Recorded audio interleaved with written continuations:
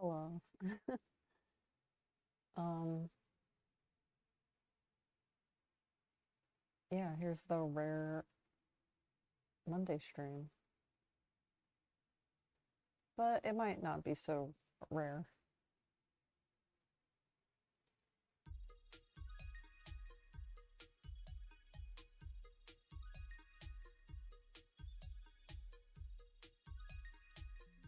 I'm not gonna say too much, just get right into it.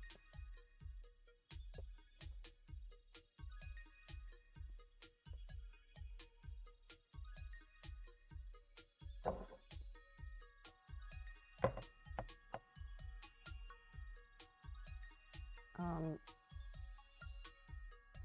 it'll be the same setup, Poke Farm, and then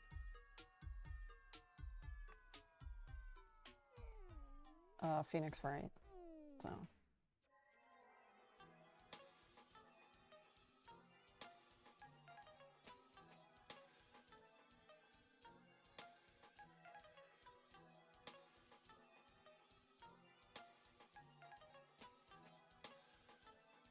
what is wrong with my freaking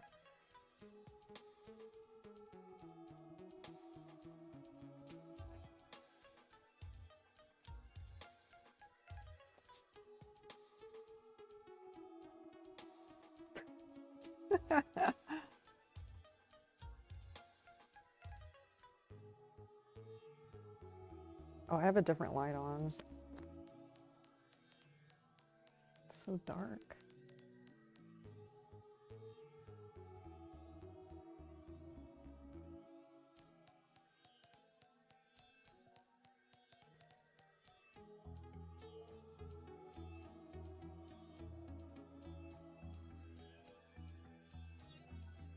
I have to put on music that is not gonna get copyrighted for my YouTube. And I don't think Sega is that much of jerks.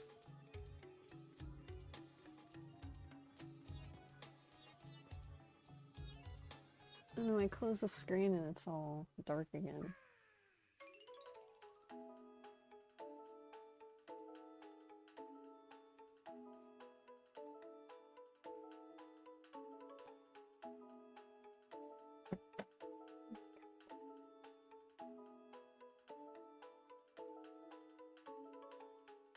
That's fine. It's chill.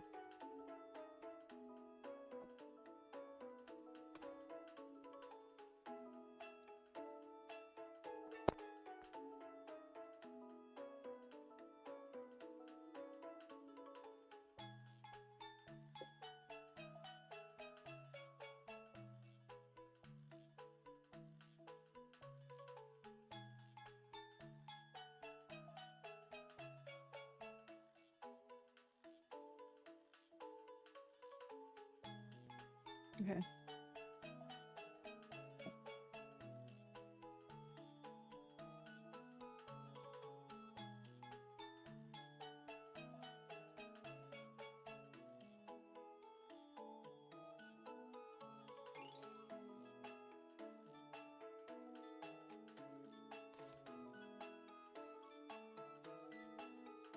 Now you see my doggy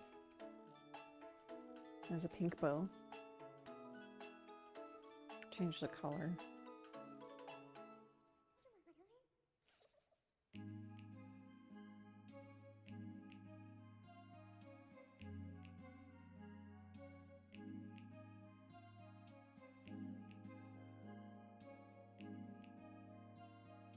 Okay, so this is the Poke Farm segment.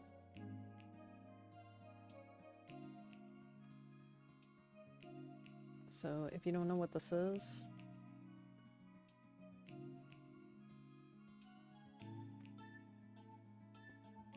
go to pokefarm.com and make an account. And give my Oshawott berry. You can't see. Right here. He likes sour fruit. He just recently hit level 100. But he's still hungry. Let's see. Things that happened between today and yesterday. Quite a few things.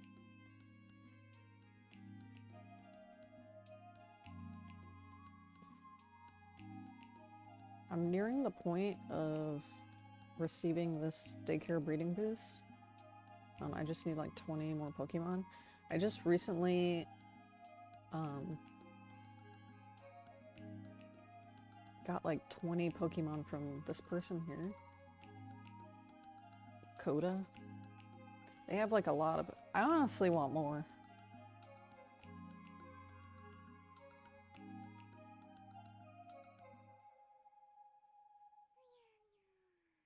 I might ask for more. But this person has a lot of really cool Pokemon.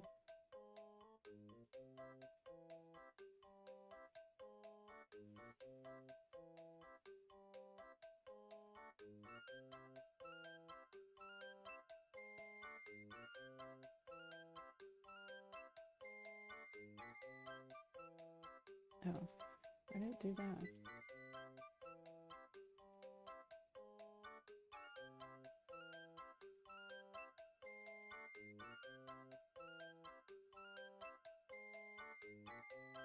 Like open a new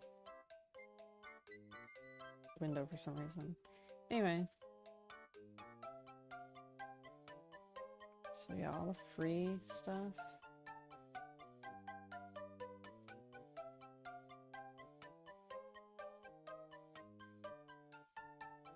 Well, this is like kind of just, ooh, I want this.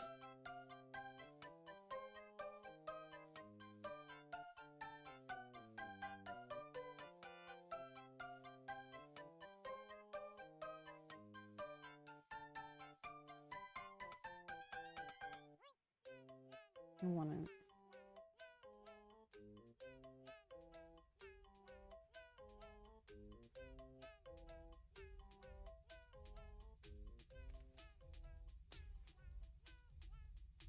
Copy link.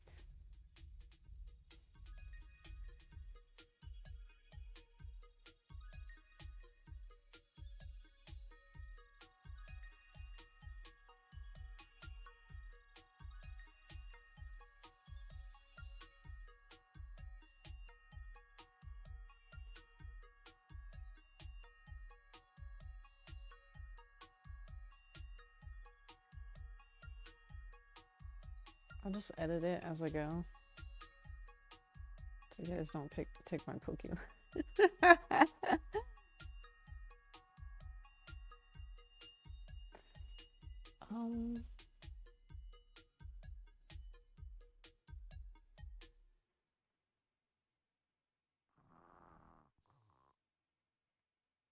I don't know how I can open a new window. Hold on.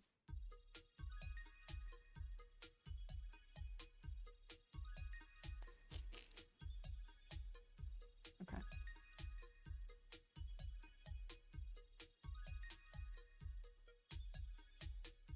Grr, I keep doing that.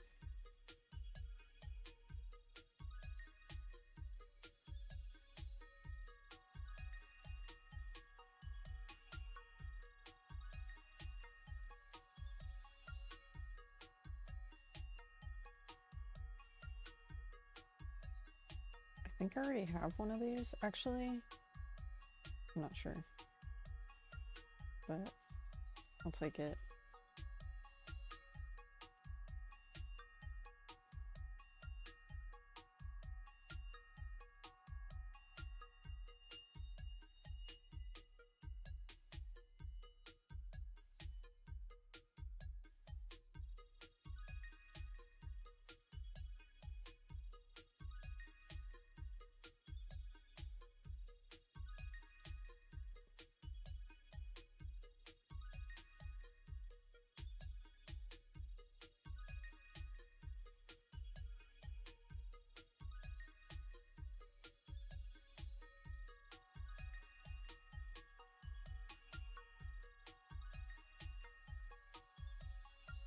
But like I said before, if you have free fields and you post on the forums, I'm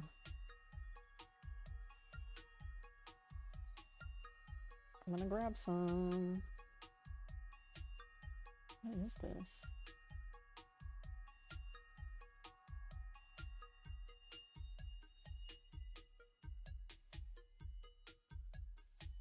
I don't know, he's kind of cool, I want him.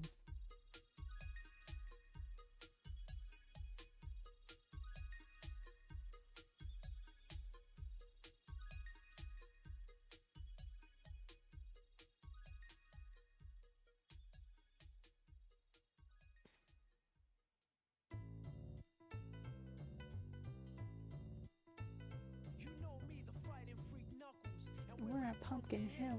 You ready?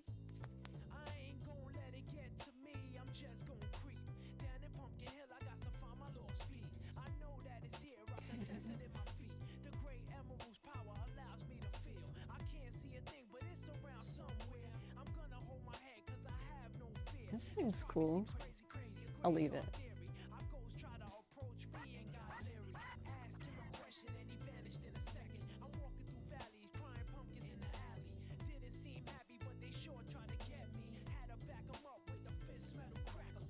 Oh, this song just reminded me of, because I went to see this is cool. I think I got this already from this guy. I went to the Sonic Symphony, I don't know when, maybe a year or two ago. And the Sonic Symphony, I was not expecting what I walked into. So like the first half of it was not even a half of it. It was like 30 to 45 minutes of, you know, like a full-on orchestra playing Sonic music, which was cool. Obviously, that was the reason why I went. The rest of it, this freaking band comes up and they just start playing like awesome Sonic music, like, you know, guitars and all that shit. It was a really nice surprise. It was like awesome. But the lead singer, I remember when he like did this song and it was just making me laugh the whole time. Like I was in like the front. I was like in the front and like I had to like go like this because I was like laughing. It was really cute.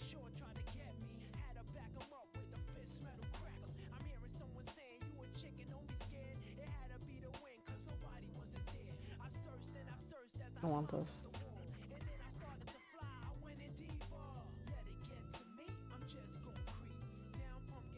Uh-oh. I think he already saw. Oh shit, he's trading with me right now.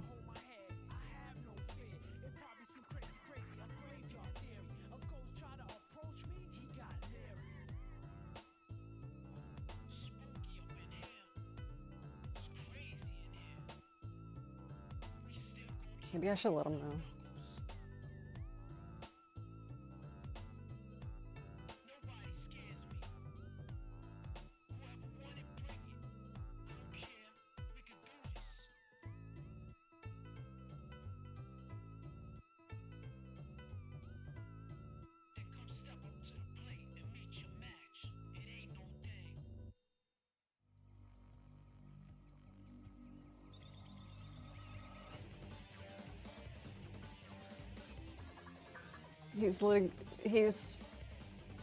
He's like trading with me already. She, sorry.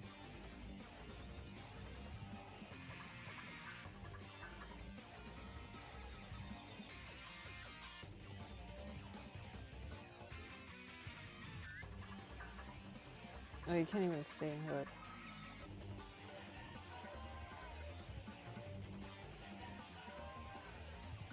Look.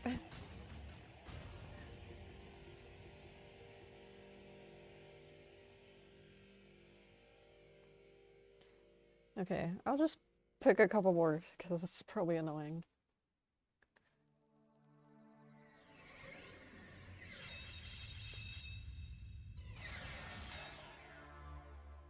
But they got a lot of really cool stuff. This is cool. Somebody take this.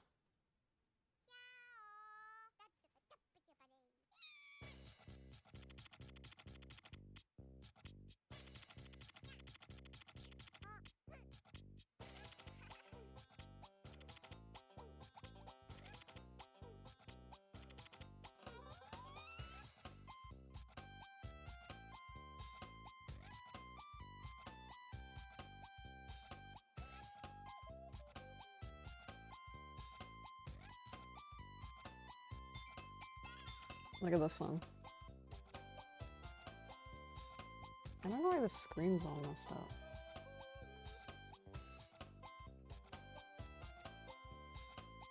Anyway, look at this one. Pretty cool.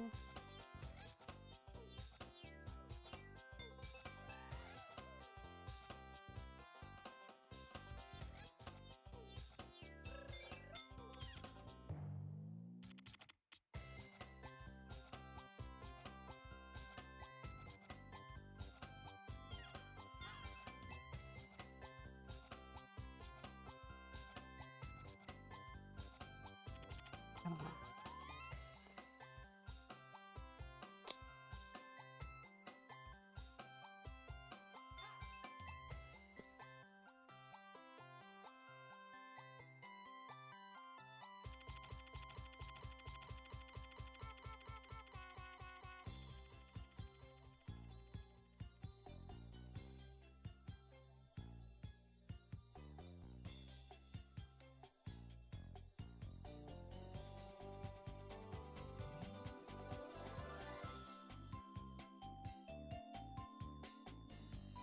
Okay, I think he saw my message.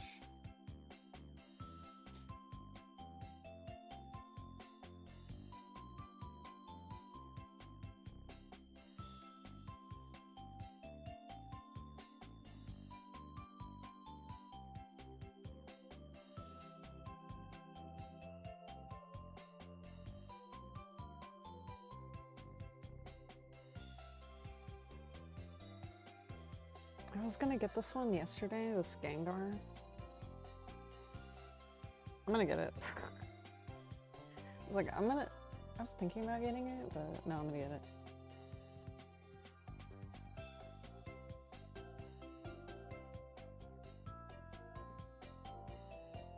Do you see this madman?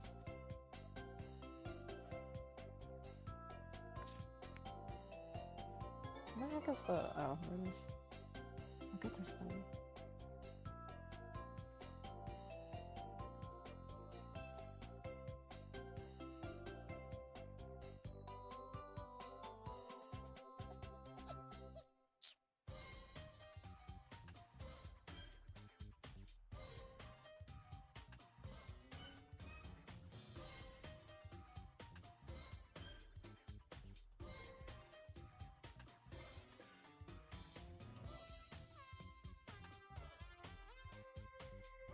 I'm sorry, I don't know how to,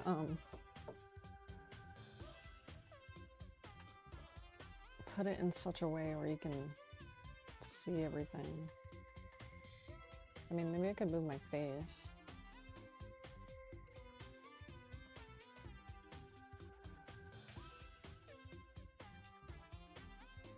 She's got a bunch of these little cuties.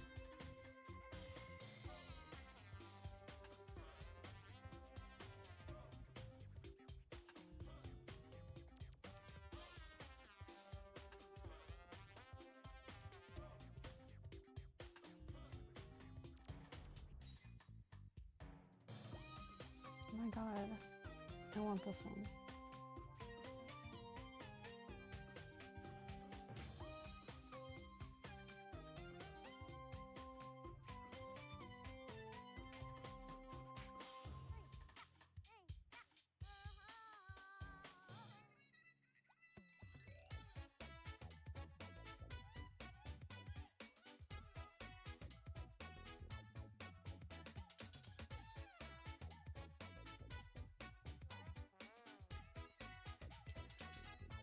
I was taking a lot of legendaries from people when I first started this.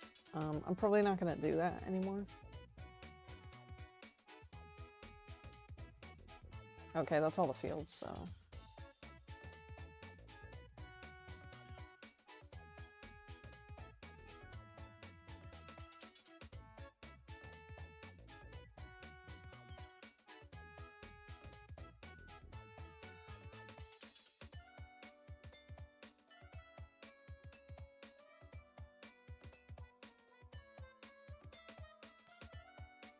Okay.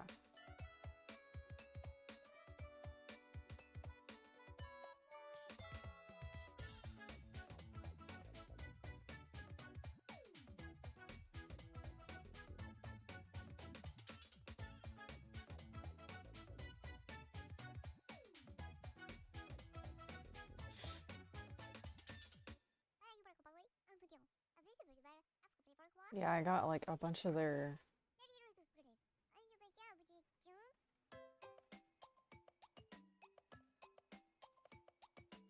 I got a bunch yesterday. I didn't put some of them in the fields yet. So...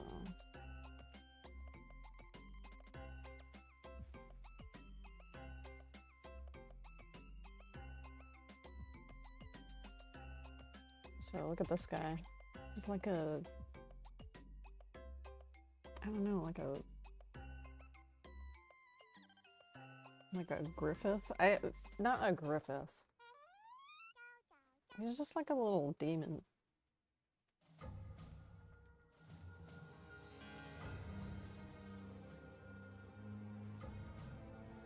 And then I got one of these.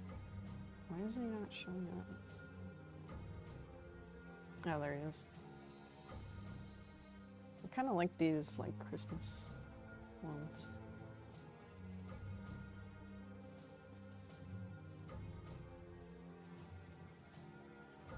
And I really like this guy.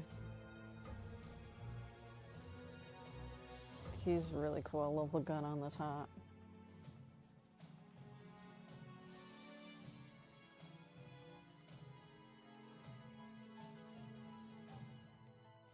And this guy's really cute.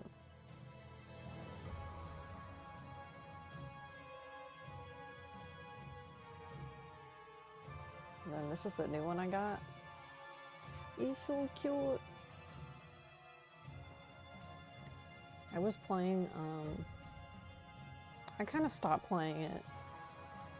Well, I didn't stop playing it, I'm just taking a break. And I've taken a break from this game before. It's called My Singing Monsters. But there's a few of them, a few of the monsters that, you know, they have like this like run down looking, I don't know how to describe it. It's like a cursed teddy bear or something. Like a cursed like stuffed animal look.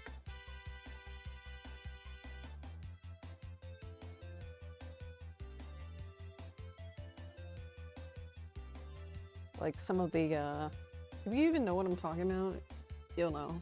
But if you don't, this isn't gonna make any sense. But like some of the like epics, some of the rares, they look like that. But My Singing Monsters is cool too. I just had to take a break from it because it wasn't giving me a dopamine rush anymore.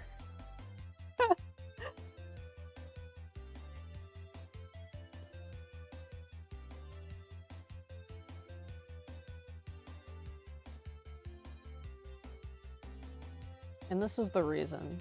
It takes, like I've said yesterday, I'm free to play on games now. Due to a problem I had with one particular game in the past. So anyway, I'm free to play, you know, I'm free to play on My Singing Monsters. And it's a little, that game is a little bit punishing when you're not spending money on it. Because, you know, after you've gotten like pretty much everything and you're trying to go on and get like all the rares and the epics, you know, the eggs, like they take like a whole day to like hatch. Like a whole day. Like this game, you know, it'll take like an hour. But that game, it will literally take a whole day. And if you know that you're getting just like a basic monster, you know, you have to wait a whole day before you can try again.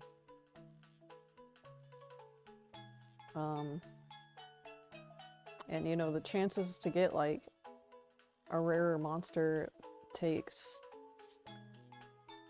it's like a small percent chance, you know? So it's just like, it really got to be like a drag.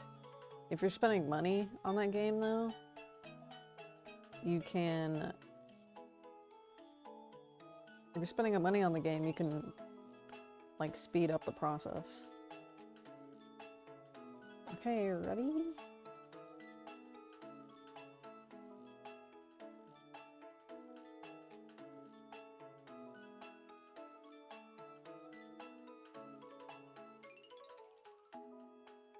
Just plain Smurgles.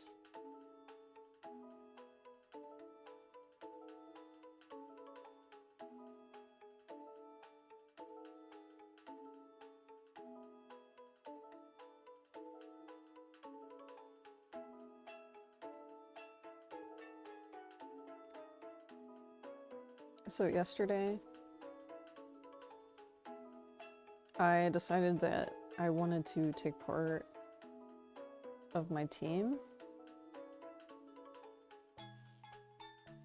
So I was trying to just hatch like grass Pokemon. So I got up to 51 points. And obviously I see prizes, so I'm like, I want to get in on it. Because I wasn't doing it at first, but...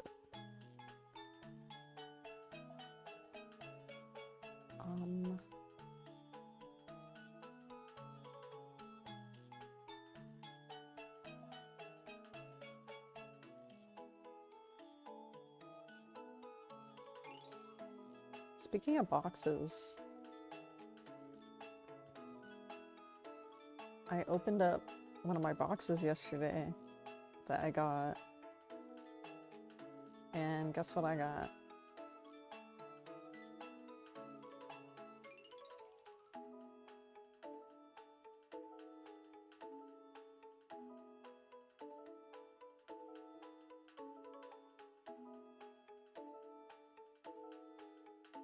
Guess what I got?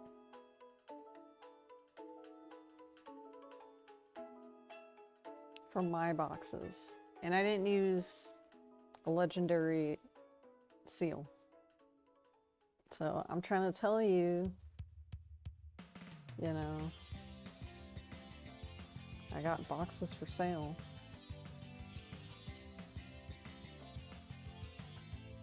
And they're very lucky. Take a gamble and buy my box. They're in the market and they're this price right here. They're pretty lucky.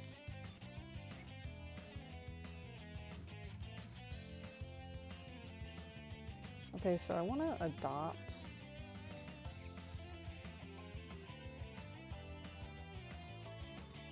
I want to try to get new Pokemon from here. I have to like keep moving this, I'm sorry. Okay.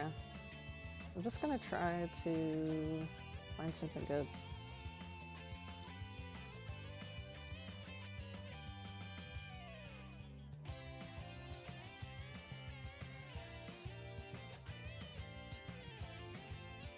What is this?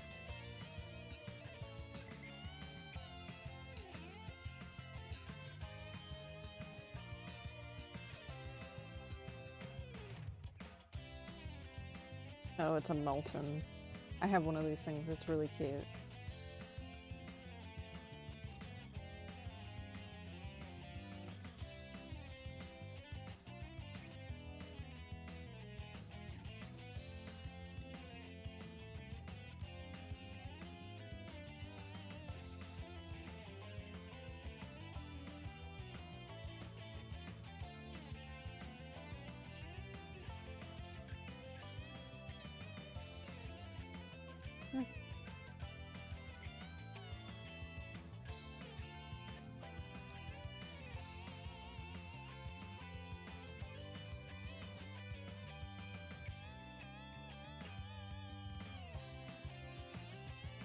I got this one from Coda, actually.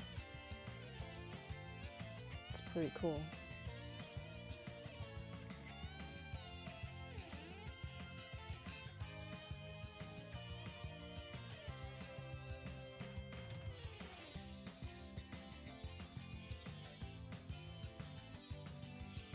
I'm not really seeing much that I don't already have. Ooh, there's a Reggie Ice. It's pretty cool. I didn't know you can breed them though.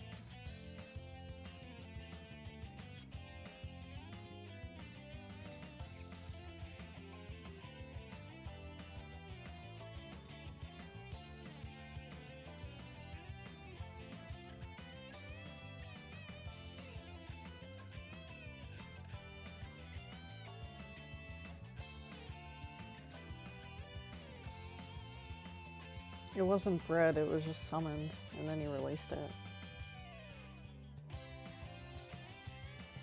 It's kind of sad. Someone will take them.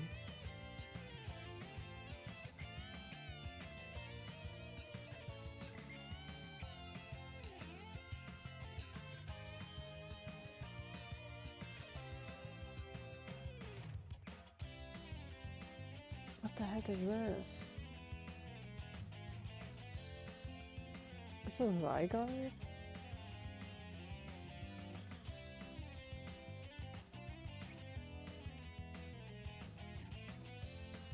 Isn't Zygarde the... I don't even know if it's a legendary Pokemon, it just looks like a huge, like, flat worm. I'm getting that, I don't know. I don't know what that is.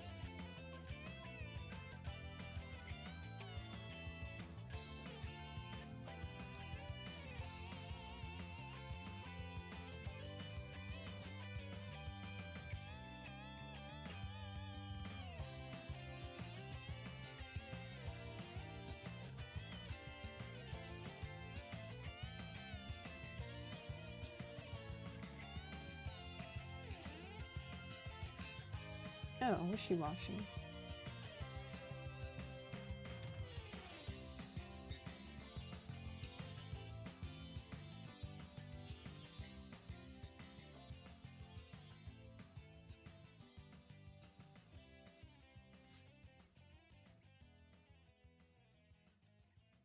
I have to like sit up because it's like a little hard to see.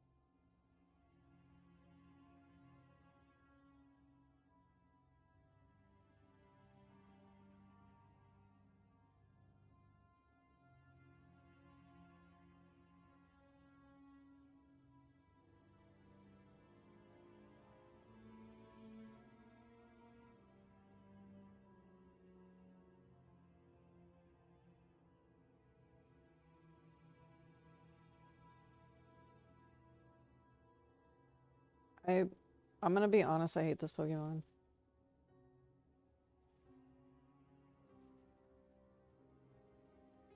This is how I knew Pokemon was going downhill.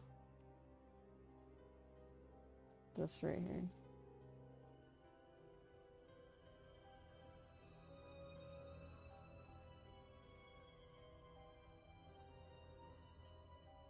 I'll take him and then I'm gonna release him.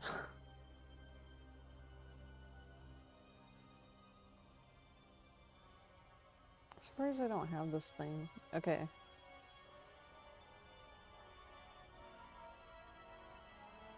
Yeah, like, I know a lot of people, like, agree with me on this, that the thing is just... It's hideous.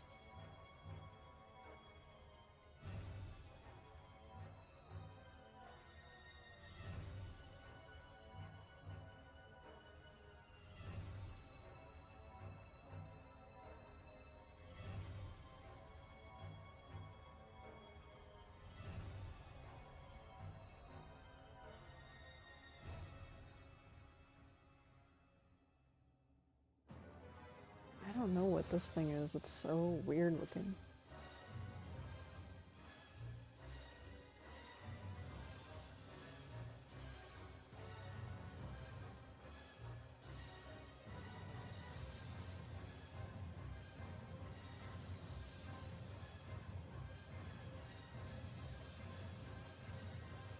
Yeah, it's Zygarde.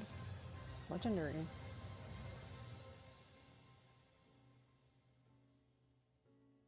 Why does he look like that? Core form.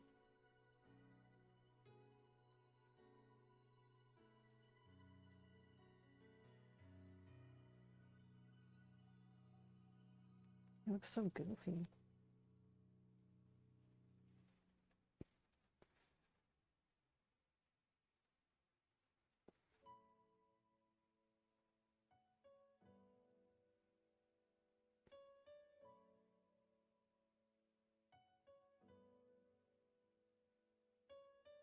Okie doggy. I want it.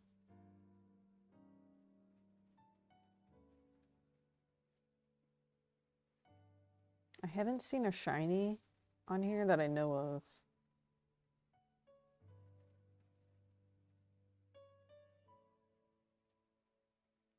I was like, is that a shiny? But no, I haven't seen a shiny on the shelter that I know of. But I have heard of people that sometimes donate shinies, which is kind of crazy.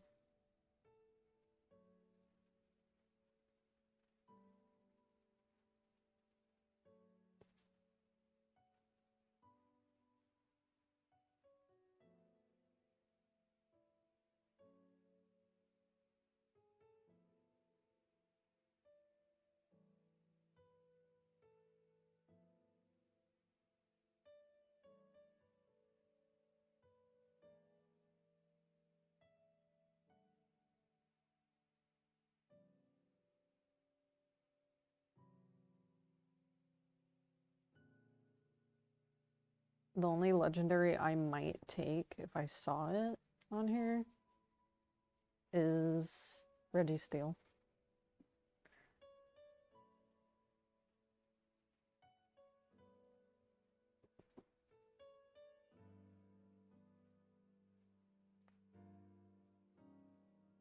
But other than that, I'm not taking any legendaries. You guys can have them.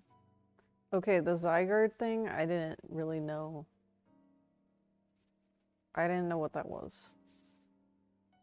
So that was an exception, but from now on, no legendaries except Registeel.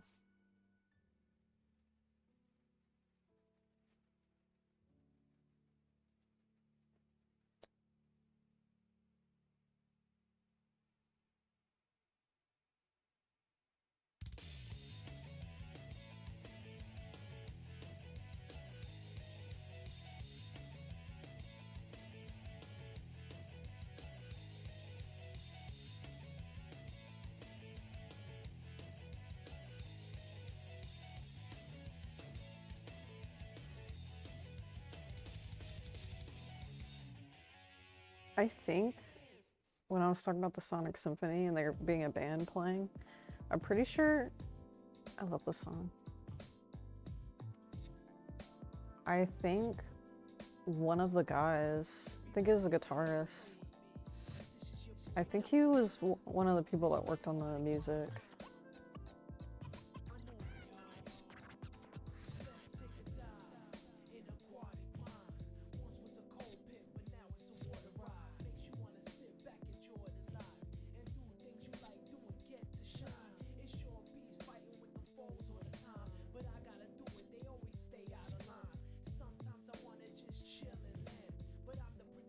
Of the emeralds and gems.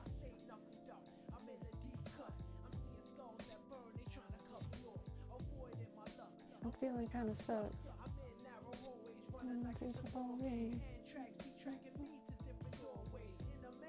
And I don't know what to do. I'ma find the emerald.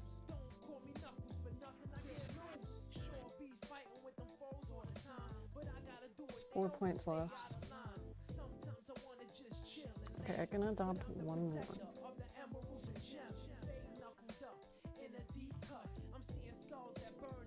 Oh, I'll show you in a second.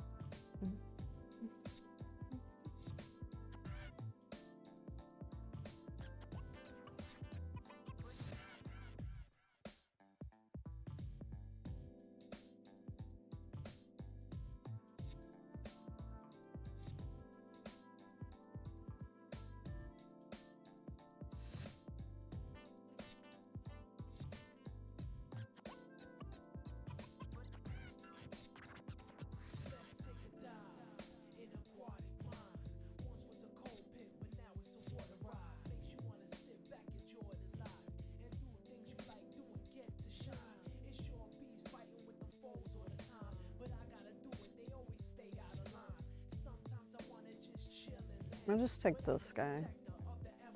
Because I'm probably not gonna breed. I'm probably not gonna breed Wobbuffet. So I'll just take him.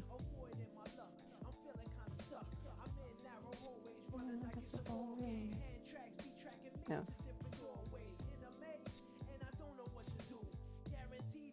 Looks.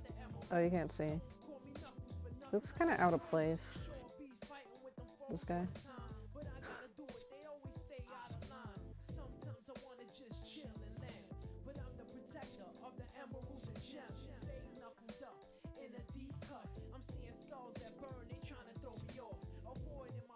Fields are getting full again.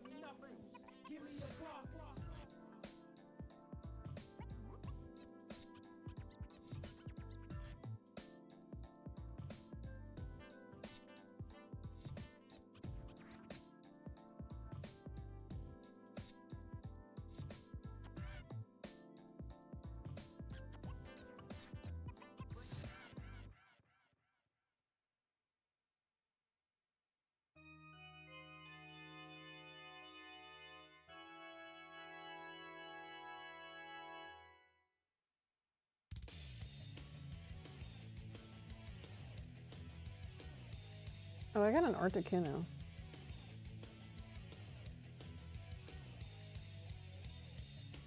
Oops.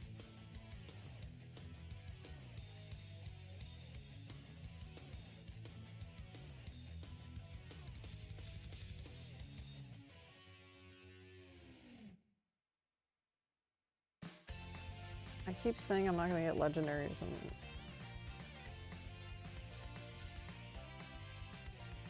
I keep doing it. Okay, now I'm not gonna do it.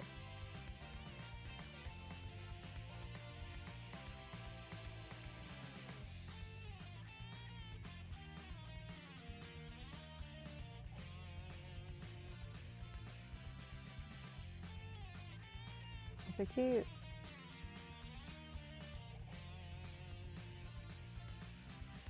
he forgot about me.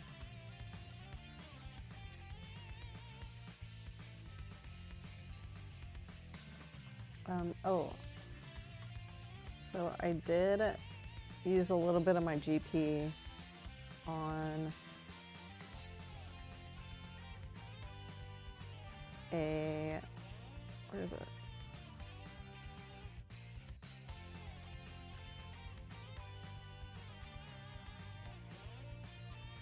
An albino synesty. See it? Oh my god. I'm trying to move my freaking webcam. Okay, there we go. Okay, see? Isn't it cute?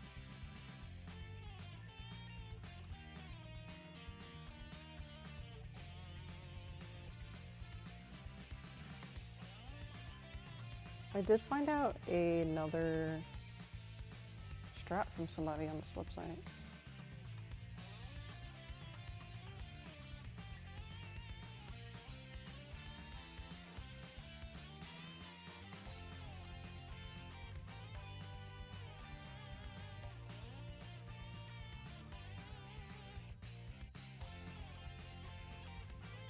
Which I guess it's not, because I have it on my phone, but I haven't seen it. So maybe I have to apply it on desktop too, but so if you go to here and user scripts, oh yeah, see, you need to have it checked on desktop and mobile. So adds a click all button to parties and fields,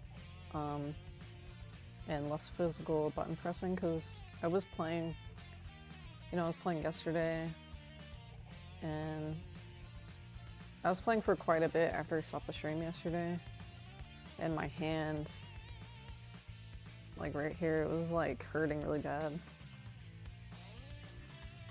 Right here.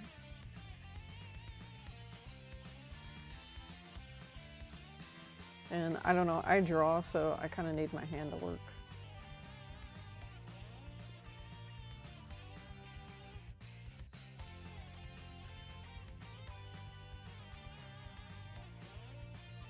So for example, did it apply?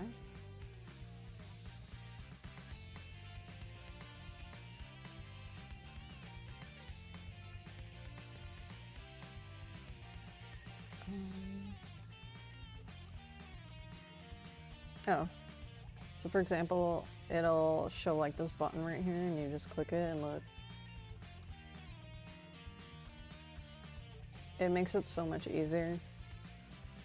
Like,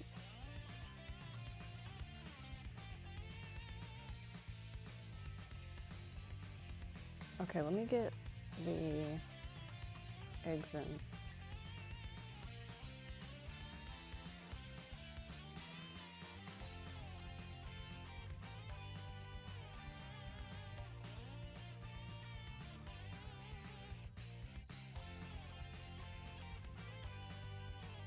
So yeah, just click this button and it just does it. So I'm getting close to getting that breathing boost.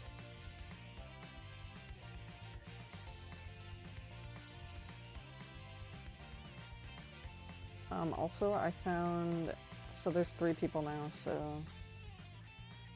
if you add any one of these people,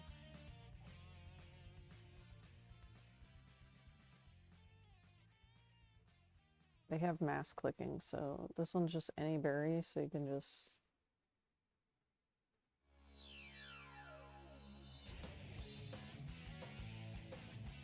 There you go, you got 40 interactions like that. So, pretty good. If you're trying to breed daycare eggs, it's really helpful.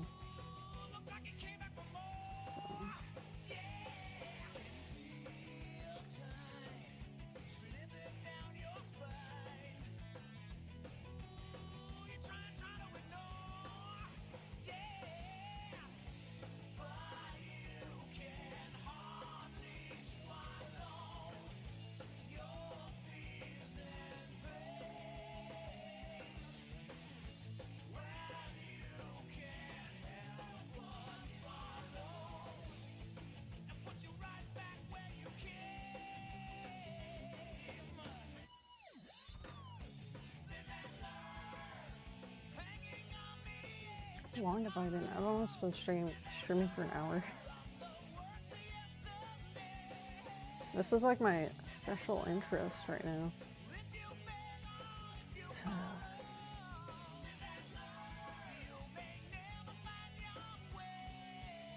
I like it a lot. I like the community, they're super cool.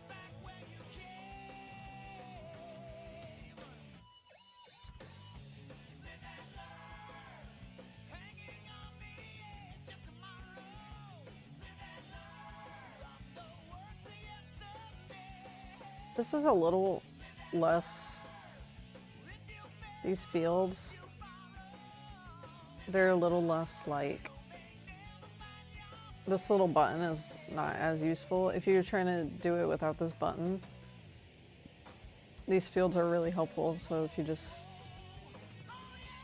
they call it like mass clicking, I guess. You just go like this. Like,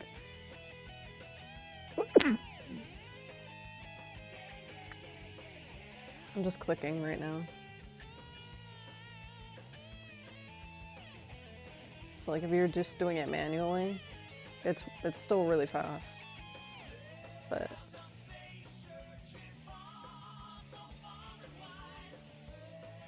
it's super nice.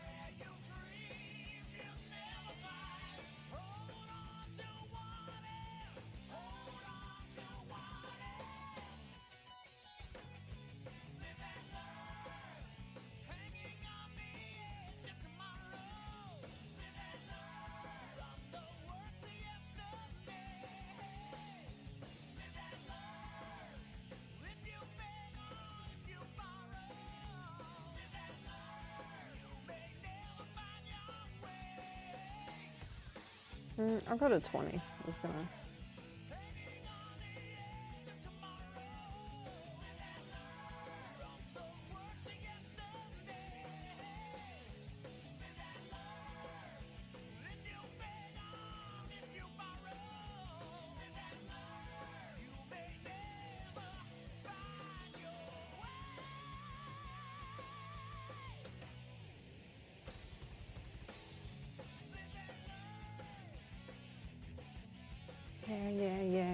Yeah.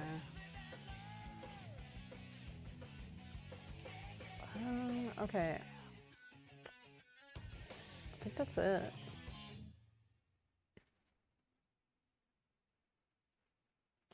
I can try to summon because I did get this. But I kind of have a feeling you need to have like an open party to use it. Oh, I don't know how to use it.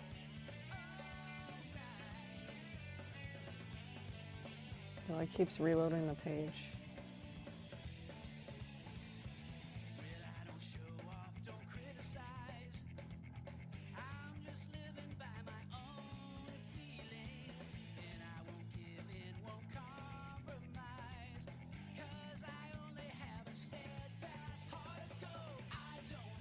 I don't know how to use it. Maybe you have to fill up the decks.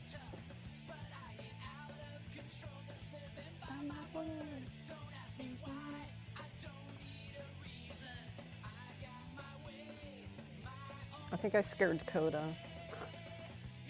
So yeah, the daycare from the mass clicking went from 23 to 27. So. To run and fight. Okay. So that's like an hour.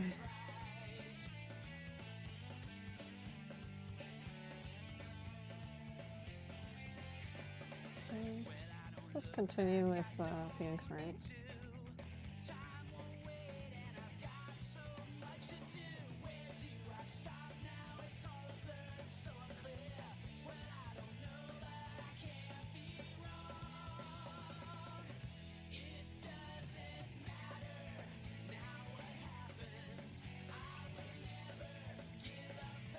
I'm getting like that feeling.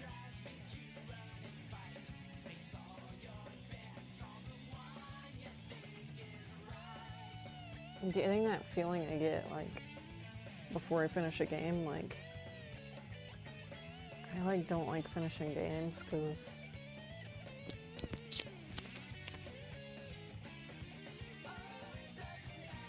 it's like I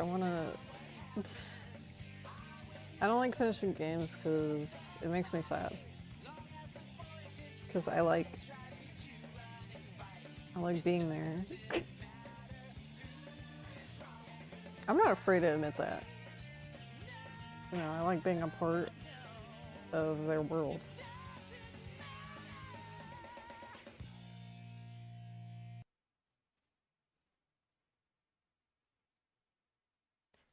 Okay, so here's the trial.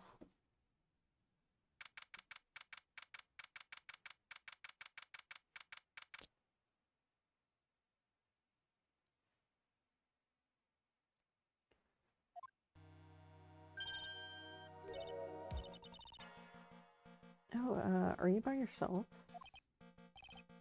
Morning, Pearls. Please tell me what's gonna happen to Mystic Maya. Sorry, we don't know yet. The investigation is still going on, so I wasn't allowed into the inner temple. Oh, I see. So Sister Iris still trying to remove those trick locks? She's the defendant in this case, so she can't be at the inner temple. She's required to be here in court. How come she's not here in the lobby? I have to admit, it's kind of strange. If you're looking for Iris, she's in the prosecutor's lobby. Okay, you know how we found out yesterday that Iris has a twin sister, which was Dahlia, who is Phoenix Wright's ex, right? But she's also sisters with Pearl. So Pearl has two sisters.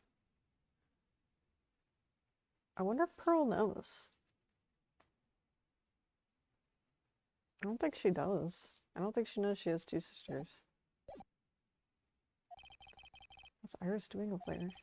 She's going over today's testimony with the prosecutor as we speak. Today's testimony? You heard me. Iris is going to be testifying as a witness for the prosecution. The prosecutor's squeezing her for a confession, or so I heard. Von Karma, what are you doing? I know what you're thinking, but Francesca isn't going to be prosecutor today. It's Gadot.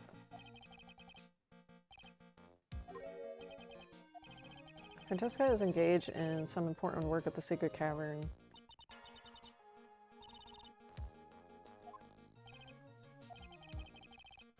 She has been out there all night trying to move the locks with the head nun's assistance.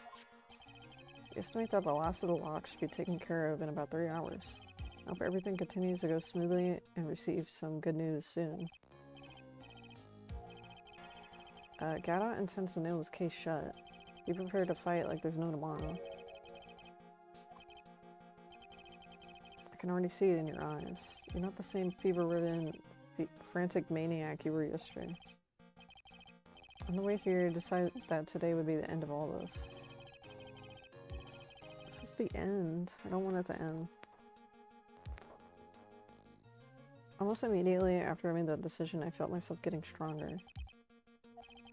Maybe you pass your cold on to someone else, literally. And with that, leave the rest in your capable hands, partner. Thanks.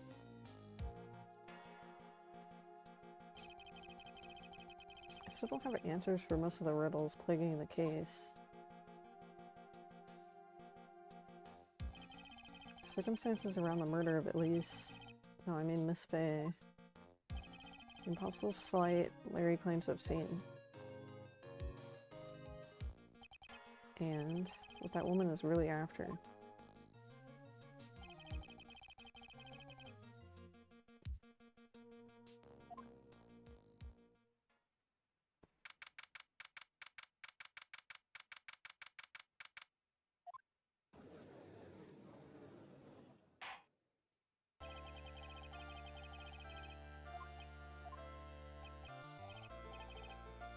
Your Honor, what do you... My little brother came to visit me in the chambers earlier this morning. All of a sudden, in the blink of an eye, he developed a scorching fever and fainted. Therefore, I'll be standing in for him.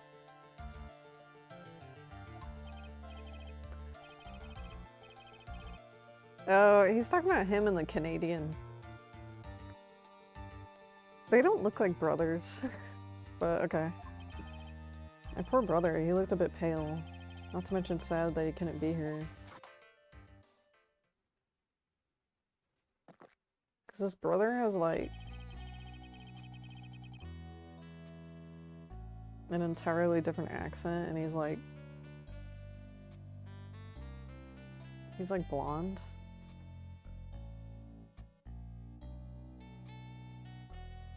It's like blonde and tan. Which I guess you can have a brother and they kind of look different from you. I don't know what I'm trying to say. It's impossible to predict what the future has in store. This is precisely why people feel the need to judge the past. And we of the court have been charged with the solemn duty of passing such judgment. I understood exactly what you said, at least up until the end. Now then, please proceed with your opening statement. Humans are fragile, fickle beings. Our hearts change with the shifting of tides. This guy is deep. There's only one thing that remains a constant. The bitter darkness that lies at the bottom of this mug.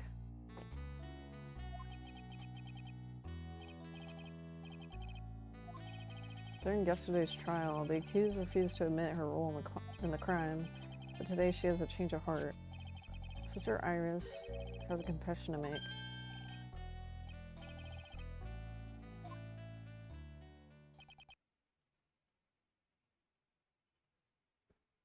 I think before the prosecution even tried to egg her on, I think she was kind of saying like, oh yeah, I did it. Why didn't she discuss this with me first? I think she did mention it, if I remember correctly.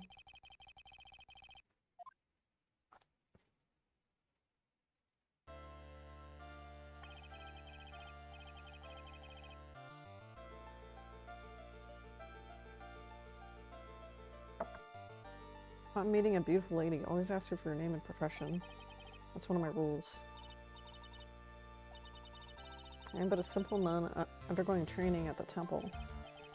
Witness, is there something that you want to confess? Yes, but first I want to apologize to Mr. Wright. I can't continue lying to everyone anymore. It's alright, what is it? Mr. Wright, I have to admit that I did play a part in this terrible incident. Are you actually confessing?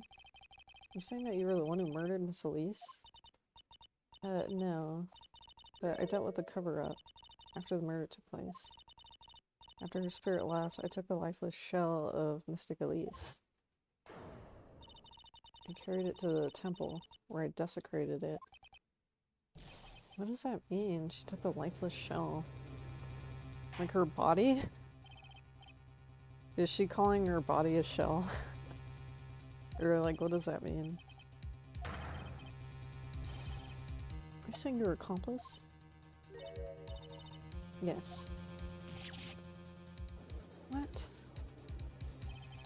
3 minutes in court and I'm already covered in a cold sweat.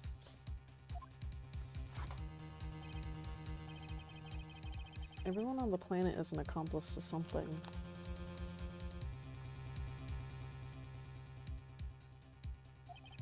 It just happens to be that in this case, it's to murder. Isn't that right?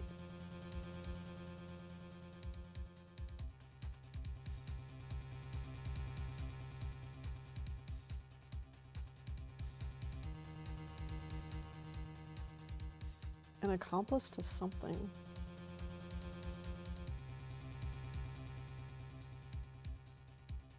Trying to think of like another instance where you're an accomplice. Is this the confession they were conferring about? Pains me to say this, but looks like Iris' testimony was all a lie. Iris's testimony crumbled up and shoved into a pocket. Now then, little lady. If you don't mind, I've got a question for you. Whose crime were you trying to cover up? I'm definitely up the creek without a paddle or a life jacket. I've been at the temple ever since I was a little girl. The temple is run by one of the branch families in the Korean tradition. One of our missions is to protect the main family. Sorry, the main family? Yes, and that's why I would dirty myself if need be to protect her. The daughter of the master of the Korean channeling technique.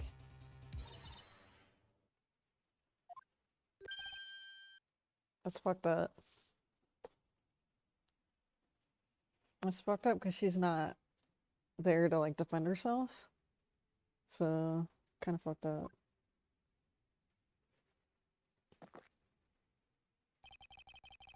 I up and smell the coffee. She's naming Maya? I guess it explains like there was like a writing of Maya on the pillar in the garden. So yeah, they were obviously trying to cover up something. So not only did you witness the murder, you know the name. Sorry, but it's true. I saw her commit the crime with my very own eyes. And then I cleaned up the area to try to protect her. That's ridiculous. Maya could never do... The defense will refrain from commenting until the appropriate time. Now witness, let's hear your testimony. What exactly happened on the night of the crime? Thought I was prepared for the unexpected, but I never imagined the case would wind up going in this direction.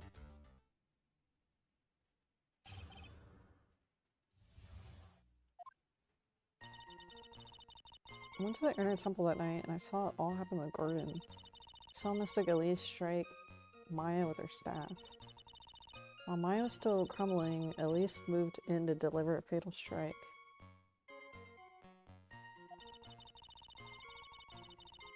Maya tried desperately to defend herself and stole the weapon. It was only in self-defense. You can't blame her for it.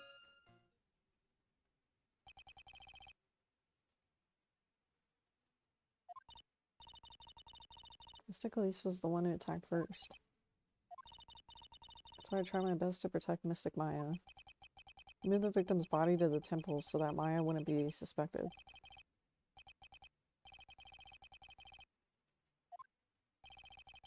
Something's not right. I'm sure it was established yesterday. Iris never went to the inner temple that night. And that the person who did go was that woman. Iris even admitted it. Now then, let's go.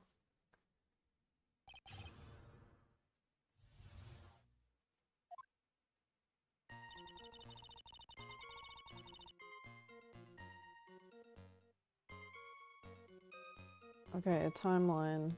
So she went to the inner temple. Elise hit Maya with her staff.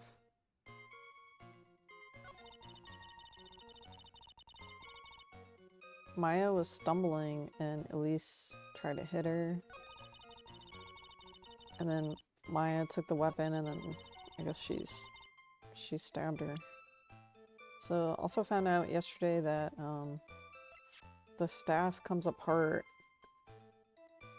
or you hit a button or something and then like a sharp sword comes out.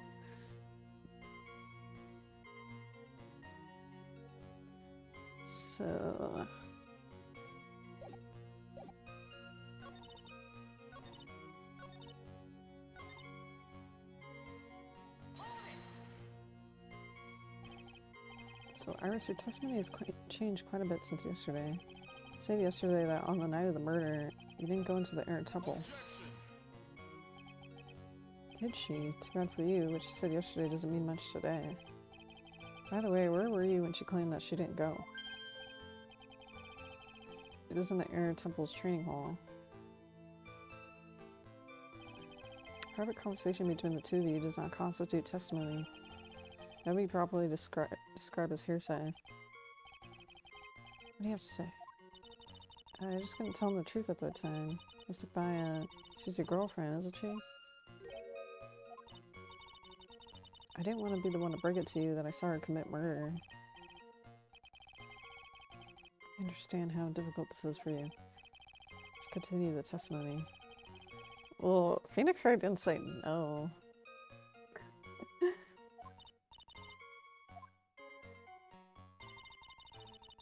Okay, so Elise hit Maya with the staff. Saying that the victim attacked Maya. It was a truly frightening scene. Maya was struck hard on the head and it looked like she was going to collapse. What were you doing at the time? Why didn't you stop them from fighting? I'm terribly sorry. I was frightened. I couldn't move. I couldn't even speak. I was in such shock. I wouldn't have done anything either.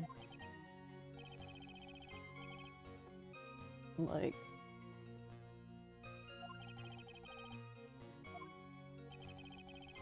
I don't believe this testimony for a minute. Okay, Maya was still stumbling, and then Elise moved to deliver a fatal strike.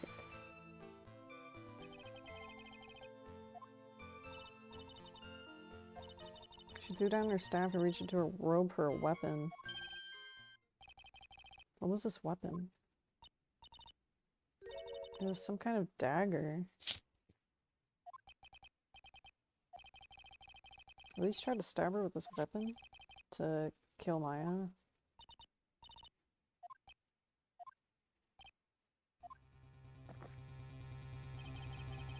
Looked like I did after I mistakenly took a swig of Worcestershire sauce.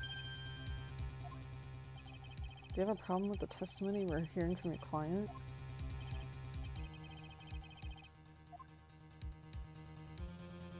It wasn't a dagger, it was a sword, right?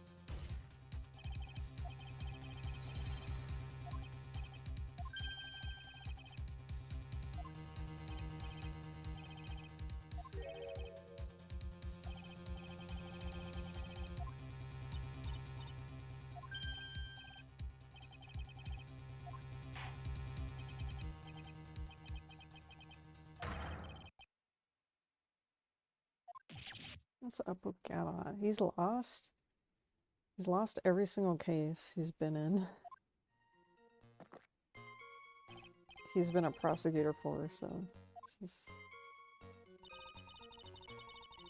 She threw her staff away and pulled a dagger from inside her robe. Is it okay to present the sword? Because...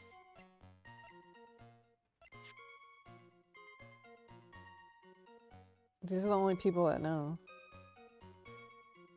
It was Gumshoe and Phoenix Wright. She threw her staff away and pulled a dagger from her robe. Should I present that?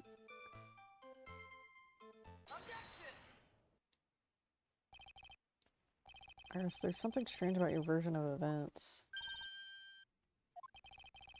Miss Elise throwing her staff away makes no sense. All you can do with the staff is hit someone. Naturally, you wouldn't know this, but victim's staff had a special feature about it. As you can see, it's a sword. If Elise really did want to kill Maya, she wouldn't have needed a separate dagger.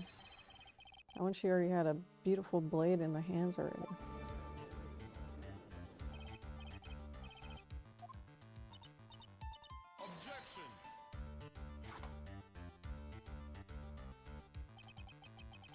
That was an impressive bit of investigation. I never would have thought there was a sword hidden in that staff. A long sword is unwieldy, and thus quite ineffective in close quarters and combat. Maybe that's why she chose the dagger over a blade. The type of weapon she chose to use isn't what's important. The important thing is that she tried to kill Maya. As long as there's nothing strange about that, there's no problem with her testimony. That doesn't make any sense.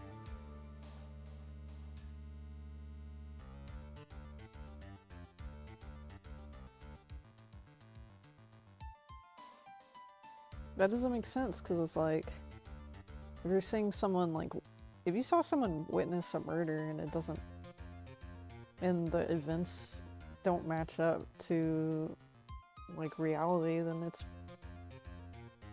the testimony is, it's like, it's wrong. Like, you could just throw the testimony away.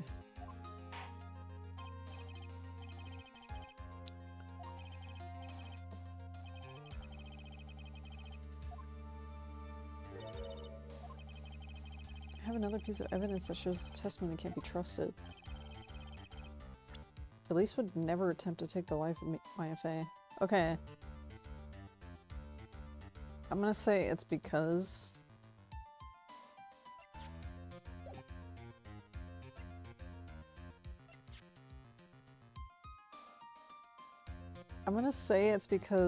maybe he's trying to say, like, Miss Elise is actually Maya's mom. Like, in disguise, right? Not to say that moms don't want to kill their children. Like, that's never happened or something, but I think that's what he's trying to say. Like,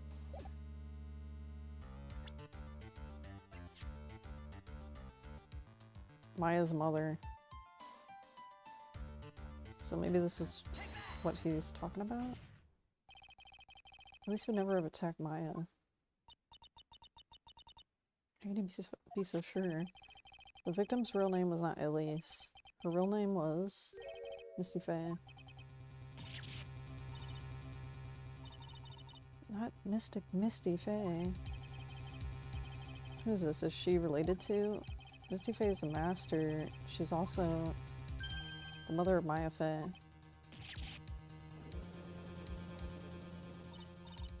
Is it really true? Is Elise actually the great Mystic Misty?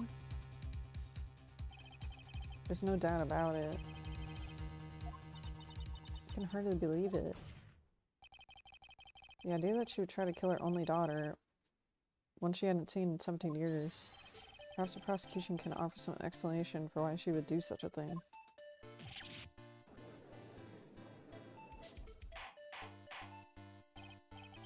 Order in the court. Upon first hearing the witness's testimony, it seemed natural. In light of some of the facts that have been presented, one, that the victim supposedly threw away a sword during a fight, and two, that the two people battling to death were mother and daughter.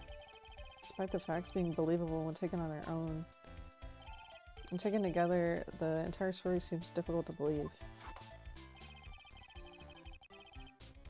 There's nothing in the world that's impossible. Except for one little thing.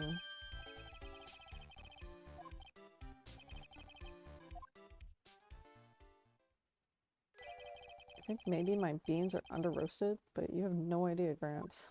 What does that mean? Could you get to your point? Can you stop speaking in a fucking riddle? Just as I had taken the first sip of my 8th cup of morning coffee. You're going to ruin your health.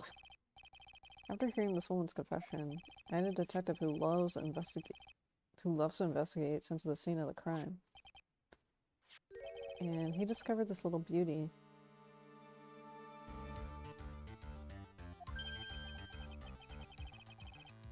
Is that the dagger that that witness had testified to seeing? Obviously, but do you not notice something else? If you look closely, there appears to be a bloodstain. I like how both of them had like a gotcha, like back to back. Where did you find that? I didn't see that when I investigated the crime. Did you investigate the pine tree at the crime scene? The pine tree?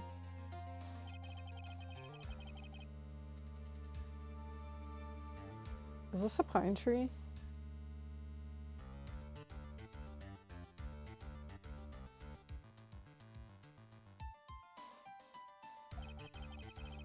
The last blow is struck, ending the violent battle between the two women. This little baby is thrown in the direction of the back of the pine tree.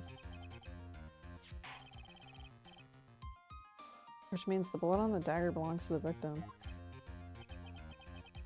Are you even listening? I heard this confession this morning, just as I had taken the first sip of my 13th cup of coffee morning. Morning coffee. Didn't you say it was your 8th just a few minutes ago? I didn't have enough time to get the blood analyzed in such a short notice. In any case, the court will accept the dagger as evidence. Furthermore, in order that the blood test be performed... This is my sweetheart. Make sure you treat her right. Get this piece of evidence to the crime lab for testing immediately. My earphone, it like keeps clicking. Like, I don't know if there's something wrong with the earbud. Testimony we have heard had numerous unbelievable aspects to it. However, after having found this very dagger the witness spoke of, I believe we could consider her testimony to be credible. Cute girls never lie, ever. In any case, if you could please testify again to the court. About what? About the incident you saw, the battle between the two women.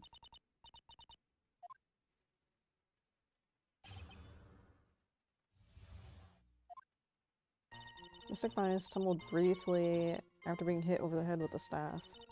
Then she dodged Elise's next attack and stole her weapon. Suddenly, Mystic Elise was the one on the defensive with her back to the stone lantern.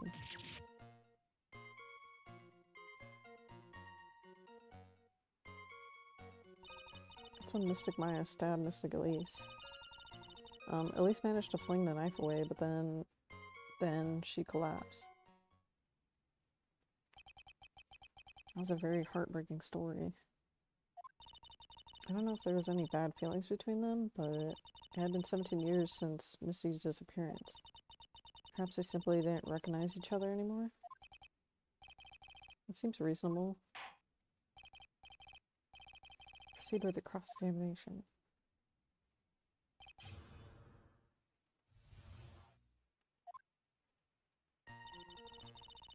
Okay, Miles stumbled briefly after being hit over the head.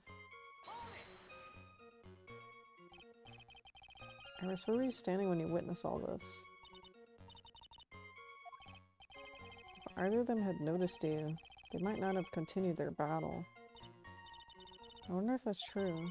The two of them, they were standing near the garden stone lantern. I was watching the whole thing from behind. It was dark where the two of them were, so... I think that's why they didn't see me.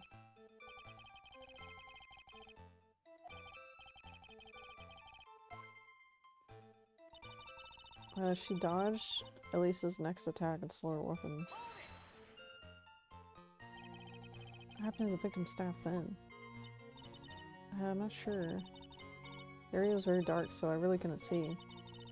I think it got knocked away somewhere as the fight escalated. That explained the need for the dagger. Elise raised the dagger to strike, but Mystic Maya dodged it at the last second. The dagger struck the lantern and fell into the ground. And then at some point, Maya picked it up. Nothing sounds especially strange yet. What did the victim do when the weapon was stolen from her? Elise was the one on the defensive with her back to the stone lantern. Saying that Maya Fey turned the tables on the victim?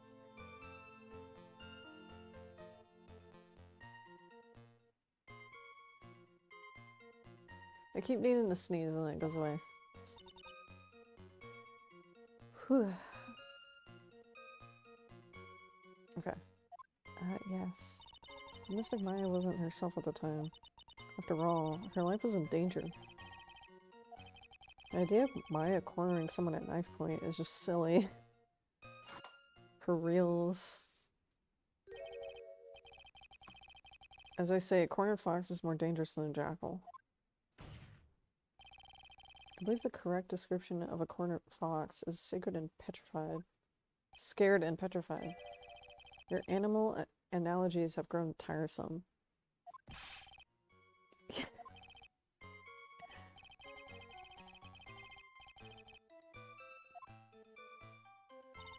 That's when Maya stabbed Elise. Are you absolutely certain that's what you saw? Yes, I'm almost certain. The garden was dark. I couldn't really tell who was who. So in other words, it could have been someone else entirely. We know that Maya was at the inner temple, and that the woman that was killed is Elise. Isn't it fairly obvious who attacked who?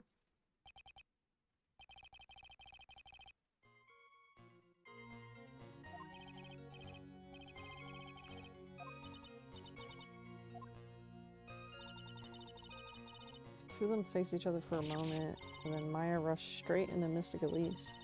And then Elise doubled over and fell to the ground. So she was stabbed in the stomach. I thought she was stabbed in the back.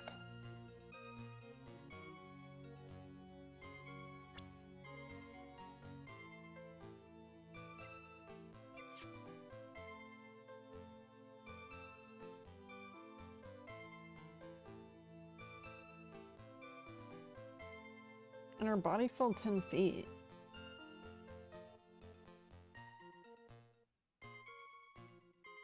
It doesn't make any sense. Mystic Elise managed to fling the knife away, but then she collapsed. Where'd that dagger go? I have no idea. It was dark and I couldn't see. According to the detective who found the dagger, it was stuck into the pine tree in the garden. Most likely it was flung towards the tree after the struggle.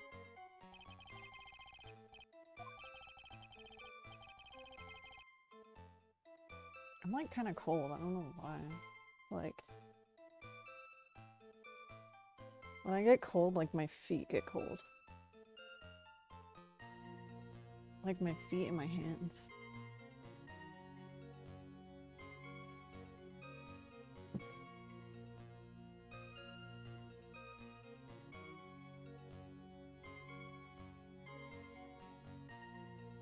After being stabbed in the stomach, did the victim collapse right away? Now that I think of it, she seemed to stare at Maya for a while, and Maya stood there not moving an inch. I felt for a moment like time had just stopped. Then suddenly, as if the spell had worn off, Elise fell over. The spell.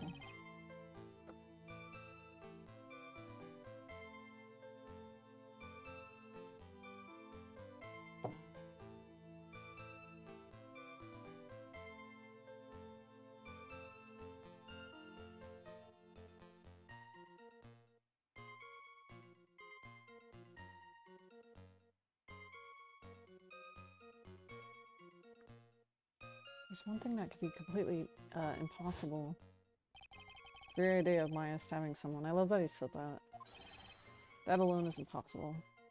I love that.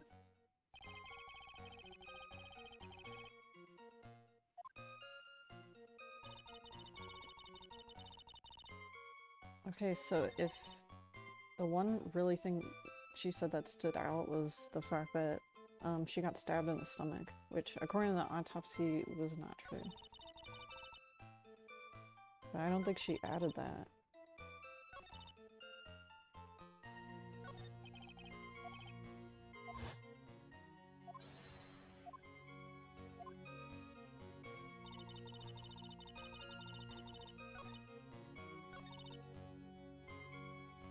Her back to the stone lantern, maybe this is...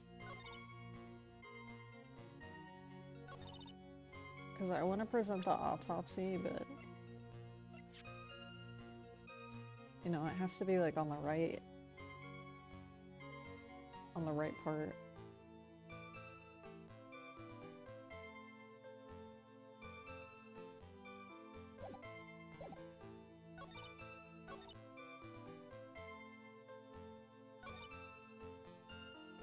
I'll try it. I'm not sure though. Something about you just isn't right today. Until now, I didn't think you were the type to make such a careless mistake. However, the testimony you just gave contains quite a few contradictions. What do you mean? What's so wrong about my testimony? According to you, my face stabbed the victim who had her back to the stone lantern, correct? Yeah. But in that case, the victim would have been stabbed in the stomach. But according to the autopsy report, the cause of the death was due to blood loss from the stab wound in her back. This proves that the victim was stabbed from behind, not the front. It appears another seed of doubt has sprouted from your testimony. No. Oh, wait. What is the meaning of this? He always says that. What is the meaning of this? Like, Judge, you're supposed to be following what's going on. I'm feeling like people are like books. We've all got a front and a back. Is that all you have to say? I can also say that darkness loves to play with the human mind. True. Could you please knock it off with the cheesy proverbs and illogical metaphors? Point is, too much of this testimony doesn't make sense. But anyway, such a useful staff. The people fighting being mother and daughter. Now she falsely claims that the victim was stabbed in the stomach. There certainly are some inconsistencies. Well?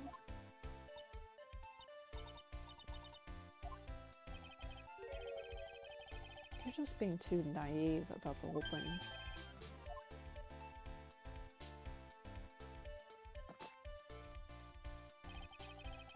There are 253 distinct types of bitterness in coffee, but to pick out each one requires total concentration and the use of all senses. Were you really concentrating on what this witness actually said? Witness was quite unambiguous about her own ambiguities. I don't even know what he's fucking saying. The garden was dark and she clearly couldn't see. He was the one that was like, that part doesn't matter at all. And now he's like, it matters. A human needs one thing to see clearly, and that is light. Light? By the way, did you know? Inner Temple has a rule on that on nights when Acolyte is there training, the stone lantern in the garden is to always be lit. I did wonder what that stone lantern was for. Shouldn't the witness have been able to see the crime? Normally, yes, but according to the head nun, on the night of the crime, it was impossible to light that stone lantern. Because it was snowing? My hands are like freezing cold. It hadn't been used in a long time and the wick was no good. In other words, it had to be nearly pitch black in the garden. Can you light something in the snow? That's probably a stupid question, but I'm not really in that environment ever. There could have been a faint light coming from the training hall.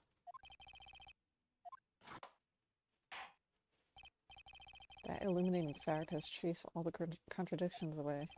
If the staff was dropped, it would have been difficult to see. It also explains why they didn't recognize each other. You can't see the demons that lurk in the night. That's why humans are weak. Noise!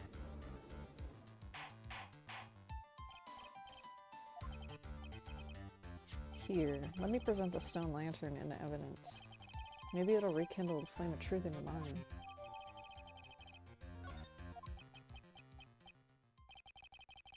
Why is the judge just sitting there with that look on his face? What's wrong? Is that flame too hot? This lantern, there's something written on it. I'm surprised he noticed that.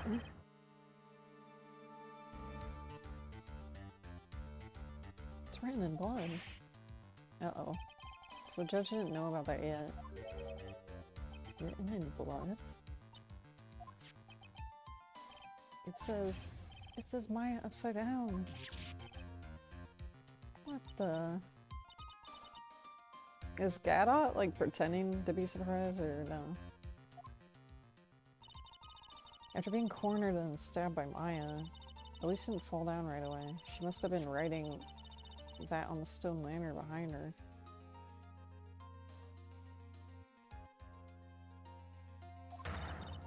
The blood that was draining out of her body.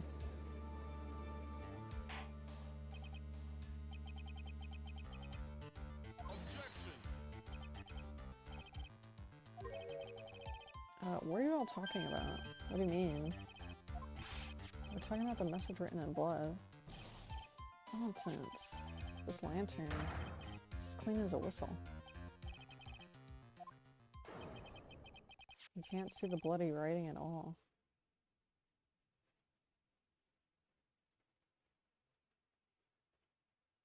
What? Now that I think of it, he did say something to me yesterday. I said it was pretty messed up. Even with these huge goggles on my head, I can't see everything.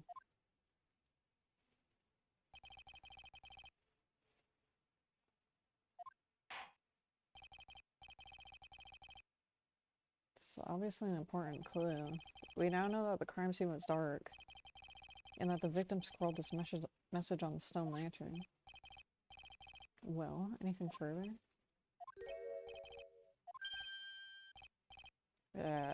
Okay, let's move on. Gadot is literally shaking, and somehow I don't think it's from caffeine overdose.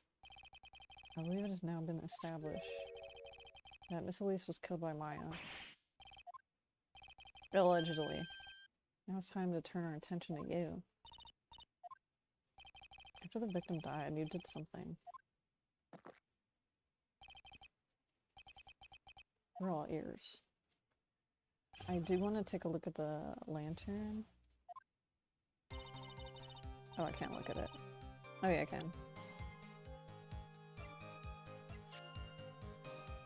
So the lantern from the inner garden, it was not lit.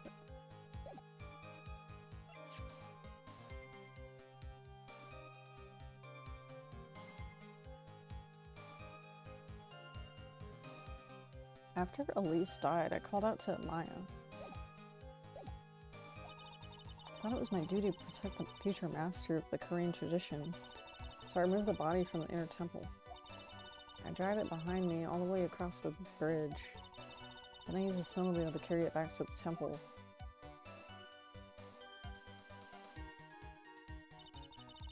I used the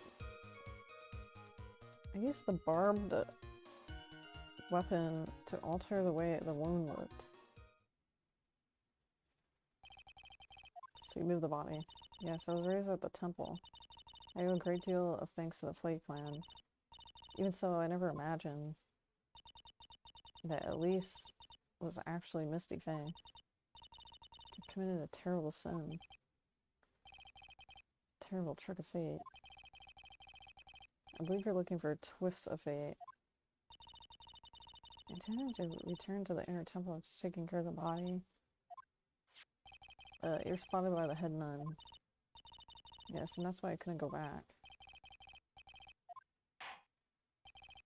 It still doesn't explain the knife wound on her stomach, because that didn't happen. Like, I'm just not understanding.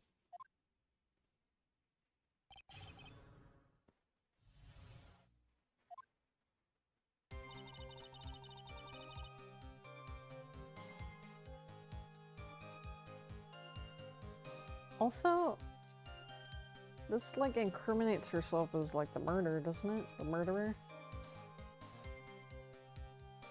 So she was like saying like she covered it up by stabbing her in the back. If there's no stab wound like on her stomach, then it kind of makes her seem like she killed her. Because she said she was the one that stabbed her in the back. After Elise died, I called out to Mystic Maya. So you waited until everything was over before making a move. No, it's not like that. I saw someone murdered right in front of her eyes. It's not surprising that she was a little timid. That's true. It's Sometimes when I'm watching lawyers argue back and forth with each other, I feel so helpless that I just sit quietly and wait for them to reach a conclusion. It wasn't until Maya saw me that it finally dawned on her what she had done. That was my duty to protect the future master. So you knew? You knew the significance of the name Maya. Yes, of course I did. That's odd. I mean, Sister Bikini didn't recognize Maya's name, let alone her position. She's a very special person indeed. I removed the body from the temple myself. Why did you do that? Because I didn't want Maya to be suspected in any way. I thought the best thing would be to remove the body from the crime scene. Moved her body all by herself? There ain't no way she did that.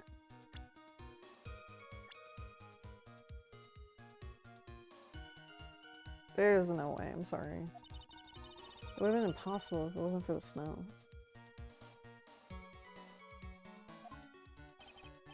The snow? I dragged it behind me all the way. What the hell? She dragged it? She dragged it. She dragged her body?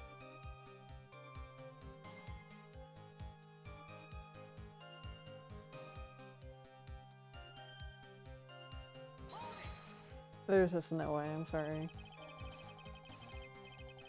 It's amazing you can make it all the way across. That's a rickety old bridge. That's worse than it is. It's surprisingly sturdy despite its age. It's like they say, idiots are too stupid to catch even a simple cold. But there's only one other thing that bothers me. Why not just throw the body into the evil river? Yes. It would have been much easier than dragging it all the way to the temple. I thought it would still cast too much suspicion on Mystic Maya. That's why I try to take the body as far away as possible. Makes perfect sense to me. For the time being, I may use a snowmobile to carry it back to the temple.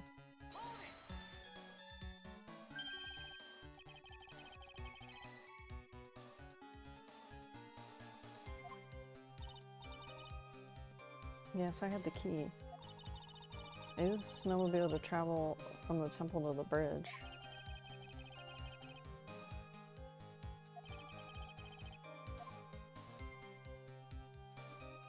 Which one?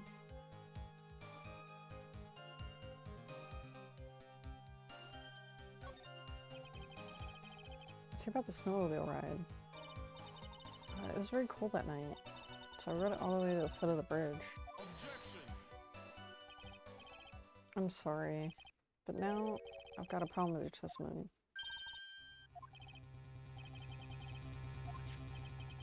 That night, after the head nun left the remainder of the training to you, she said she walked all the way from the temple, the inner temple, back to the other temple. I'm fairly certain that's what the record indicates. Let's recall her comments on the subject.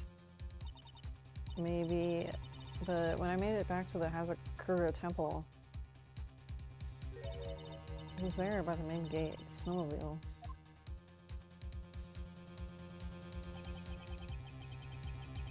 Snowmobile was in front of the main gate. It's just one of those contradictions, wouldn't you say?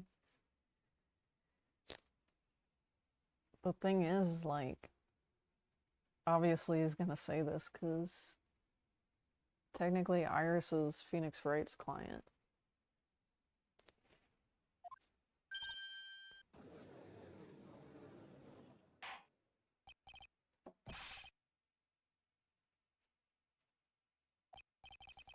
I keep pointing out contradictions in the witness's testimony. I'll just say I like things neat and tidy. Well, maybe. Sister Bikini missed it. Yeah, maybe she didn't see it. Think she missed it?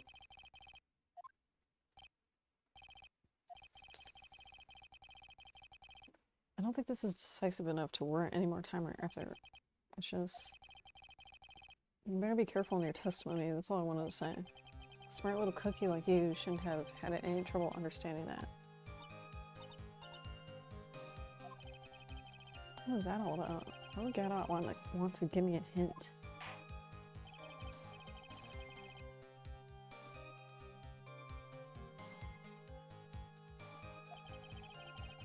So you transported the body by snowmobile all the way to the Hazakura Temple courtyard. I thought that way Maya would never be suspected. That's what I thought. And then you used the Shito to alter the way the wound looked.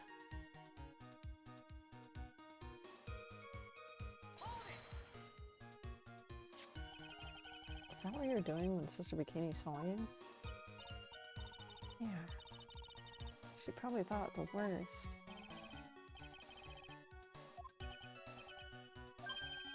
So Bikini mistakenly thought you were the one that murdered Miss Elise. So sorry, please forgive me. It's my fault that this case has gotten so confusing. I don't want to believe it, but I don't think my logic is failing me. Iris is trying to pin the murder on Maya. Why would she want to do that?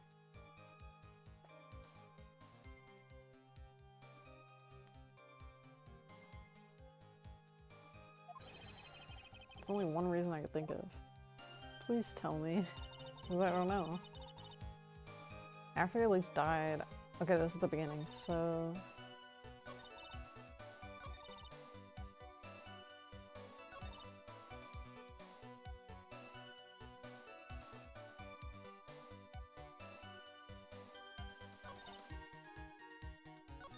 Okay, well Gadot gave a hint, so maybe it's something to do with this part.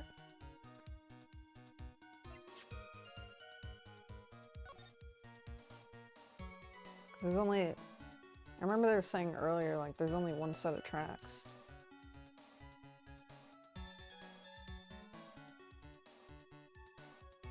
There's footprints, and then there's one set of tracks.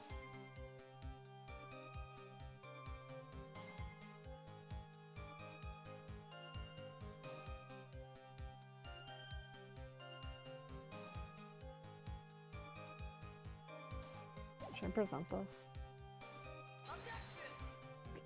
Wasn't it?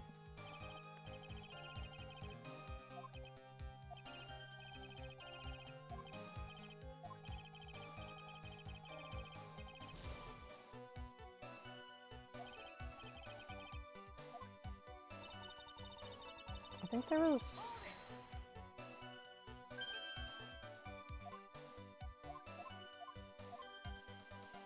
another thing here. Ask about the tracks.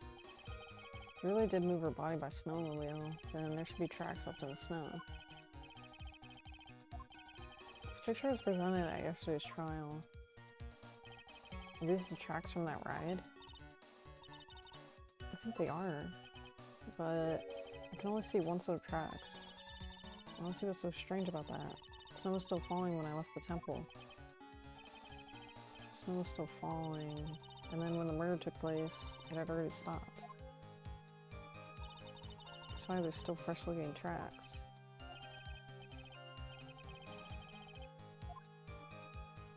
Add it.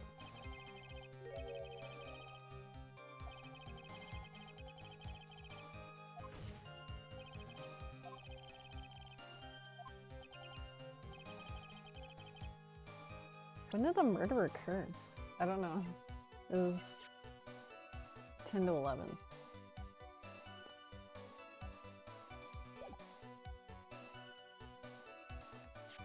So it was 10 to 11 when it happened.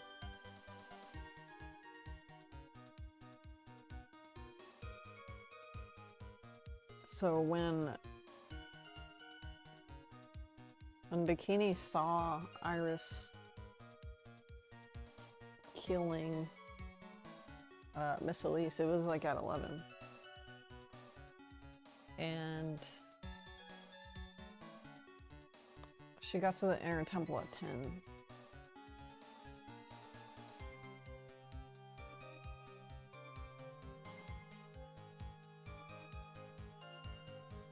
So a whole hour would have had to pass for... What's she saying? Maya killing Elise. Her grabbing her body and taking it all the way back to the inner temple.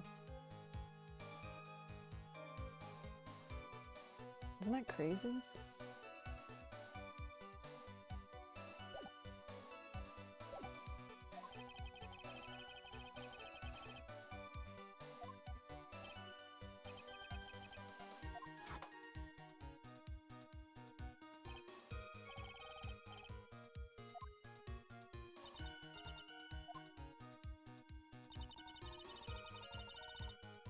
By the time the murder took place, the snow had already stopped. There's like a weather report too.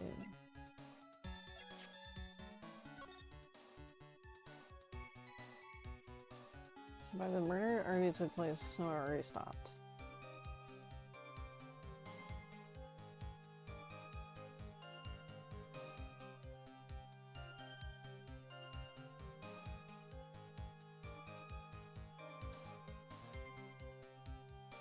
Should I present this?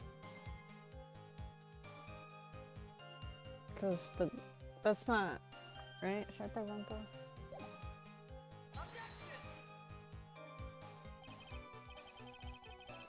What do you think?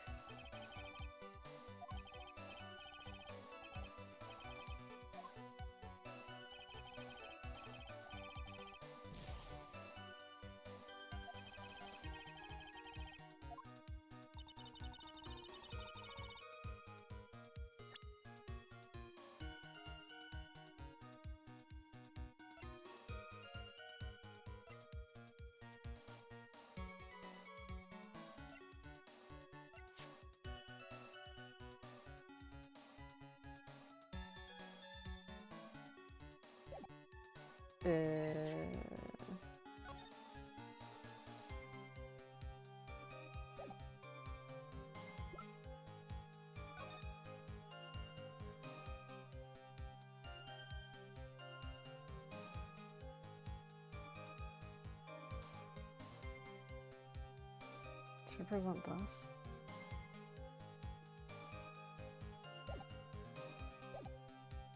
Let me save.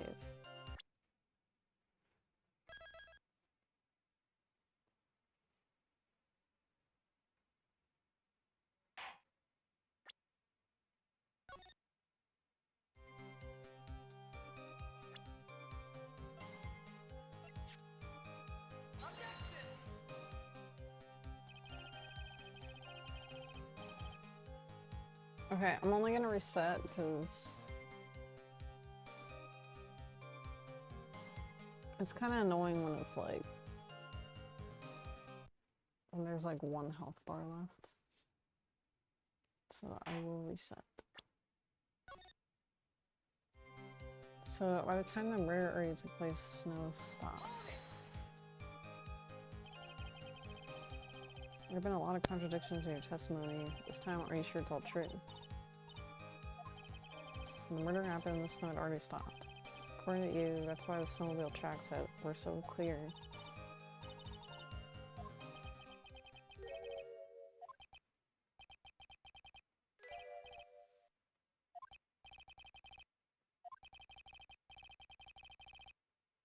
The snow had really stopped by the time of the murder. It would mean a bigger hole in the story than the movie The Grid Revelations. What is that?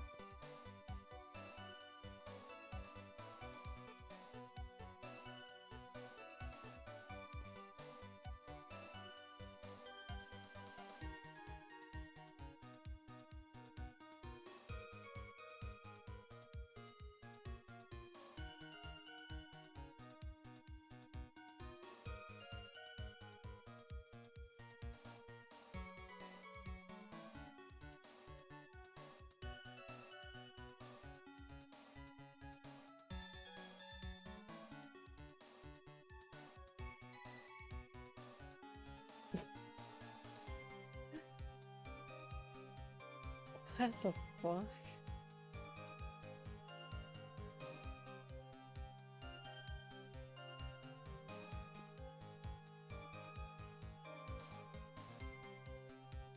The name of this...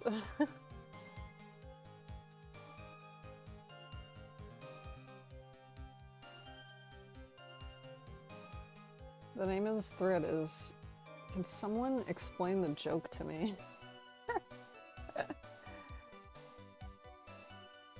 Wright thinking to himself about the testimony. There's a bigger hole in the story than the grid revelations. Lol, what? 17 years ago, lol, what?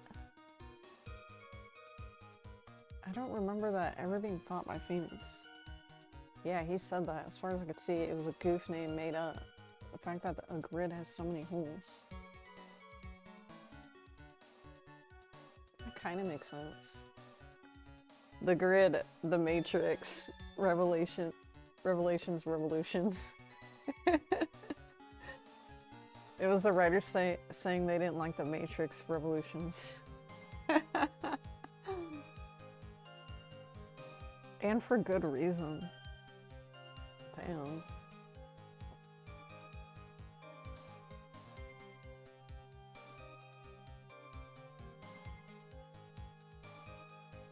Which one was the Matrix Revolutions?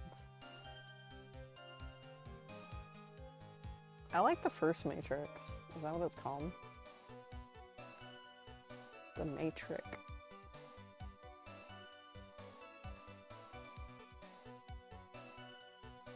Yeah. This one's really good.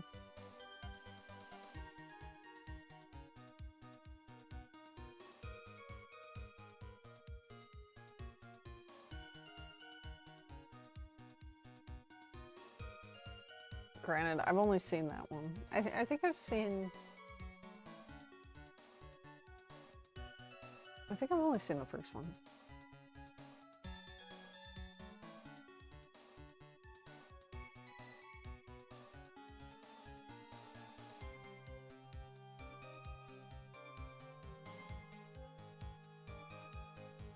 Revolutions.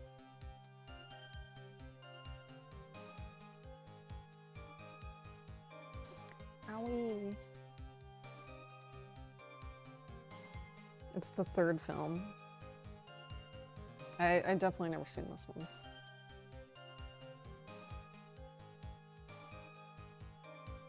I've only seen the first one, so... Anyway, that's the joke, I guess. I don't know. No one knows. There's a bigger hole in the story than the grid.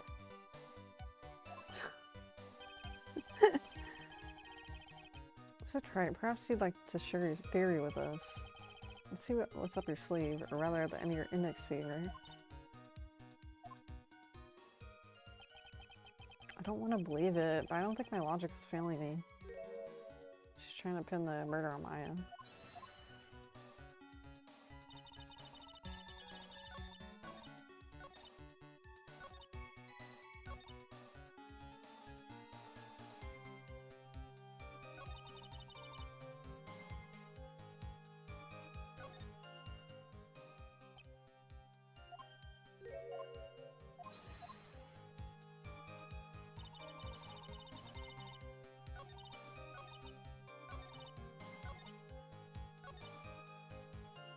I don't know if I pressed her on this.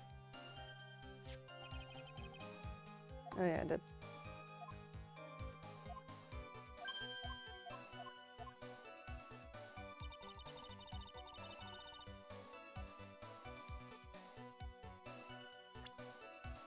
There's gotta be something in here.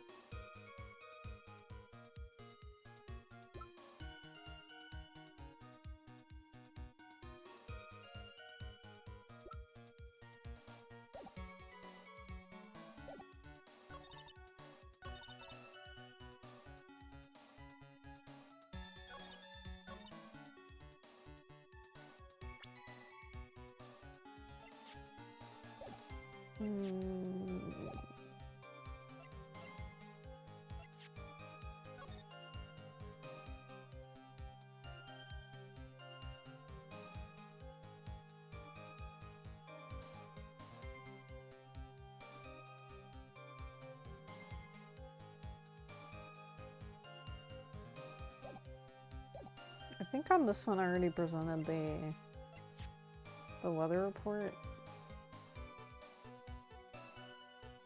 So maybe I'll try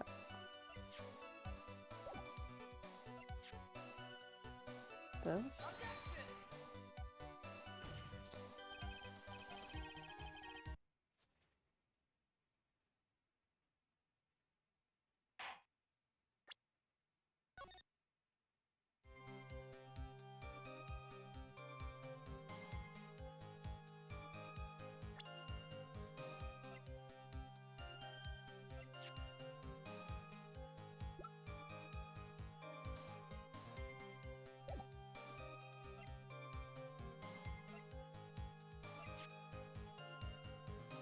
Maybe this.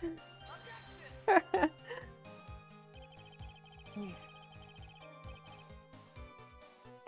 stumped. They keep saying it has something to do with the snow. Oh.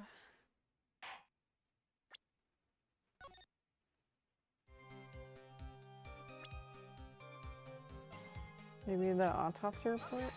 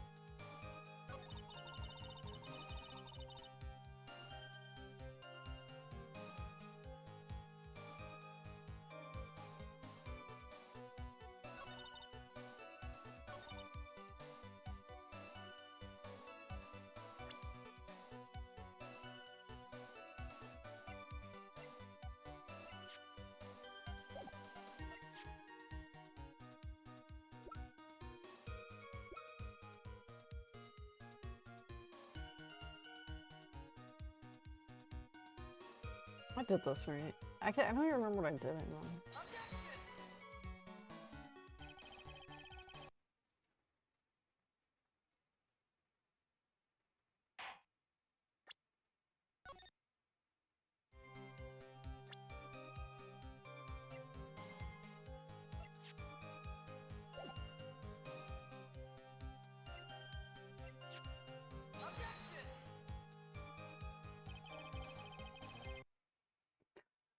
I'm just presenting everything.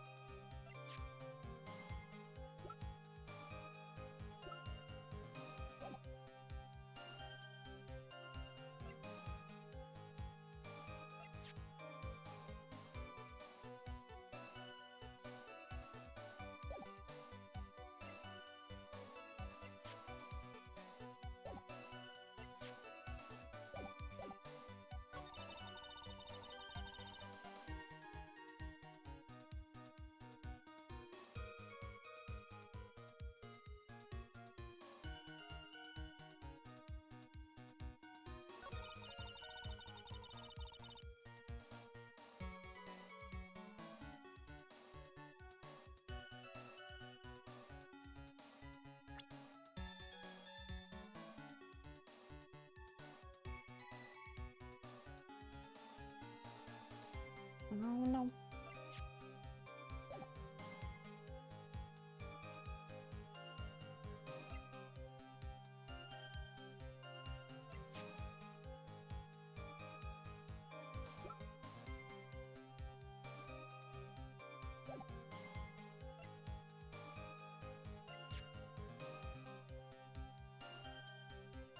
I'm stumped.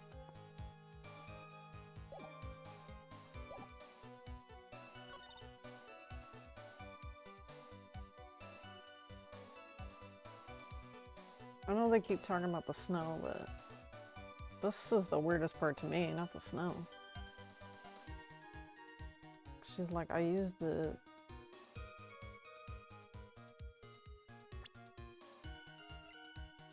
She's like, I used this to alter the way that wind looked, but on her back. But she's saying, she said that she got stabbed in the stomach with this.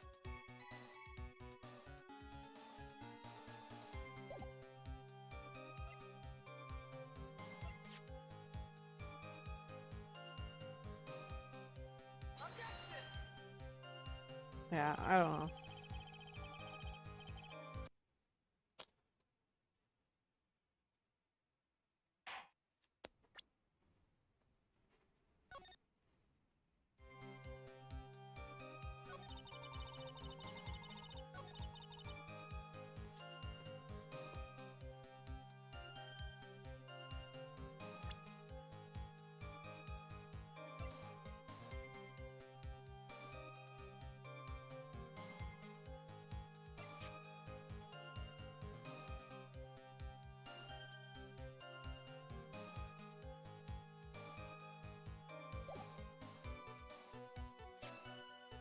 This was at the temple. This was found at the temple.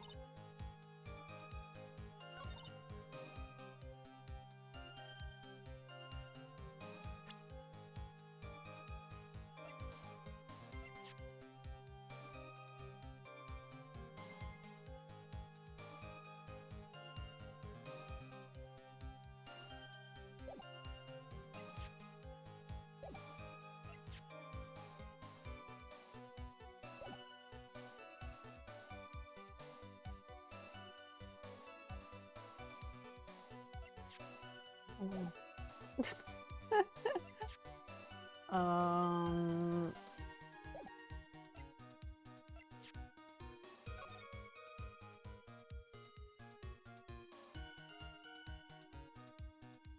Lightning struck at 10:45.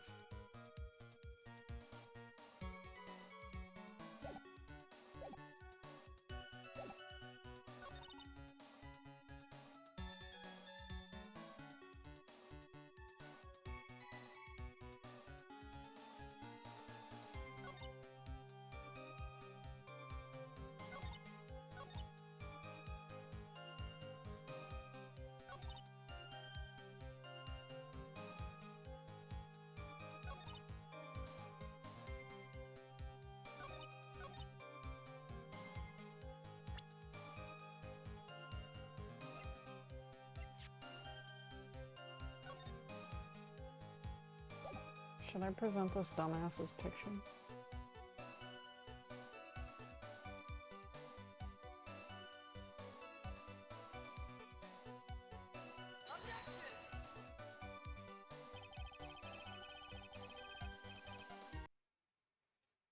Sorry, I don't like Larry Butts. The worst character.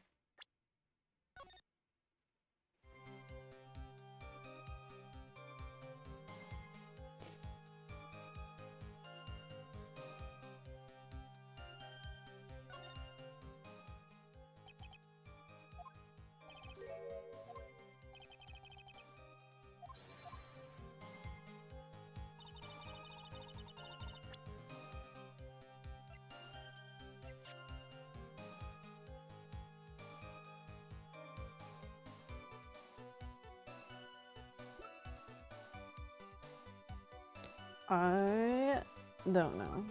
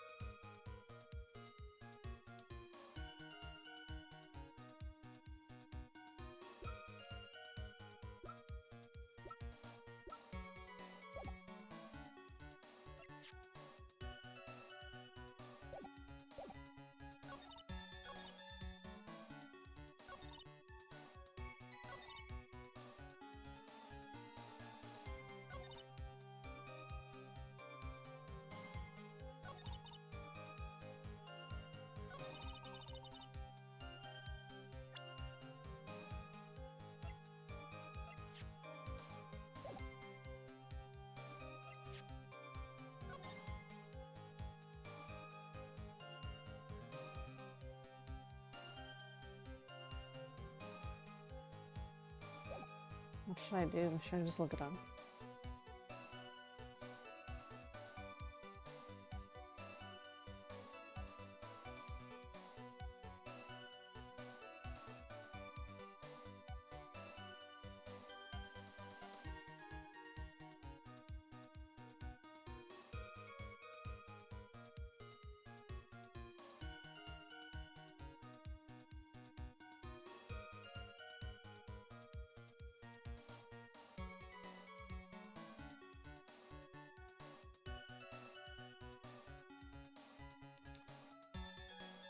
RPG site.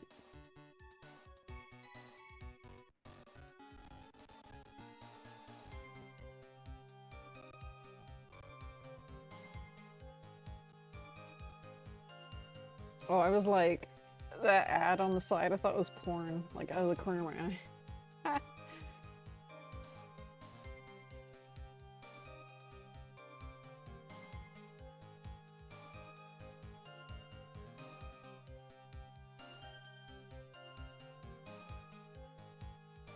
Okay. So what part is it?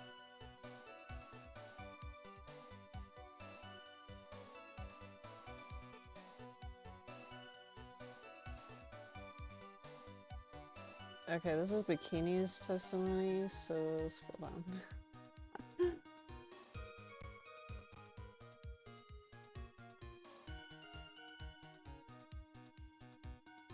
So, where is it?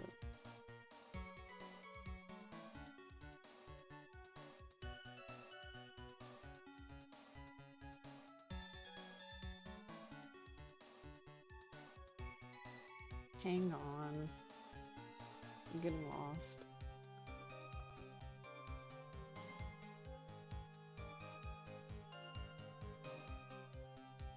Okay, artist is taking the stand. Present. Okay, the stone lantern. Ask about the tracks. Present the weather data evidence on the fourth statement. I dragged it behind me. So the weather data evidence, I dragged it behind me. Okay, I'm exiting it out.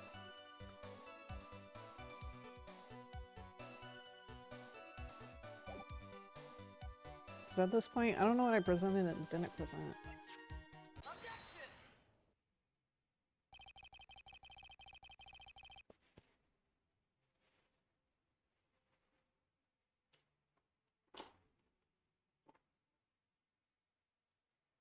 If you hear any noise, it's my dog.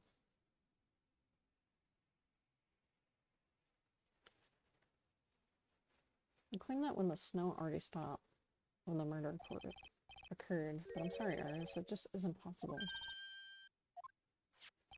This is the weather data from the night of the murder. According to this, the snow didn't stop until 10:50. You couldn't have crossed the dicey bridge at that time. Oh, because yeah, the bridge was on fire. Because 5 minutes before the snow stopped, the bridge was struck by lightning and was caught on fire. The bridge, it was on fire? You don't mean to say you didn't know. She didn't know. It was because that lightning strike of the bridge burned down. What? Can't be. Looks like you still haven't figured it out. No matter how hard you try to deceive or conceal the truth, you can't pull the wood over the eyes of a real defense attorney. It's your client.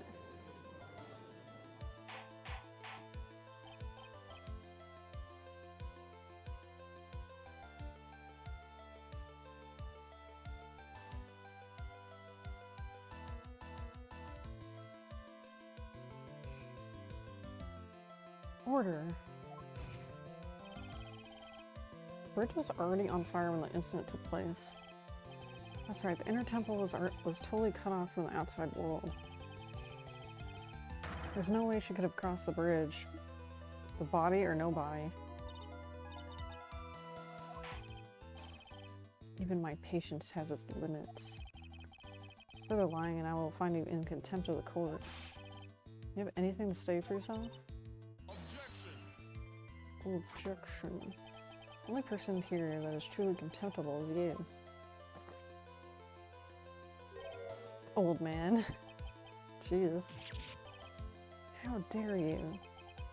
Whether this witness lied or not doesn't mean squat right now. The important thing now is to find out the truth. Isn't that right? Whether it was snowing or not snowing, or whether the bridge was burning or not, there are two facts that can't be disputed. First, the body of Elise was discovered in the temple. Second, the head nun. Witness Iris desecrating Elise's body. That's a good point.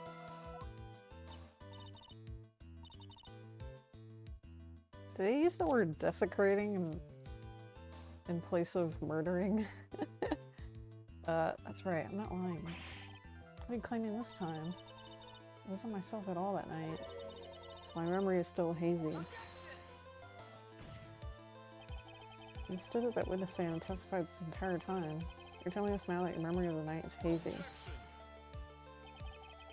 It's only human to err. If you're so perfect, Wright, maybe you can explain this for the court. What is it? When the murder happened, the bridge had already burnt down. But somehow the body traveled across the bridge and was found in the temple courtyard. Perhaps you have some kind of perfect explanation for this little magic trick. No. I know there must be some other way she got across the bridge. Unless I can somehow demonstrate it, we'll never know the truth.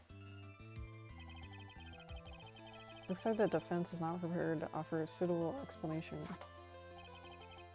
See what I mean? In other words, you're in no position to suggest that this lady's testimony isn't the truth.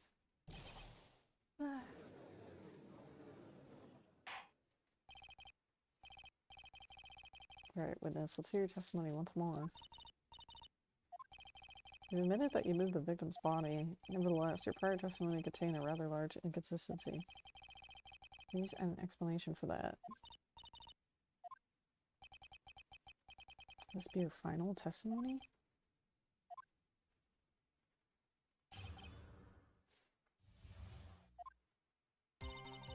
Other than walking over the bridge, there's no way to move the body.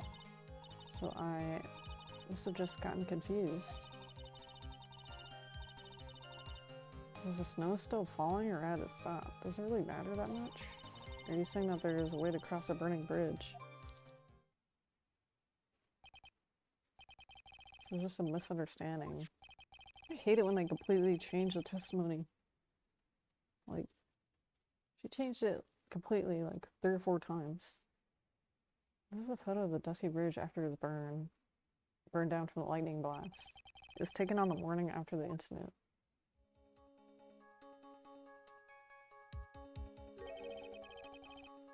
It certainly was burnt to a crisp. One of the suspension wires is gone. It's amazing the whole bridge didn't fall.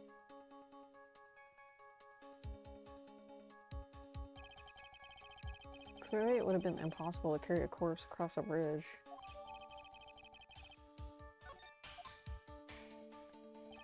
Unless I do something to discredit this testimony, it's going to be deemed as the truth. And Maya will be accused of murder. I'm only gonna say it one more time. There's only human error. Only humans can spot the errors of our ways.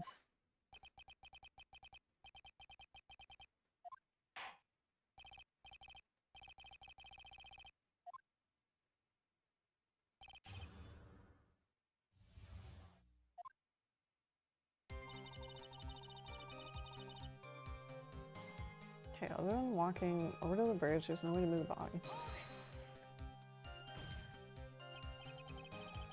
But the snow had already stopped when the incident took place. I kind of crossed the bridge, naturally. But I think it's just like Mr. Gadot said. The body did make it across somehow. I must have just gotten confused. You seemed to be quite sure yourself when you gave your testimony. You said you were sure that the snow had already stopped. I'm terribly sorry I was wrong.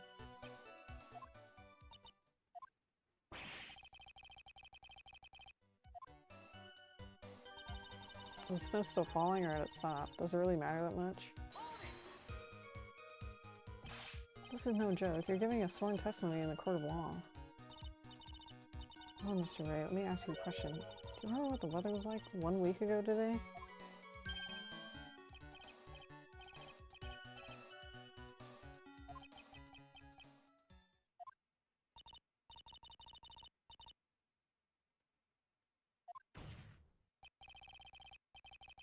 But if it had been some kind of a special day, I would have remembered. For example, it was pouring rain on the day of my elementary school graduation. Yeah, he's got a point, I feel like.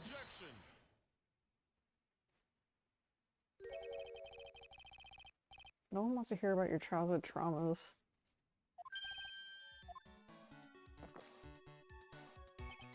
By the time the murder took place, the snow had already stopped. If you insist on obsessing over that one statement, see the proof. Show us some evidence that the body somehow crossed the bridge while it was on fire. Or are you saying that there is a way to cross a burning bridge? Well, I don't see why there couldn't be a way across. That's right. Don't you think that sounds a bit silly? Dead body crossing a burning bridge. Did anyone actually witness such a thing? The only thing I could think of was that dumb fuck's picture.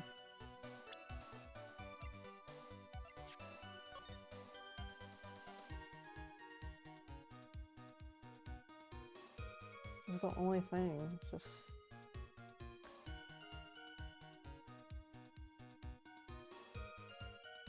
And like, I was confused with these wires too when he first like shown it. But...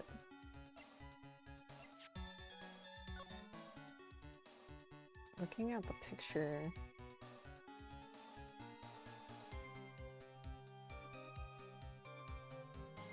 I kind of feel like that doesn't make sense still. Like, she grabbed on the rope and like Tarzaned across it.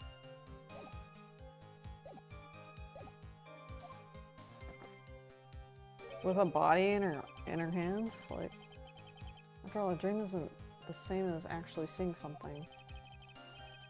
Come all this way, so I owed everyone to figure this out. How do you transport a body across a burning bridge?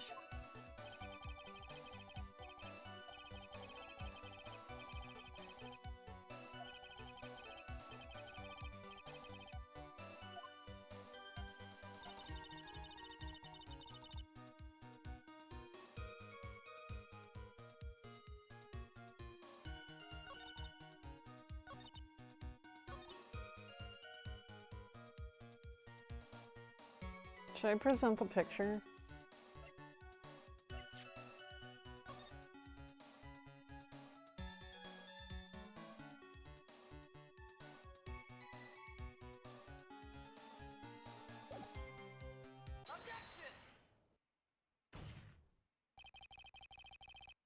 Dead body flying over a bridge. I wouldn't exactly rule out the possibility. I don't know, it doesn't make sense to me, but... I think it's possible? Don't make me laugh. The only thing that's possible about your claim is that it's been pulled out of thin air. I don't know about that. In any case, we have a witness who did see it happen. Phew, prosperous. Phew. Who is it? Who's this witness? Can't chicken out here. Gotta keep on the attack and go. Miss Elise's brilliant and highly gifted apprentice. Well, Reese. Highly gifted, yeah, for real. Sorry. No, the drawing's really good. I can't stand that guy. The night he was at the mountain shack, and that's when he witnessed the event. I think you've all seen the sketch before. It's an exact drawing of what he witnessed.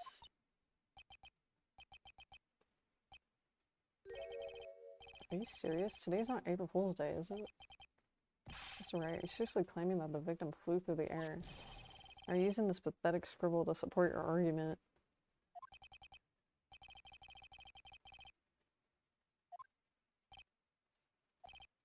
Well, Trey, there's nowhere for you to hide now. Other than looking like it was drawn by a 6-year-old, does this sketch prove anything? I'm pretty sure it does, and I'm gonna prove it. Listen, I know your tricks. You're trying to turn this whole thing upside down.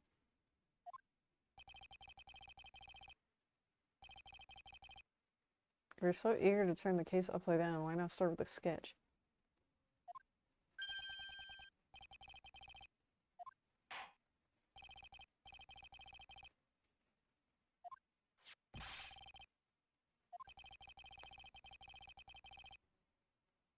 You have to turn the sketch upside down. Holy shit. Look carefully and think it over. The sketch drawn by Larisse is...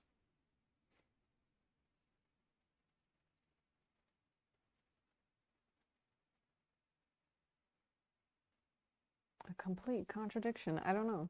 This is exactly what happened, right?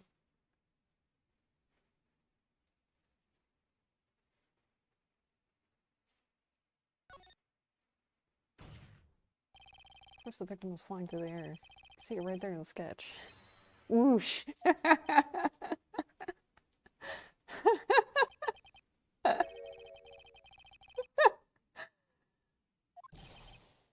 Oh my god. Do you have any evidence that the victim flew through the air? Just so you know. We haven't discovered a giant human catapult at the entered. Look, okay, I thought that...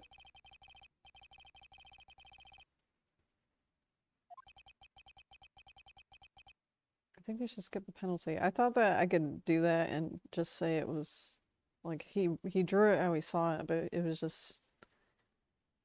like, we were seeing it the wrong way. There must be some way, I just know it. There must be a way to use Larry's sketch to show the truth of what happened. Alright then, the witness will now return to her testimony.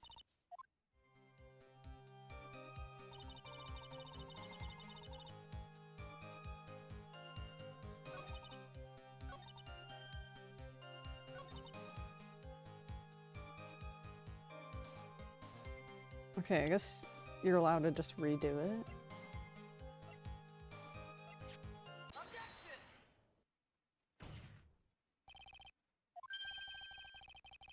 Can't believe we're looking at this again. I admit that I didn't really understand it before, but I get it now. That's why I believe the sketch shows the truth.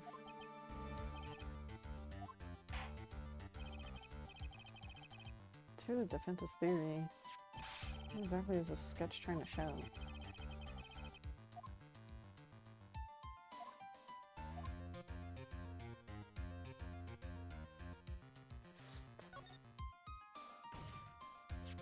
Something is obviously funny about the sketch. I'm no art critic, but even I can see that. Larry stated over and over that the sketch was exactly as he saw it. However, if we were to believe his testimony, then the sketch contradicts reality as we know it. This is getting interesting. Looks like you're back to that finger pointing thing again. Okay, Trites, what exactly contradicts reality as we know it?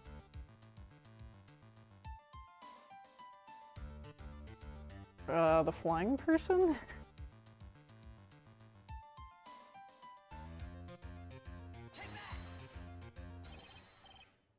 This flying figure, naturally. After all, people haven't learned to fly yet, or did I miss something? Was that not it? That answer just now, it was lethal. It was lethal.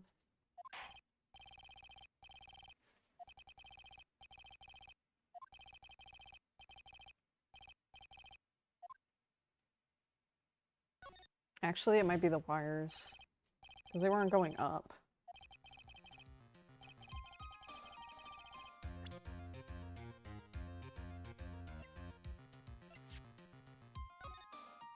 Yeah, there weren't any wires going up. They're just going down.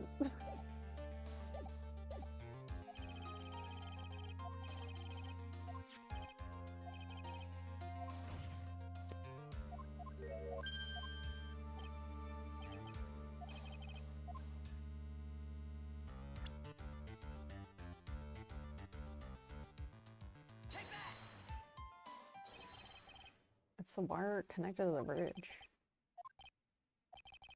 Is that the thing that contradicts reality? It is indeed.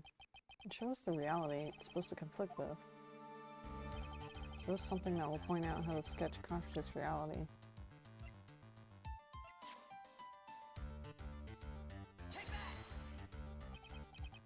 It's a photo of the bridge, correct? Yes, now compare the sketch and the photo for a minute. In the sketch, the wires appear to be above the guard wires. On the actual dusty bridge, jumping Jehoshaphat, the wires are below the guard wires. What? Order. The sketch is somewhat different than what's depicted in the photo. However, isn't it likely that the artist just saw it wrong? Or perhaps he just drew it wrong? Either way, it sounds like you're just wrong. With someone like Clarice, I admit a mistake is a definite possibility. But then that begs the question, why did he make a mistake? What was the reason? You're saying you know the answer to that? Listen, think back. Remember what Clarice was doing when he witnessed the event? He was at Heavenly Hall waiting for a lover that was never going to come. He waited and waited, and finally he laid down. But then lightning shoots from the sky and sets the bridge aflame. Now ponder what sort of position Larry might have been in at the time. He was lying on his back, which is why you remember the scene the way he did. He was lying on his back?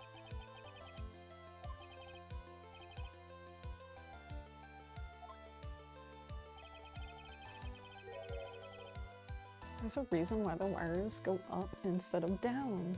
So he drew it while he was laying down.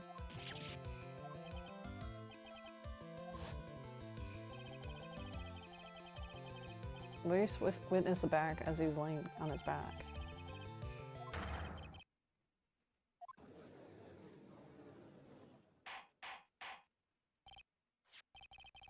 So then the sketch should actually, I think you're finally getting it.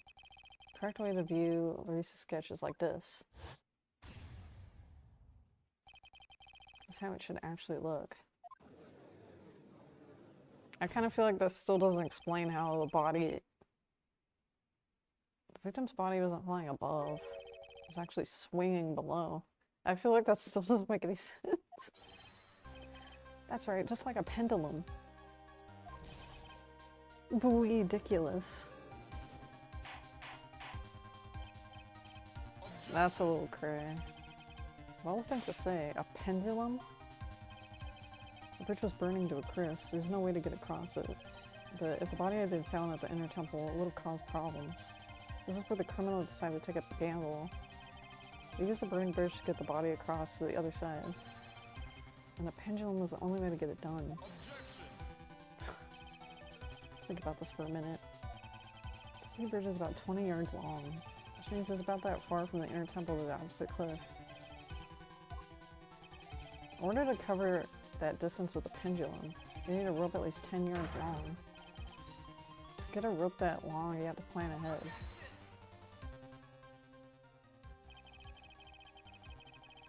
Lightning strike that night can have only been an accident, so it doesn't make sense that the criminal would have prepared the rope beforehand. So then the criminal what? They didn't have to get the rope ready. The rope was already right in front of the criminal. I'm saying it was just a matter of using what was already there. That makes sense.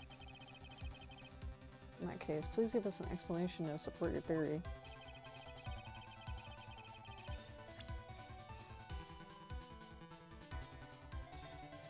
Uh-oh. I didn't save.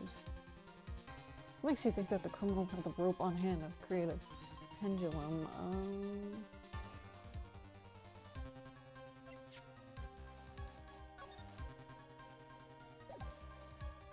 Shucks. I don't know.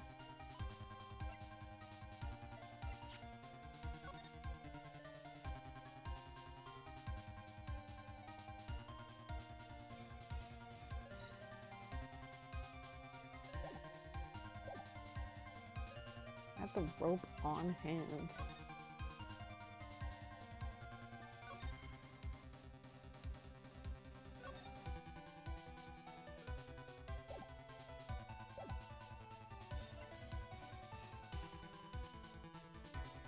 Insane.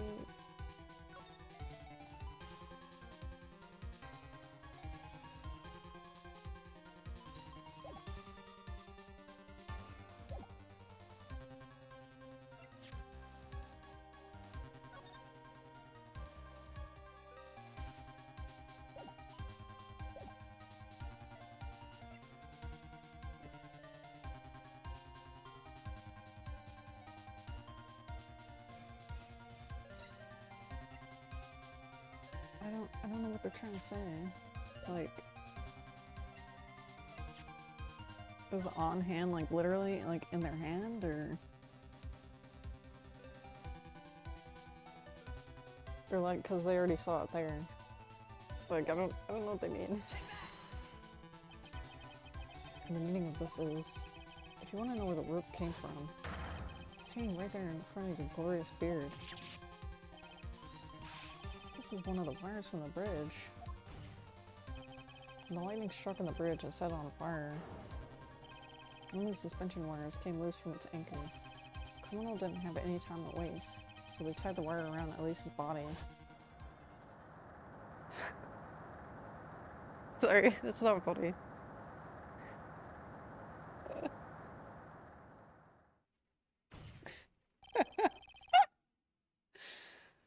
Okay, sorry, because there was simply no other way to move the body.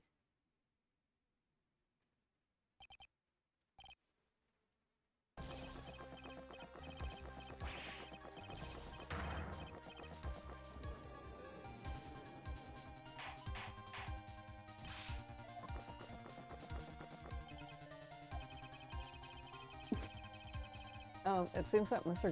Gada is focused on his coffee than answering my question.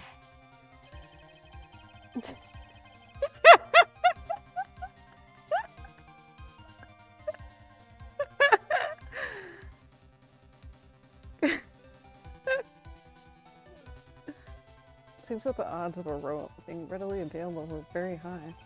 So I suppose it's not an impossibility after all. Oh my fucking god. Possible or impossible, that's not the question we need to ask. There's only one question. Did that really happen? I'm not gonna be able to stop laughing.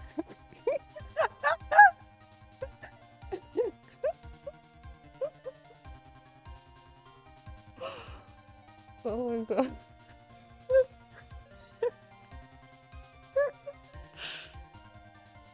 I wonder if you can. Hold on. Oh my god.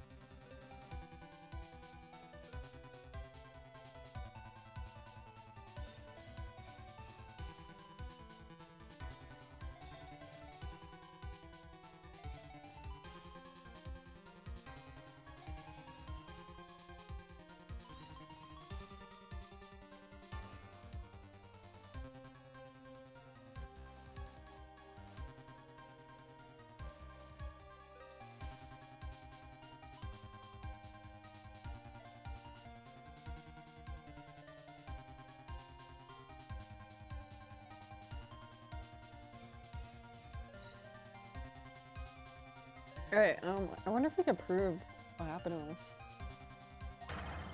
Do you have any actual... I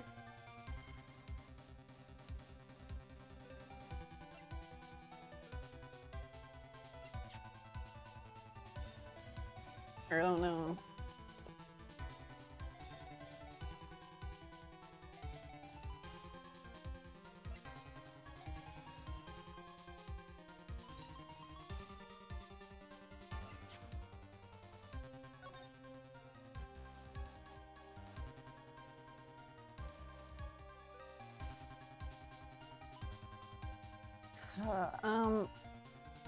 Do you have any actual evidence that the body went from one place to another? Probably the fact that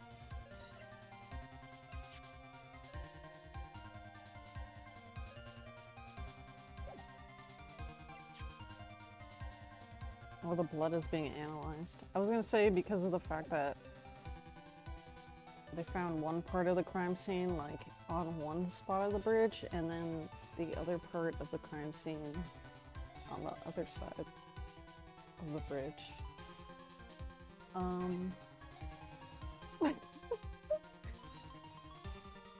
So actual evidence.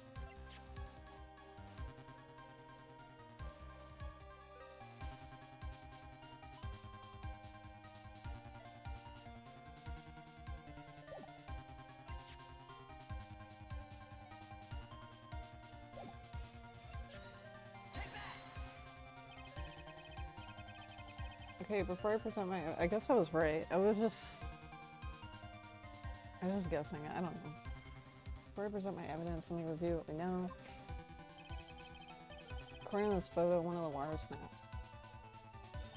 Looking at the map, we can see it's the one that was in front of the inner temple. So then that was the spot where the criminal...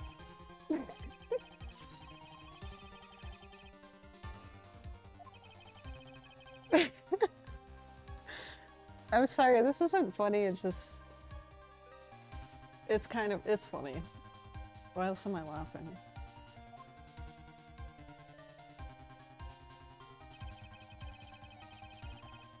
It's just so, like, ridiculous and, like, cartoonish. It would drop on the opposite bank at approximately this point. Well, they must have failed to catch the body on the other bank. What makes you think something like that happened? Because I have evidence that suggests her body dropped some distance. Take a look at this autopsy report. It says here that her body fell about 10 feet. Oh yeah, I forgot about that. Most likely the height difference between the two sides. The body overswung due to the forward momentum and then came loose and fell about 10 feet. And then as a result of the landing impact, this crystal sphere was knocked loose. It's this blood-stained amethyst crystal is the one that came off of her staff. And even more important is the place where the crystal sphere was found. I believe it's already marked on this overhead map. The crystal was found, oh my god, precisely in this very spot where the pendulum would arrive if given the right amount of speed.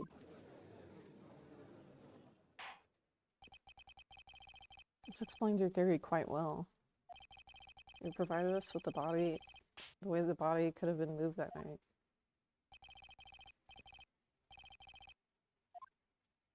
What? What the heck? I thought this cold coffee might help cool you down. What's the meaning of this?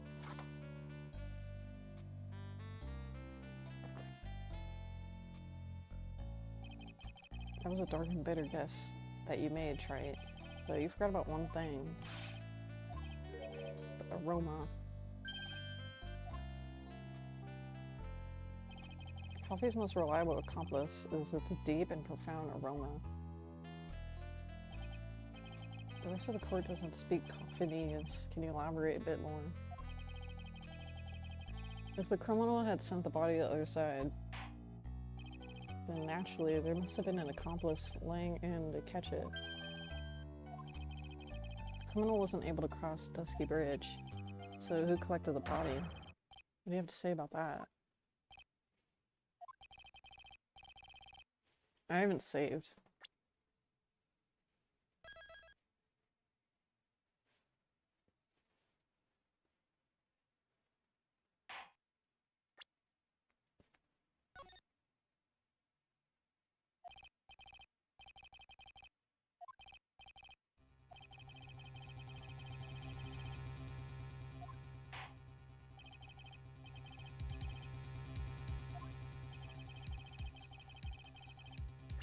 Oh shit. Who's the person that received the body?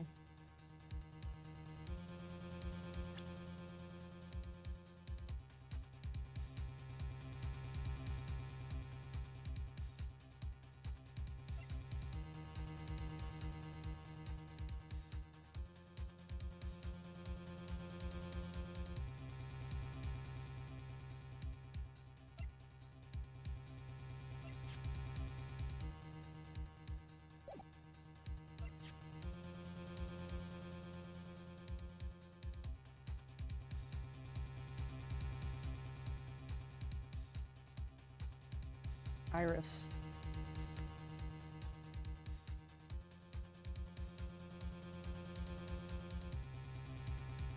Because Iris said she never even went to the inner temple.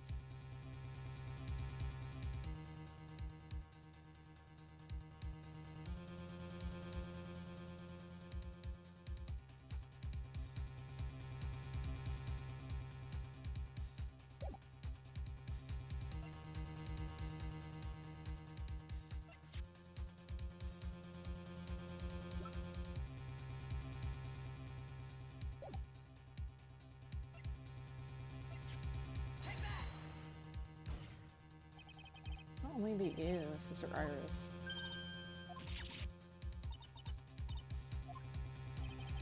And let's see why you're so surprised. The only way to transport the body from the bridge is by snowmobile. But with her bad back, Bikini could never pick up a body like that. You're the only one that could have managed it. Were you even listening to the testimony? On the night of the crime, this little cutie pie was on cleanup duty in the inner temple. I haven't forgotten, but have you? This witness was also seen at the main temple, desecrating the corpse of the victim. Strange indeed. It's almost as if there was a double. The defendant was in two different places at the same time. Iris, let me ask you something. Why didn't you mention it when you first gave your testimony? Mention what? The pendulum. Using the sketch drawn by an eyewitness. I've established how the body was moved using a burnout bridge. Which means it's now a fact that this occurred was something you should have already known. I didn't know anything about a pendulum. But the body couldn't have been passed along to the other side without your help. So you should have known about it. In fact, it'd be impossible for you to be clueless about this whole thing. Unless you're not really Iris to begin with. What?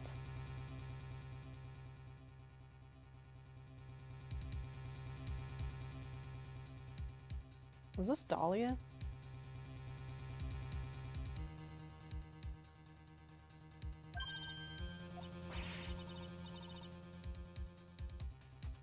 Is this her twin sister? I think she got executed. She was executed last month.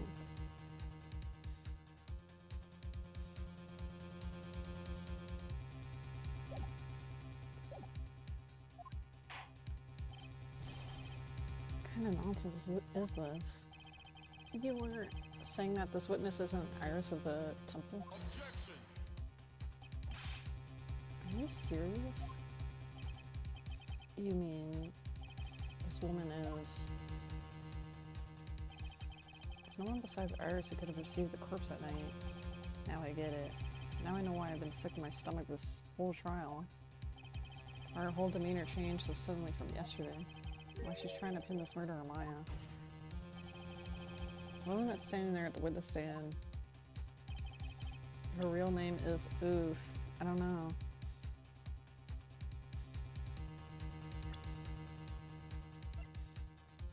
Is it her twin sister? I'm like juggling between her and her.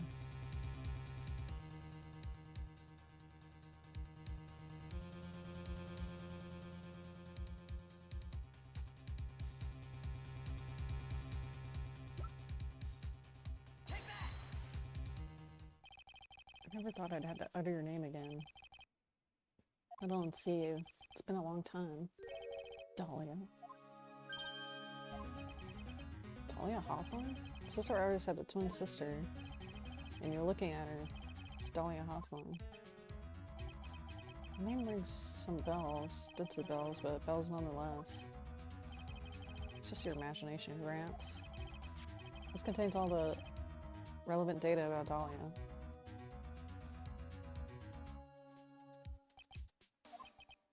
Oh yeah, I remember now. That case. 5 years ago. I just want to say, it's an honor for me to be here in your noble presence.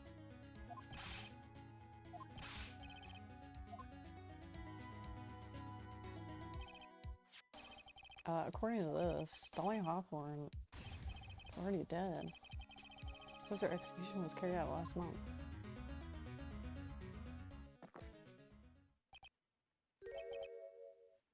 So what? Death has no meaning in this courtroom.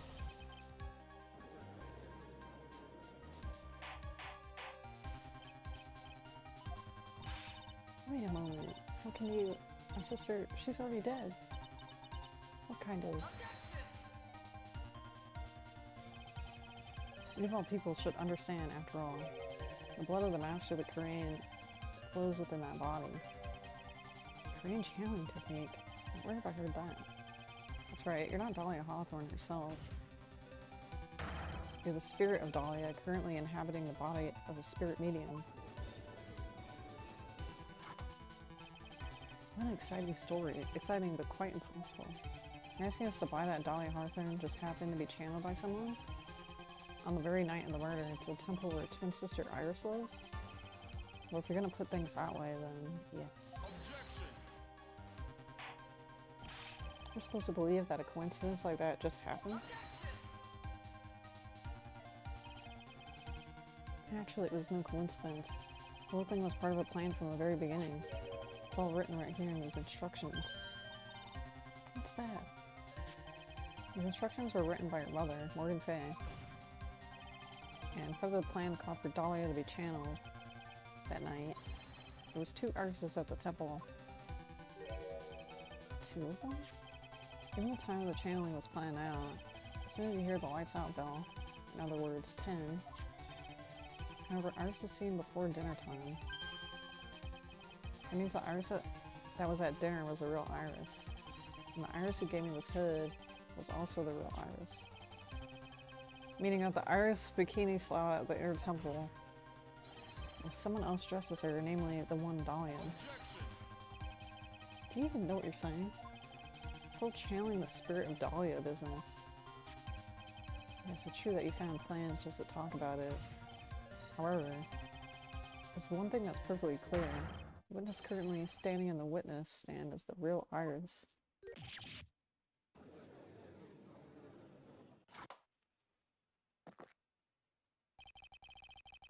Calm down and remember what you know about the night of the crime.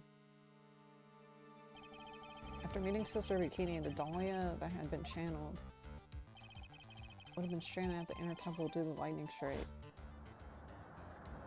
I'm not looking at that. I'm sorry.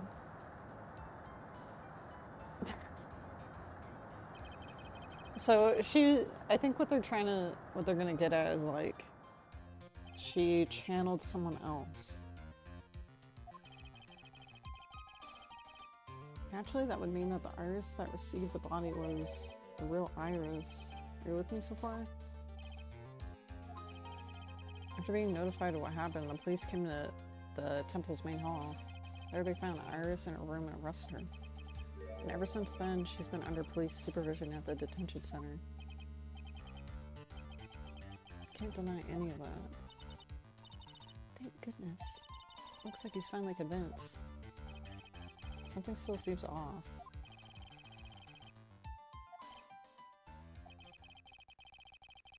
I suppose you're about to say something really ridiculous.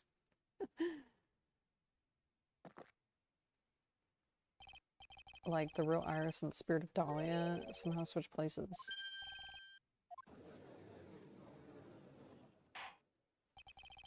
To be perfectly honest, there's still quite a few things I don't understand, but I do know that unless we confirm the witness's identity, we can't continue this trial. Iris doesn't have the spiritual power needed to channel Dahlia, which means they must have switched places somewhere.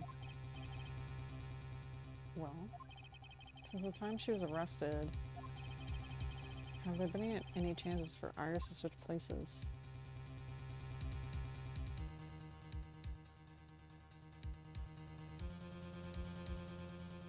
I have like a feeling they...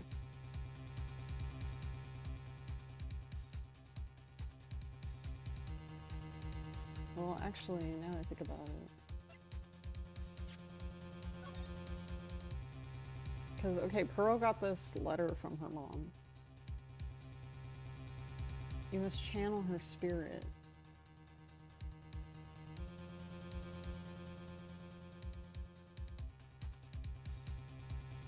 I think it's interesting they're even entertaining this to begin with, but...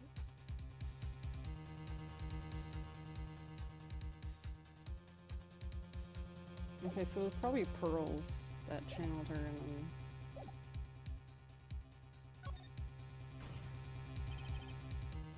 Your Honor, I think there might have been one chance. Yesterday for a few minutes, Iris's whereabouts were unknown. What I mean is, there was a span of time in which Iris was able to move about freely, unsupervised. I would give a murder suspect time to move about freely like that. I'm sorry, I know you didn't mean to, it wasn't your fault.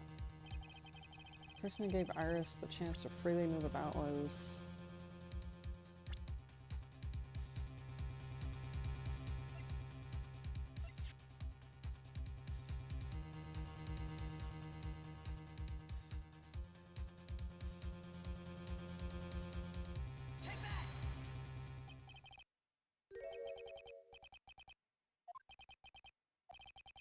There was a fairly large earthquake yesterday, was there not?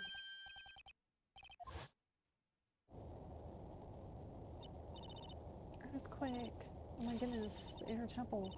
It's kind of tremor might. Sorry, Edgeworth. How could I have? She fled. She escaped. I went to the inner temple right away.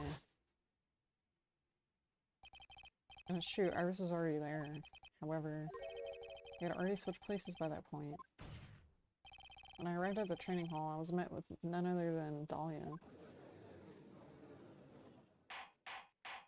It's quite enough already, Mr. Wright. Now see here, no judge in his right mind would consider the idea of spiritual... Be quiet. There she is. It's been a long time, Mr. Judge. That voice. Guess I'll have to ask again. Upon meeting a beautiful lady, always ask for her name and profession. It's one of my rules. Dahlia Hawthorne. My current profession? Permanently retired. So you're not going to bother hiding your identity anymore, huh? Why should I? After all, I'm dead. Oof. Ew. There's really nothing you can do to punish me. What is going on here? Dahlia. Never thought we'd meet again. And I never thought we'd meet like this. But this time I'll end it. For her and for myself. He still hung up on her. Shoot.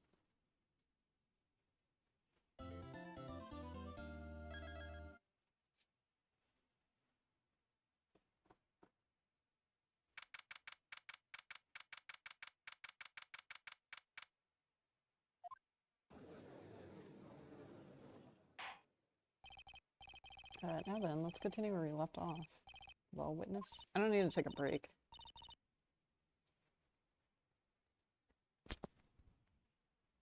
How can I help you?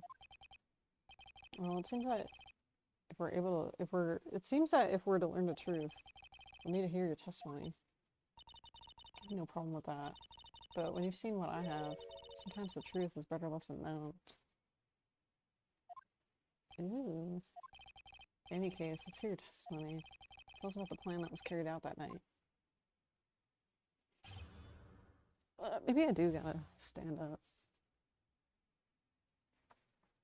I'm gonna stand up for like a second.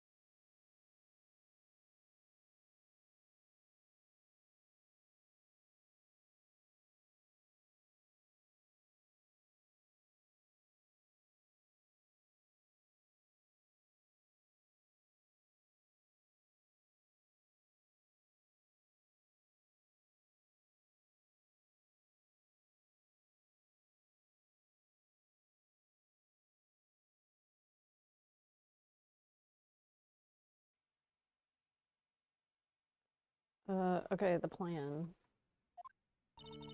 Our plan began with my death. Stupid plan hatched by Morgan Fay to install her own daughter as the next master.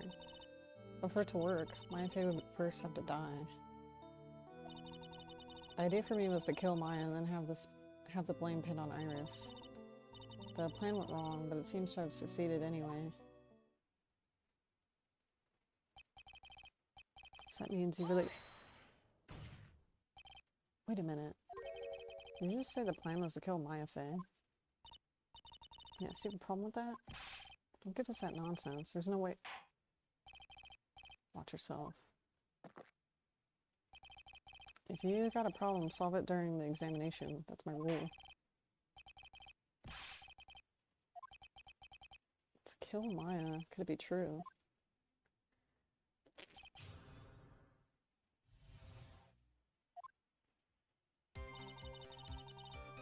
Okay. You were executed last month. Yes, I was hanged. It wasn't exactly pleasant. Oh my god. How'd you manage to discuss the plan? When did you talk with Morgan Fay? Last year, she was transferred to the same detention center as me. Since I was on death row and she was my mother, it was actually pretty easy to meet with her. So that's when we discussed the plan. Are you crazy? First, that woman was planning to kill me as well, even though I'm her own daughter. I ought to make Pearl Fay the master khrenoneno. She's a cold, twisted woman. She thought she could finally regain her lost honor. The honor she lost when her younger sister, Missy, took her place as a master. Ever since that day, she's been working on this plan. Stupid plan hatched by Morgan Fay to instill her own daughter as the next master. Talking about Pearl Fay, is that correct? Yes, though at first she had high hopes for the two of us. You and your twin sister. That's correct. Fortunately, neither of us had much spiritual power. That's why we were abandoned by her, along with our father. The only person I ever really cared about in life was myself. My sister was a nuisance, so I convinced my father to leave her at an old temple. Yes, my father married a woman who also had a daughter.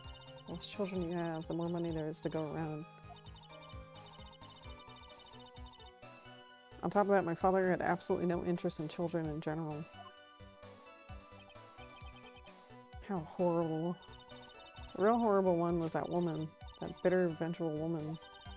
It was her stubbornness that gave birth to that child, Pearl Fay. She was born with the abundance of spiritual power. Unfortunately, Morgan Fay heaped all of her broken hopes and dreams on that poor child's back. All because of her pathetic dreams of having her bloodline become the main family. Maya Fay would first have to die.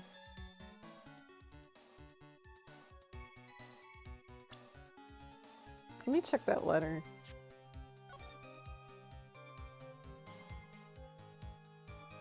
As soon as you hear the lights out bell, you must channel her spirit.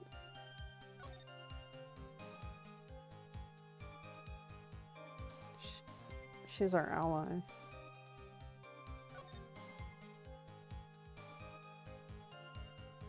Earlier was a master.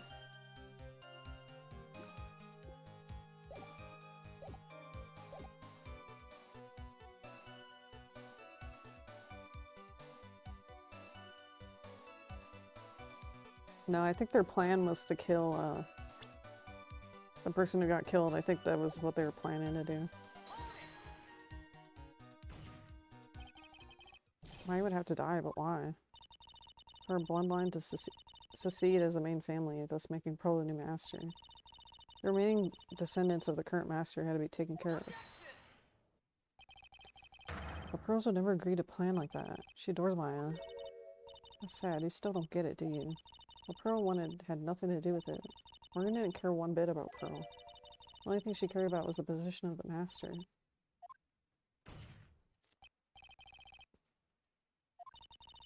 She's willing to sacrifice anything and anyone to achieve her goal. The life of her daughter, and naturally the life of Maya Fay. How could anyone do that? The idea was for me to kill Maya. Then have it blamed on Iris. You're gonna kill Maya? All she had to do was follow the instructions. Then I would have simply used her body.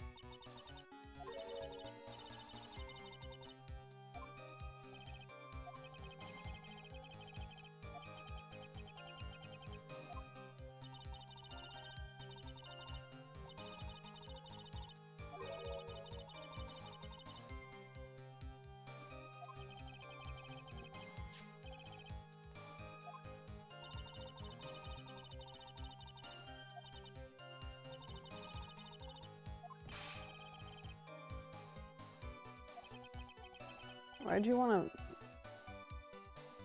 Okay, yeah, why'd you want to pin the blame on her?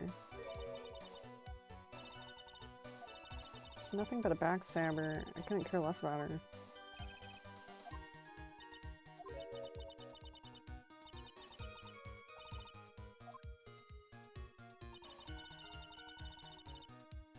Plan went wrong, but it seems to have succeeded anyway. I think the plan was a success. You heard me.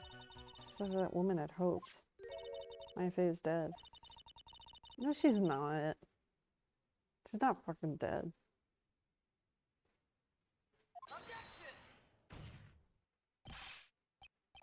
Maya is just... she's just trapped inside the sacred cavern. Really? You're as foolishly optimistic as ever. My darling Feeny. Do you want to know the truth? Ever since we met, I despise you. Your sniveling naivety and your pathetic faith in other people. I just want to know one thing. What did you personally think of Morgan Fay's plan? I told you already, didn't I? It was a stupid plan. It had no point, no value other than fulfilling her own greater desires. Yes, it was certainly nothing to be proud of. If that's how you feel, why did you help her carry it out? Why would you do it? Why would you kill Maya? Maya's not dead. I can't believe that. You may not understand it being the kind and gentle soul that you are. You may not be able to appreciate why someone like me would help a woman like that.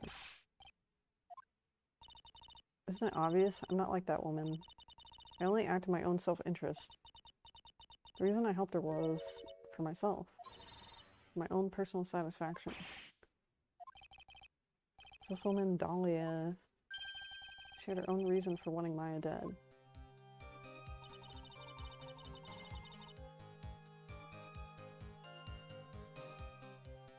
Do you understand why I would kill Maya?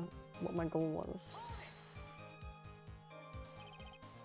Obviously, it's because you were helping Morgan Fay. Helping? Don't make me laugh. From the day I was born to the day I died, I never helped anyone. I lived for myself, and in the end, I died for myself. I thought that was obvious. So she wasn't actually cooperating with Morgan. She was just using Morgan in her plan so she could accomplish her own goal. All I wanted to do was kill my Faye. It was the only way I could think of to get revenge.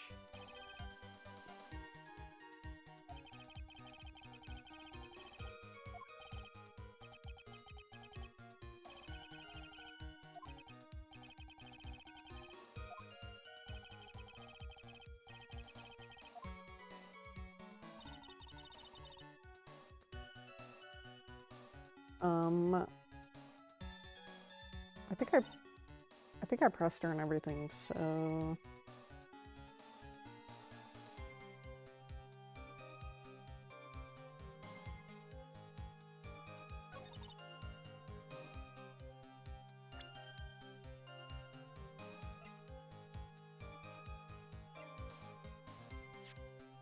I think her wanting Maya Fey was her plan, but I don't think it was...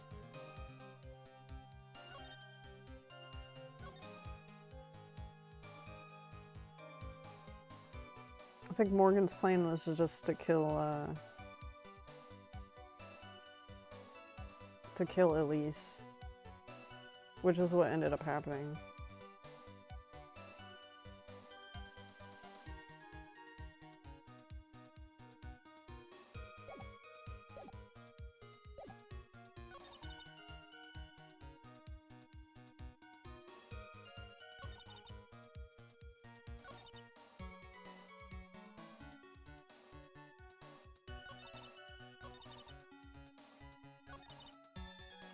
Let me save.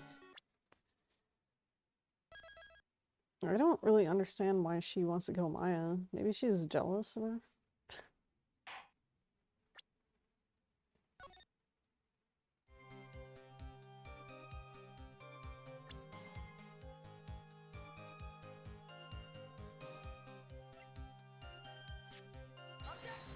That wasn't it.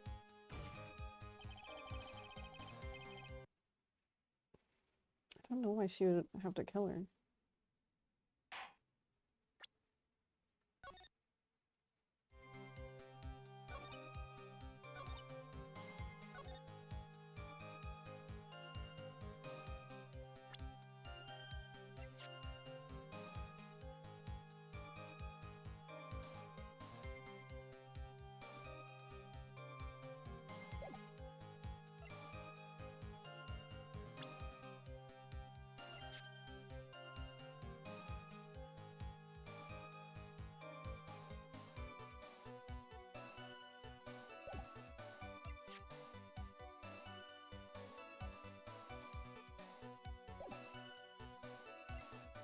I have no idea why she would try to do that.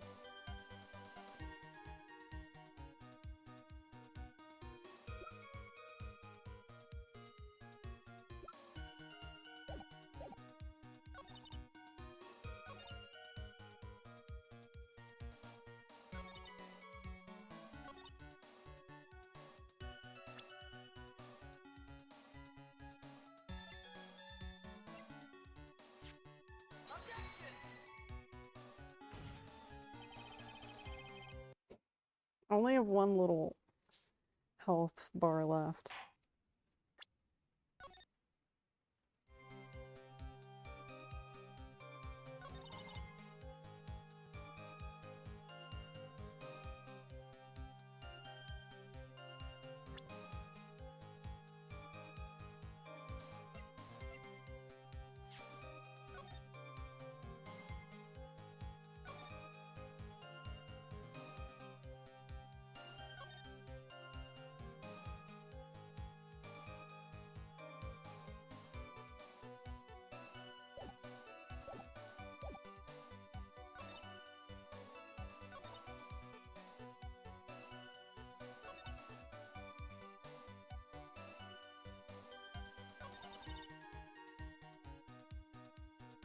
If it was written anywhere that that Maya was gonna die in the letter, Pearl would not have done it.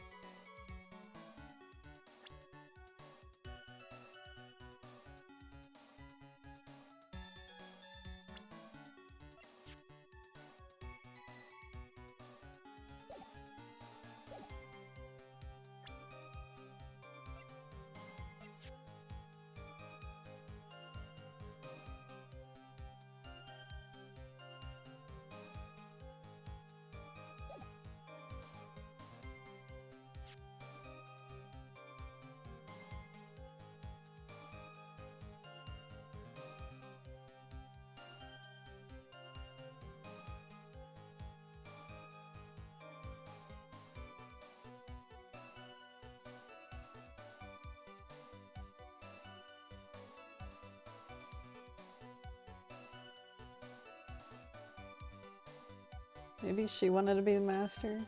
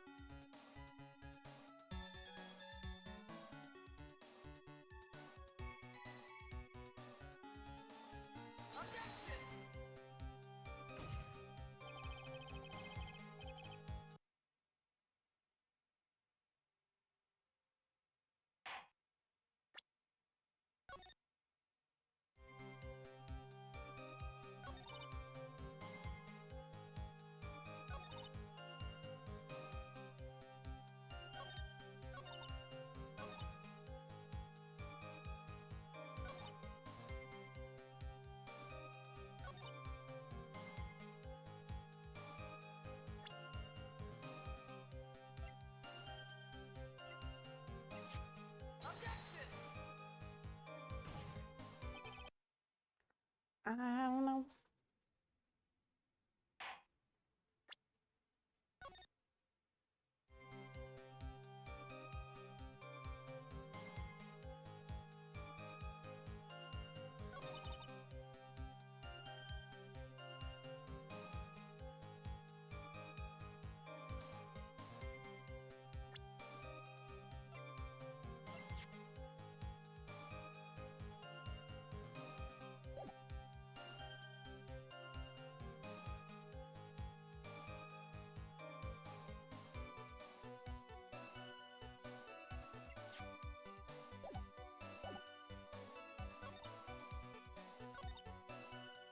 Did I press her on this? I don't remember.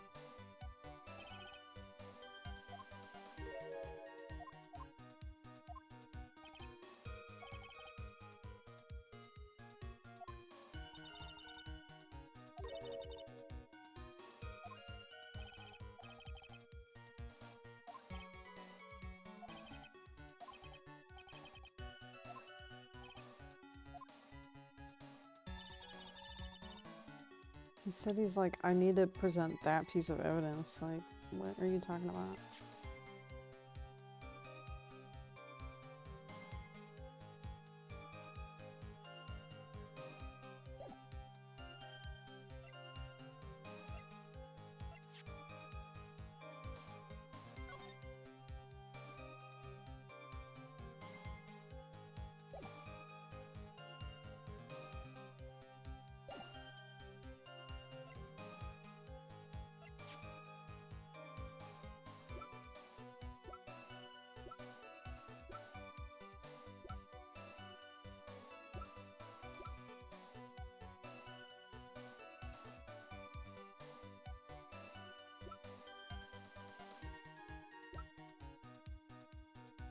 There have been like some piece of evidence that wasn't presented yet. I kind of feel like.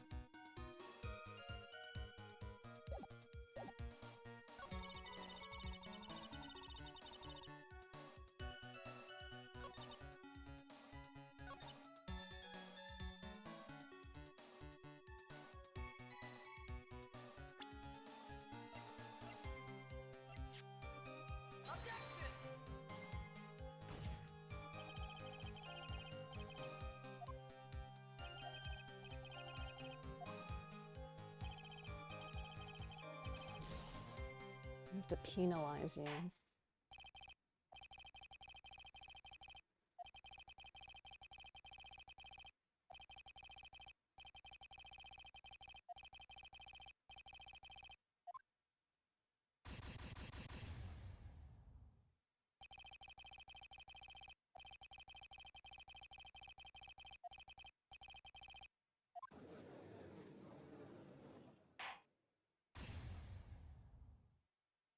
What could it be?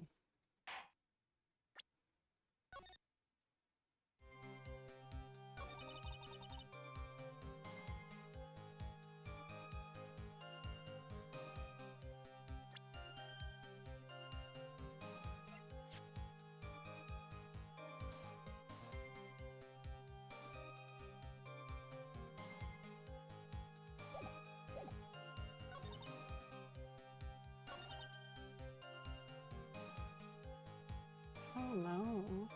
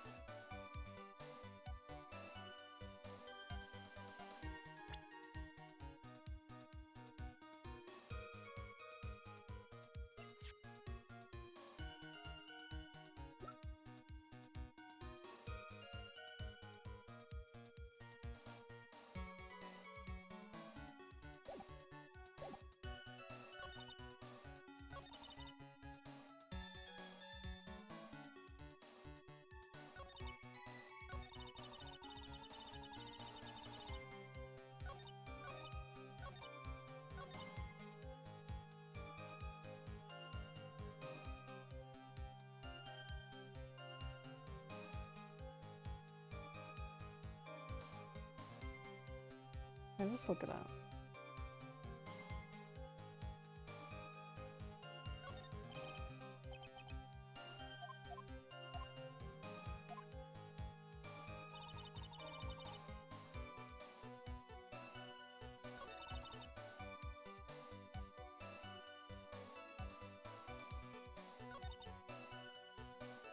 I kind of feel like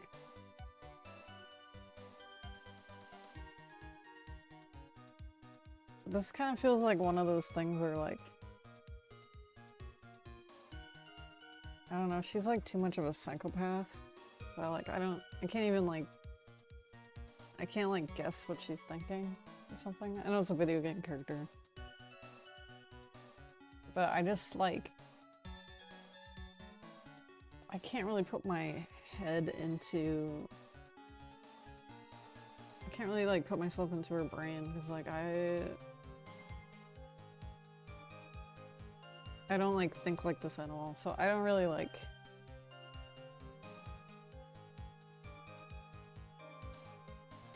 I'm not.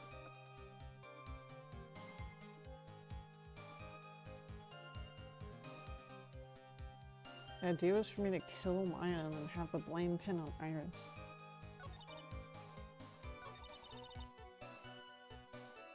I don't know.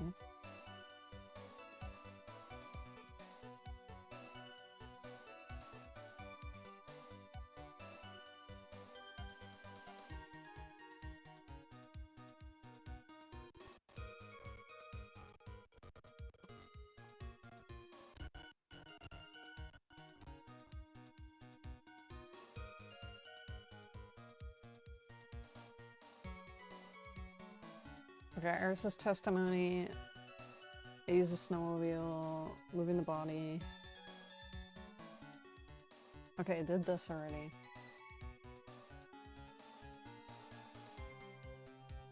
Do you understand why? Do you understand why I had to kill? Oh, present Mia. I thought it said Maya. Okay. Exiting it out.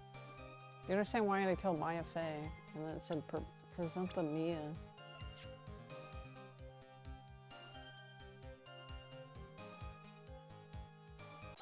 She's gonna have to tell me what it is, because I have no idea. Your extra goal had nothing to do with Maya. He said, none of you could have the power to punish me, because I'm already dead. I had the same problem. You can't punish the dead. You can't take revenge against them either. I want to take revenge on someone. I was sentenced to die because that woman— Oh! I forgot Mia was the defense lawyer for the case that— for like her sentence. I forgot about that. Somehow knew this was it. I wanted to send her a message. I was at her hands that suffered my first humiliation. I wanted her to feel the same pain she made me feel.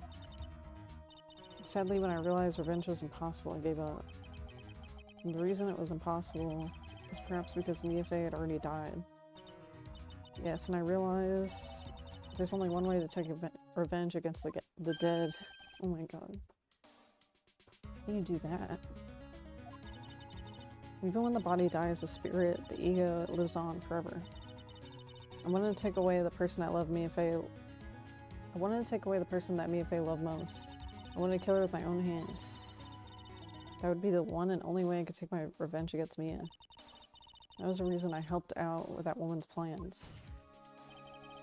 Just for that? For you to kill Maya? It was no different than that of Morgan Fey. I would not have even guessed that. It would take me like 2 hours to get that.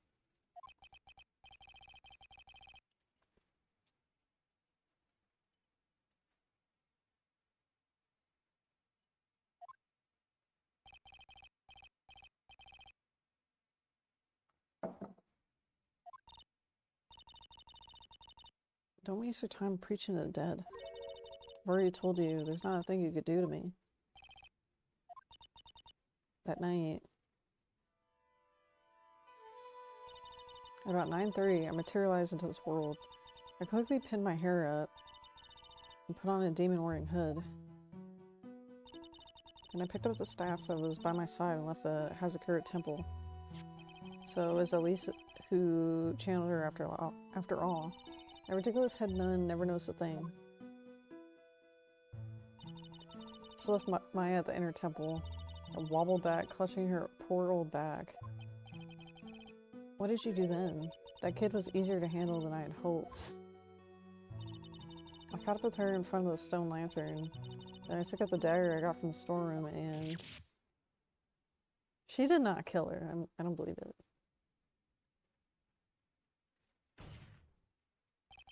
So then you're saying you stabbed Maya.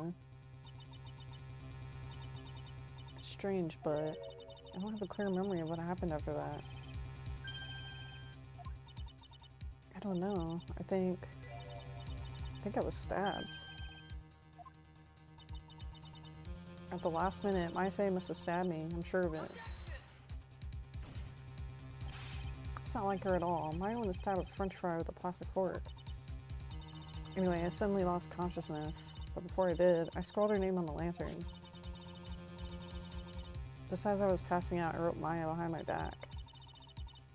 I'd hoped it would cast suspicion on her. I can't believe she was thinking of that until the bitter end. That's where my memory temporarily stops. I don't have any memory of actually killing Maya Fey with my own two hands. My very last memory was Maya's terror-filled eyes. Oh my god, she looked kind of scary.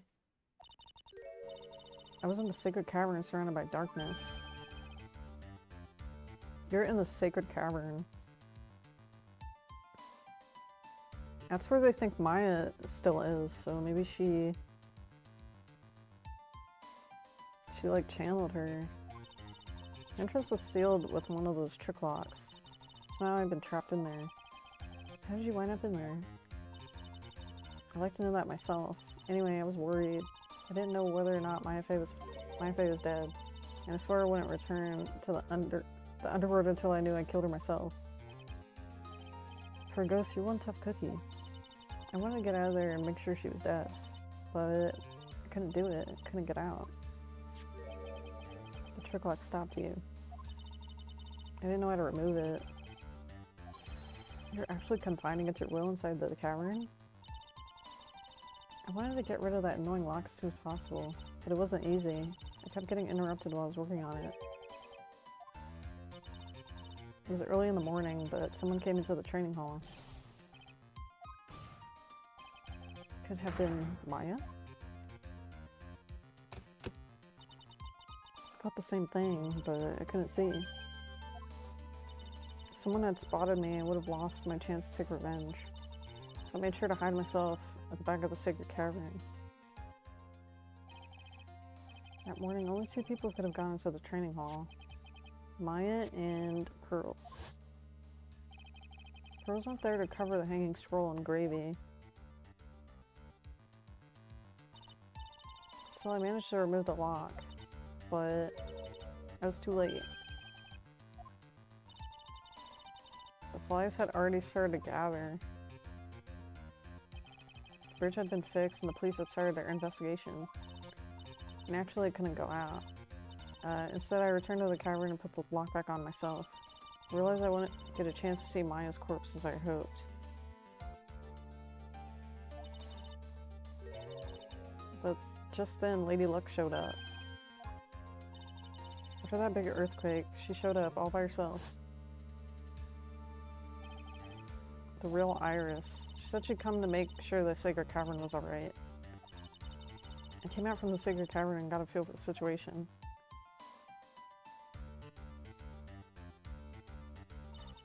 And I locked her away in my place.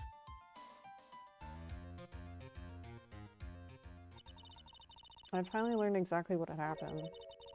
It was then that I learned that the plan had actually succeeded. What do you mean your plan had succeeded? I misunderstood one thing. That night, the one that had summoned me, I'd assumed that it was Pearl. But I was wrong. The person that had actually called my spirit back was... Misty, the picture book author. What? Well, that's really the only possibility. After I lost consciousness in the garden. It was her body that was left lying there. Sorry.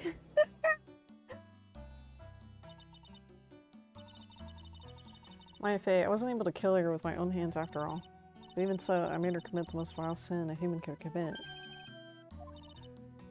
Matricide, the sin of killing your own mother.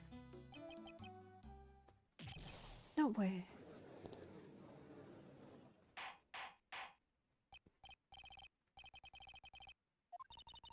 It's true that I was the one that attacked Maya. But even so, the murderer who actually snuffed out Misty Faye's life was none other than your darling little Maya. Ridiculous. It's nonsense. Are you sure about that? Just think about it. There's even evidence supporting these facts. This is so-called evidence. The fact that Maya Fey has disappeared is evidence enough. The idea that she's still in the sacred cavern is just ridiculous. She wasn't able to escape from the inner temple, that much is obvious. In that case, there's only one place she could be. Do I have to spell it out? The bottom of the Eagle River.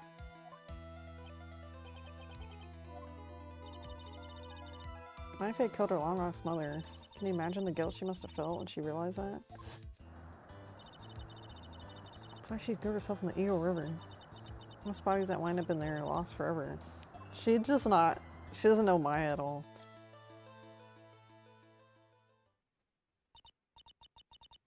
What do you have to say now?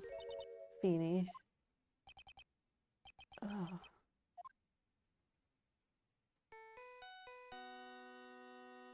Whose phone is that?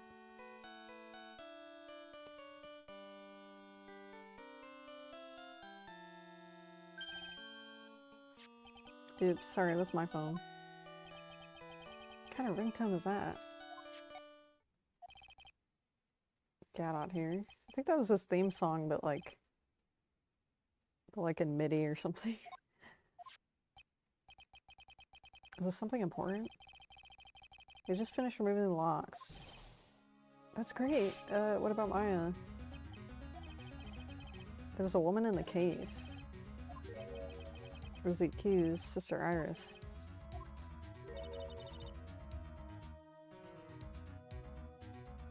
Don't look so surprised. I locked her in there yesterday.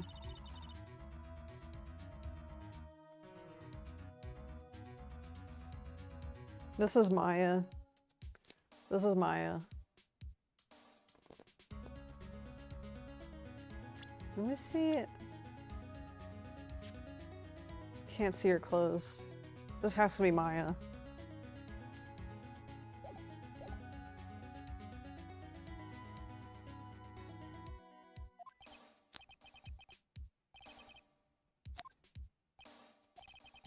There's no one else found inside the secret cavern.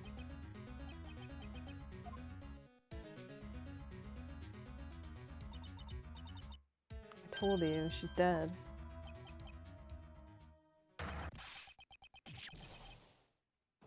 Aww.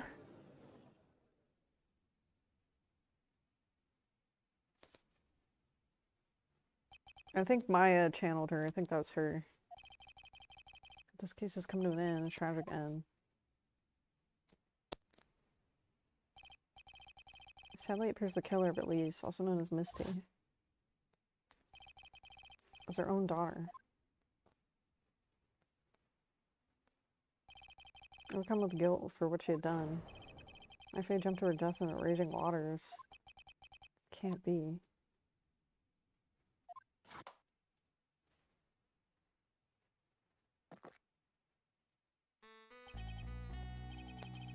Have you ever heard this one? Once you eliminate the impossible, whatever remains must be the truth.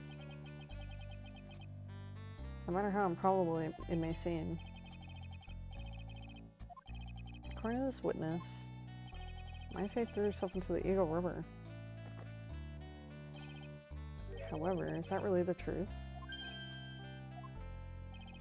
Remember, this woman testified earlier that the bridge was already on fire when the murder was taking place in the garden. It means if Maya had thrown herself into the river, it must have been from the inner temple side. That's where she jumped from. But that's impossible. It's impossible to jump into the river from there. Don't get your panties all twisted up. Just relax and think through the whole thing.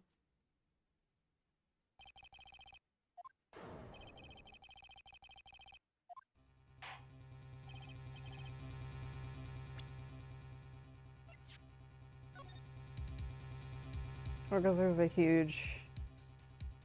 There's like rocks right here. Is that what he's trying to say?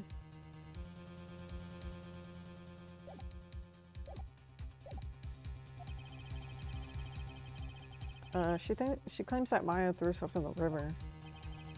The evidence that refutes his claim. It's possible to jump in the Eagle River from the inner temple side. No one knows that better than this witness.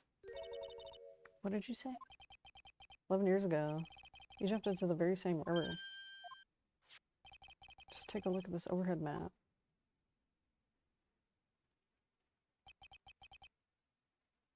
As you could see, below the cliff on the inner temple side is a big rock shelf. Oh, you're right. She wouldn't have reached a river if she'd jump off from there. In other words, if she had jumped, we wouldn't be able to see her body in this photo.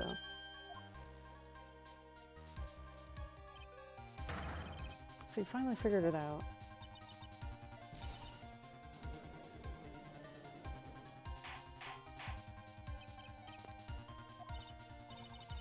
Just playing with me. Mayfa's body is at the bottom of the Eagle River. There's nowhere else she could be hiding.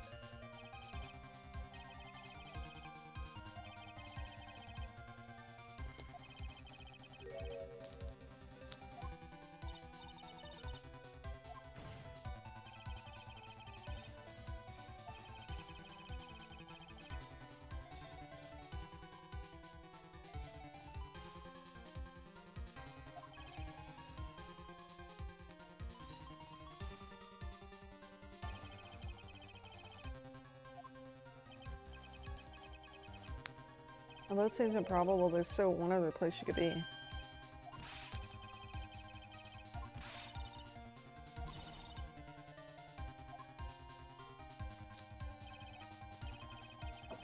I have a feeling that's her.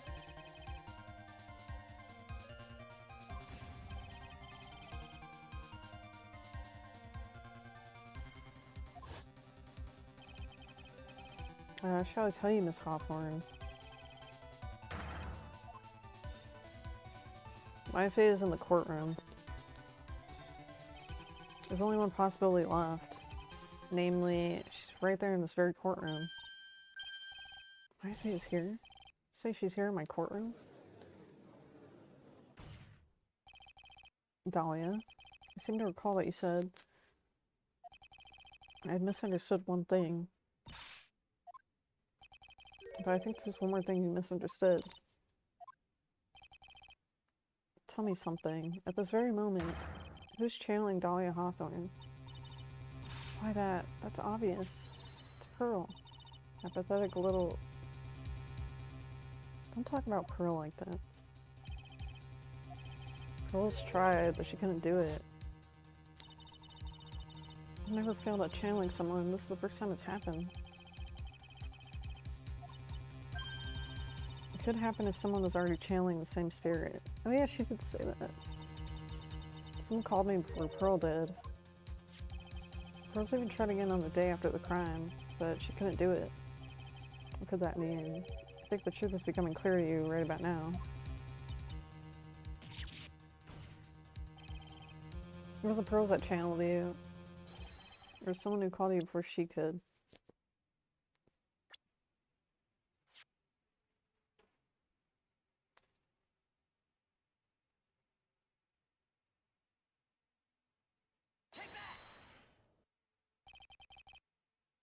This is an easy one. Pearl's gonna do it, and Missy Faye is gone. There's only one possibility left. Come on already, I can't stand the tension. Dahlia, the person channeling you right now must be Maya. What?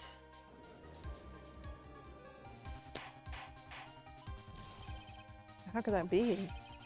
Remember what this witness Dahlia said about her goal? She said that her goal was to kill Maya. But if Maya channeled the spirit of someone that was trying to kill her,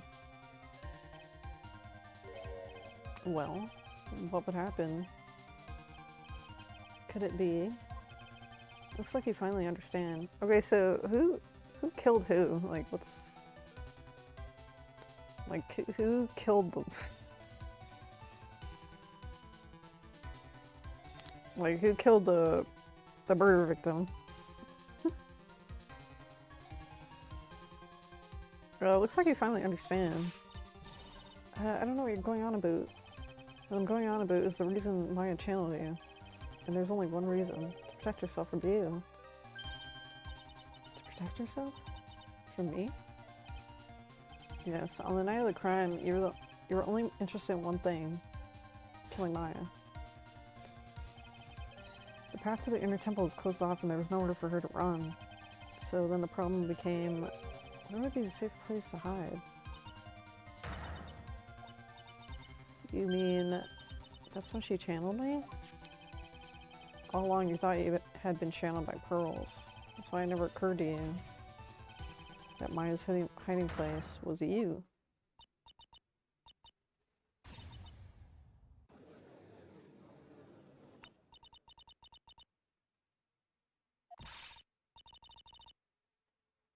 She looks kind of scary. Maya killed herself isn't obvious. Sorry, but no, it would have been impossible for her to jump into the river. It's just the only avenue of escape. The only way Maya could disappear from the inner temple. I don't believe you. A stupid little girl like that, who has never been out in the real world, she could never come up with a plan like that. Maya is like... She's like the channeling master. Well, she's like the next one in line, so... She's pretty good. She could have never come up with a plan like that. Who could have ever given her such a brilliant idea? Me, of course. Whoa. Okay, that's a little weird, isn't it? That's a little weird. I'm not gonna explain why. Like, if you know, you know. Mia, it's been a long time. So it's true. It was you. There's something else. What are you doing here? Hair. Tell me something, Dahlia. I want you to think back to the night one more time. You're just cornered by in the inner temple's garden, and then in the final moments of the fight, you lost consciousness.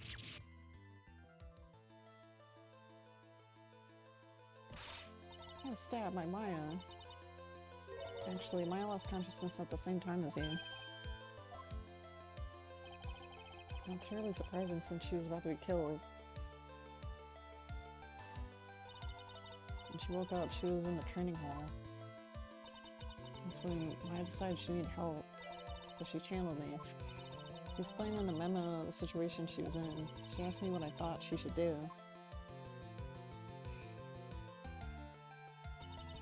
She did that? I can't believe it. Of course, I didn't have all the details, but one thing was perfectly clear, and that was, I knew that you couldn't be allowed to wander free. It was a race against time, so I wrote down 2 things that Maya had to do. Channel Dahlia as soon as possible, and lock herself in the sacred cavern until help arrived. So it was Maya who put that lock on there. If she hadn't done it, Dahlia Hawthorne would have been channeled by someone else. By one Pearl Fang. Pearl doesn't properly understand the plan, so all she was trying to do was follow her mother's instructions. If she had succeeded in channeling Dahlia, Hawthorne's spirit, things would have turned out very badly. Dahlia would have used the body of Pearl Fang. Kill Wright at all costs. How dare you? I won't forget this. Why not just admit it, Dahlia? Your little plan was nothing but a big failure. Yes, another failure to add to the pile of shame, wouldn't you say? Think about it. Remember all your past crimes? Not a single one of them was a success. They all ended in failure. How dare you? 11 years ago. Fake kidnapping, your very first crime.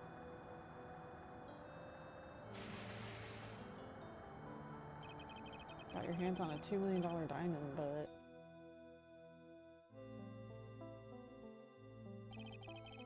After Terry Falls escaped and went to meet Valerie, the truth was exposed. Shut your mouth, it wasn't my fault. Because of that stupid oaf of a prisoner and that weakling of a policewoman. And then 1 year later, try to kill me. Well, I'm still alive, but... you end up killing someone else.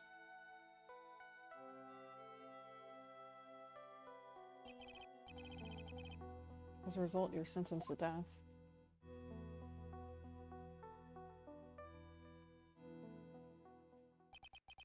It's one stupid move after another for you.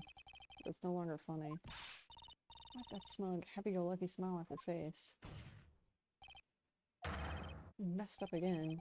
Let Maya escape. Even though she was right there in front of you.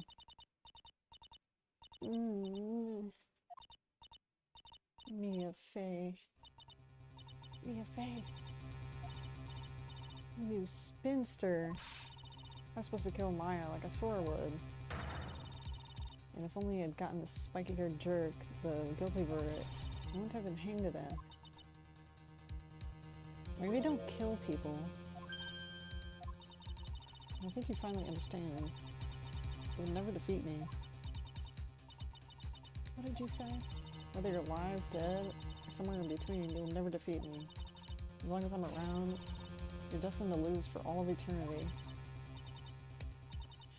Shoot. I remember what you said earlier in the trial. You said there was no way we could punish you. Because you were already dead.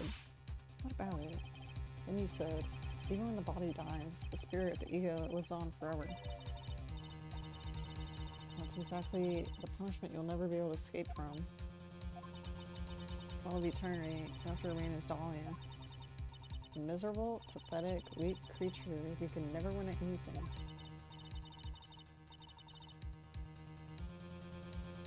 And for you, there's no escape from that, no hope of freedom.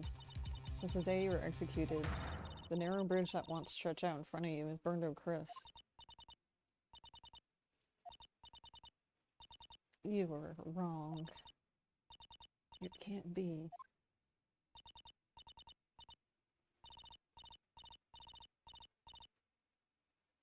She's about to blow.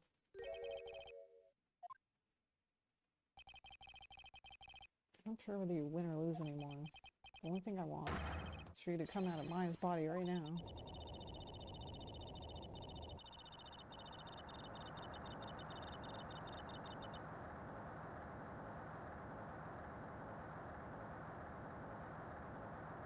Holy shit.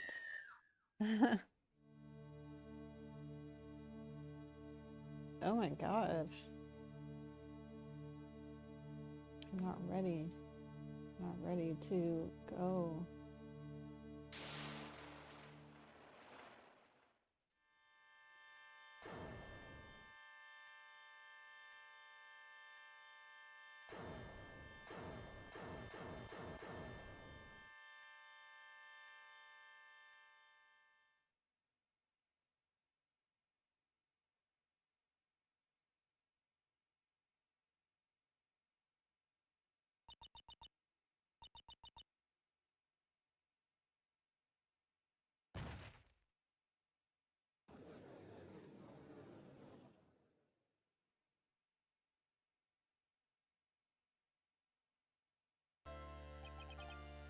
Now then, that gave me goosebumps.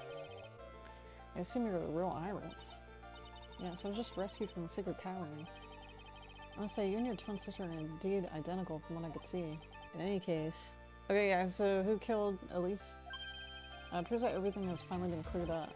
So what happened to Dahlia? If you ask me, it looks like she went back to the hell she came from. Indeed. It seems that Missy Faye wasn't the only victim of this crime. Maya, as well as young Pearl Faye, were also victims of this wicked and selfish plan. The tragedy of the Medium Valley has come to an end. It would be best for everyone if no further attempt was made to channel that spirit again.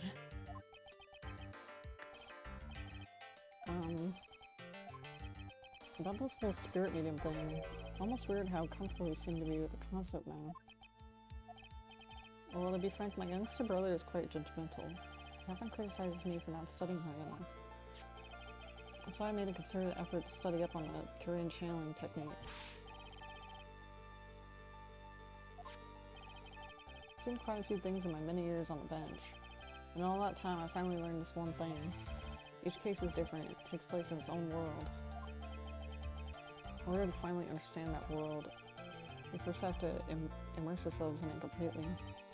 And that's where my brother and I used to differ.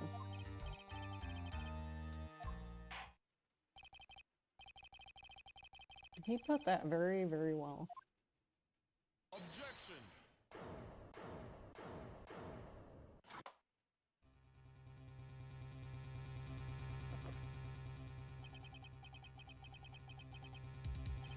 Was he about to say that she's not guilty? Because I don't even know. Like, this trial isn't over yet. That's what he means. Okay, remember what Miss Evil Spirit said in her testimony?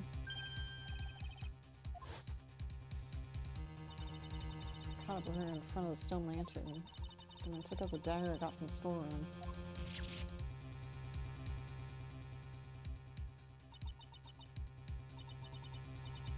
It's strange, but I don't have a clear memory of what happened. I think I was stabbed.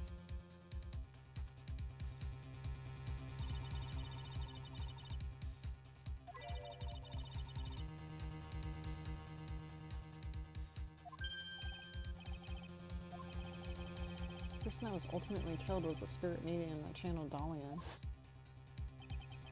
Elise. No, Misty Faye. But who killed her? Still don't know who did it.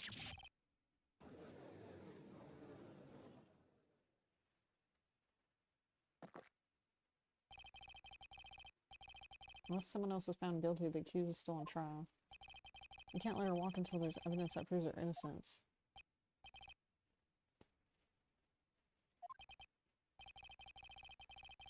But this court isn't prepared for any further testimony. Prosecution is ready to call our final witness. This one will clear up the whole mystery. The mystery of who killed Missy Faye. Is it really alright? Of course it's alright, Madam Attorney. Who's this final witness? Isn't it obvious? There's one person who saw the whole event. We'll put it... Who is it? Someone who saw the murder take place. The very person who saw her mother killed in front of her own eyes. Oh, Maya? She can't testify after what she's been through.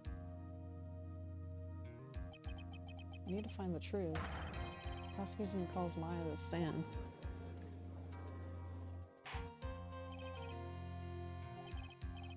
First, we'll take a brief recess. We'll have to wait for Miss Faye to recover.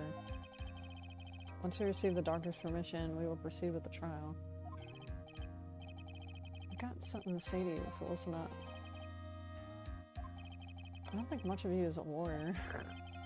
It's always the same with you. You somehow manage to squeak by without even a faint understanding of the case. Some beautiful woman always seems to come dashing in at the last minute to save you.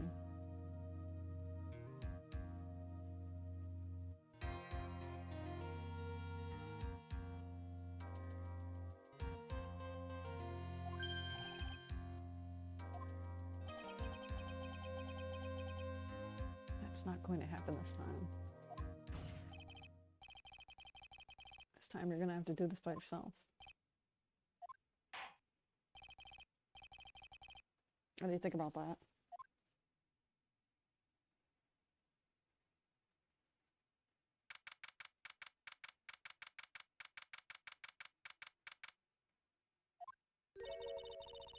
I'm truly sorry about everything.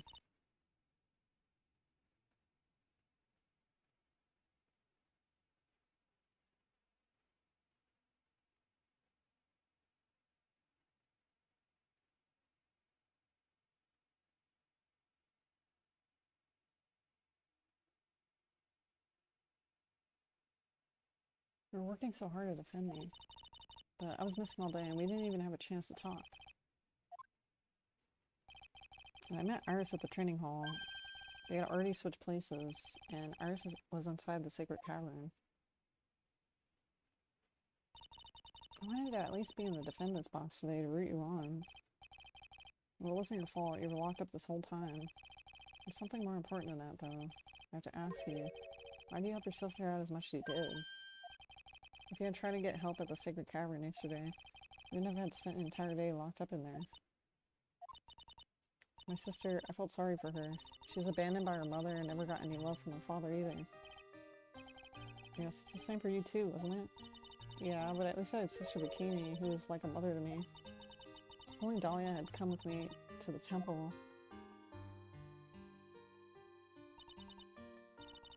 I always loved her.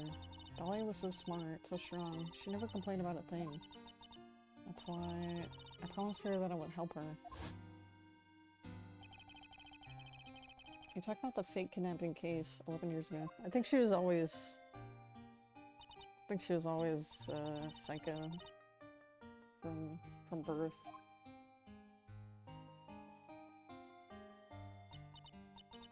But as usual, I was too cowardly.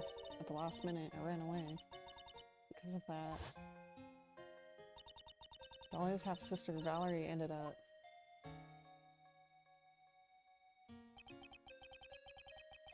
That was the case that wounded Mia so badly. But things didn't end there, of course. Some people suspected that my sister was involved in the murder. 2 defense lawyers, Mia and Diego Armando. After poisoning Mr. Armando, who was getting close to learning the truth, Dahlia even tried to kill the person that unknowingly hid the poison for her. You.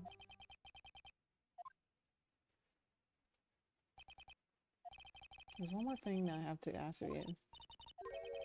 On the night of the murder, the person that cleaned up the corpse of the victim, Elise, was it really you? At night, after I rang the lights out bell, I went back to my room. At around 10:30, I received a call on my cell phone. There's a problem. Come to the inner temple right away. I got in the snowmobile and headed for the inner temple.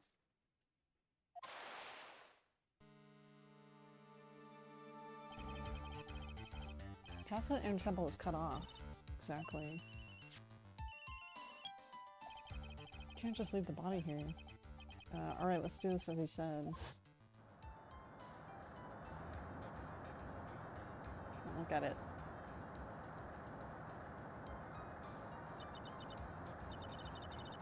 Okay, it's not funny anymore. It was me. I was the one that received her body.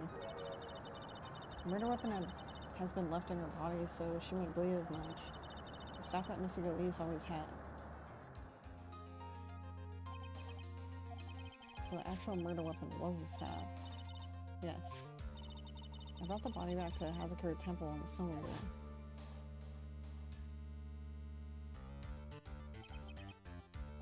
No, but why did you alter the body? I didn't want anyone to know that the staff was a murder weapon. I didn't want to leave anything that would lead back to Misty. So I dressed her in a robe and stabbed her with the barb thing. I wiped the blood off of the staff's blade and left it next to her on the ground. Just tell me one last thing. Tell me the name of the person that called yourself a real killer. I'm sorry, I can't do it. I can't say you did it.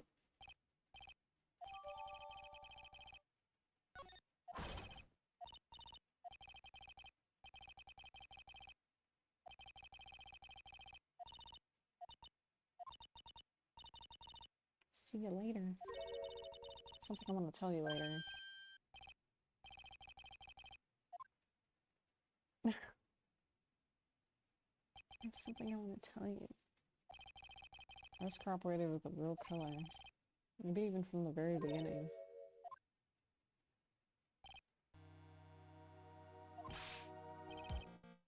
How's Maya doing? Physically, I'm not worried. She'll recover completely. But emotionally, she's been hurt very badly. You don't mean she's learned who Elise really was? Yeah, I went to the medical office and talked with her. I told her everything I knew. Maya's stronger than you think. I knew she could take it. I want you to figure that answer out by yourself. The trial's about to start. Real killer. Do you know who it is yet?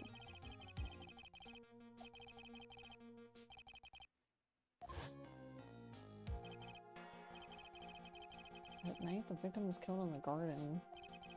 And the criminal wasn't just there by accident, which means that the killer knew of Dahlia's plan from the very beginning. The victim was moved to the temple side by Pendulum. In other words, the criminal couldn't have crossed the bridge. That means they're stuck on the inner temple side for almost the entire day.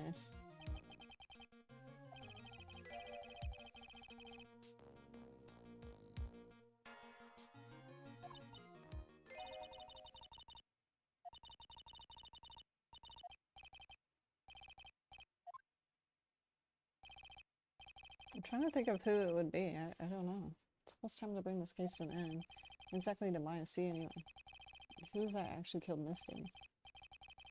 I have to prove it. All by myself. Somebody tell me!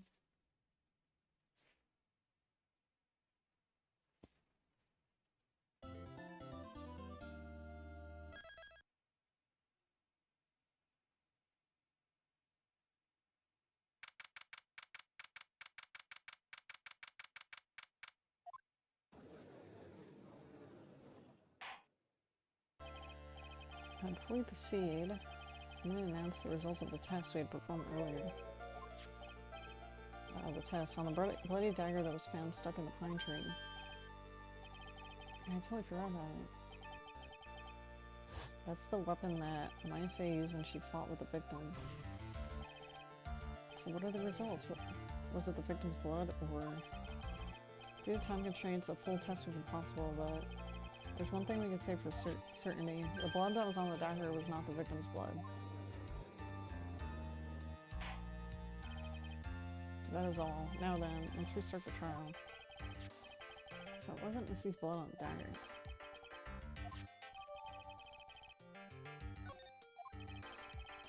I'm sure the defense and the prosecution know this, but this trial is rapidly coming to a close. Besides, need to show some firm evidence with their claims.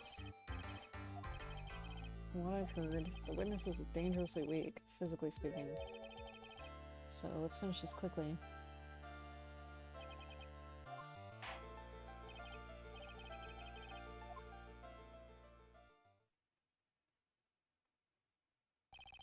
I missed Maya. My profession is, I'm the assistant manager at Wright & Co.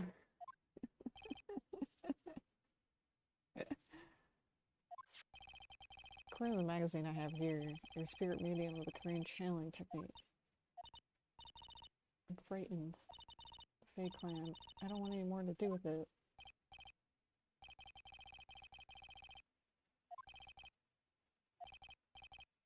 Now then, when the event occurred, you were in the garden of the inner temple. You witnessed the moment of Elise's murder.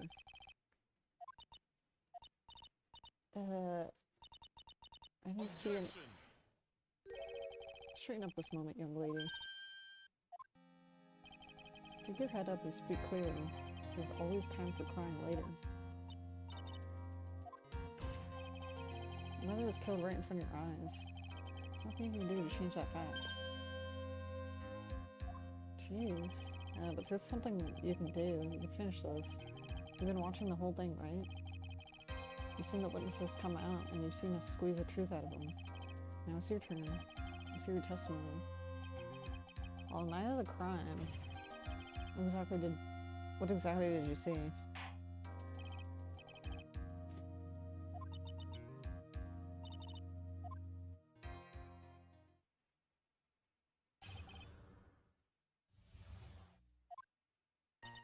I was passing through the garden on the way to a spare prep room when it happened.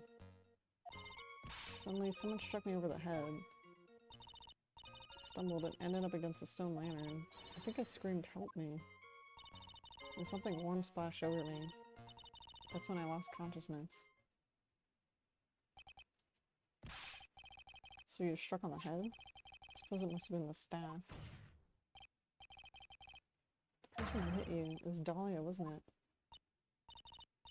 I'm sorry. I couldn't see. I don't know.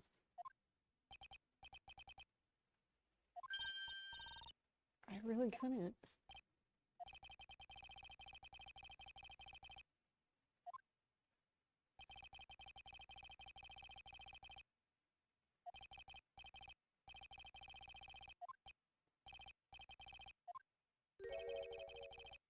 Oh. She got hit in the head with that staff, probably.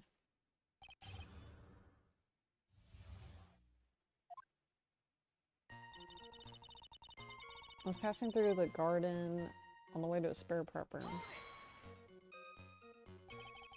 House was on the inner temple side that night. Bikini, of course, but I remember her saying that Iris would be coming. On the day after the incident, Andrew met with Bikini. Sorry, I keep burping. That means she couldn't be the criminal. So then, did Iris actually come later, like she said?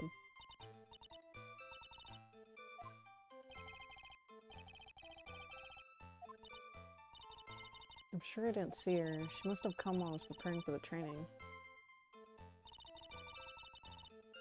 Suddenly, someone struck me over the head. Who did it? Who hit you? I didn't see who it was. I was hit from behind. After that, your attacker was in front of you. How could you not see who it was? Let me think for a second. Dang. He's interrogating her. Can't remember. He's really having a hard time. What should I do? This isn't making sense. How did you see this person?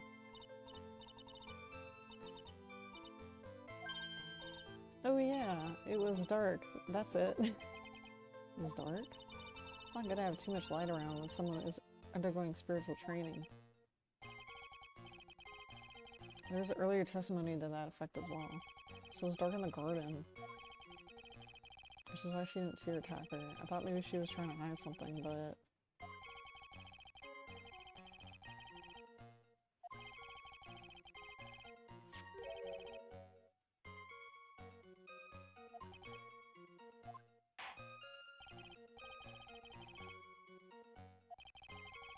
What happened after you struck on the head? I stumbled and ended up against the stone lantern. My attacker was in front of me, blocking off my escape, I think. After getting hit like that, I was in a state of panic. There were only two things rolling around in my mind at the time. This is beginning to get interesting. So what were the two things rolling around in your mind? My name is Maya. 1 + 1 = 2. See, for some crazy reason, I was afraid I was going to lose my memory. I know it's odd, but that's how it was.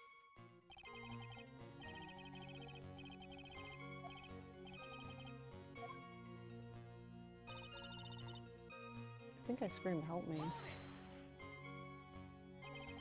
You think you screamed, but you're not sure. Listen, I was in a complete wreck. It was dark and I couldn't see my attacker. Was it a man, a woman, an adult, child? I had no idea. I was scared out of my wits. Believe me, I'm certain I would have soiled my robes. I thought this person might attack me. Anyway, I'm pretty sure I screamed. I thought it was my last hope. It sounds like poor little Maya was really out of her mind. I wonder what she meant by last hope.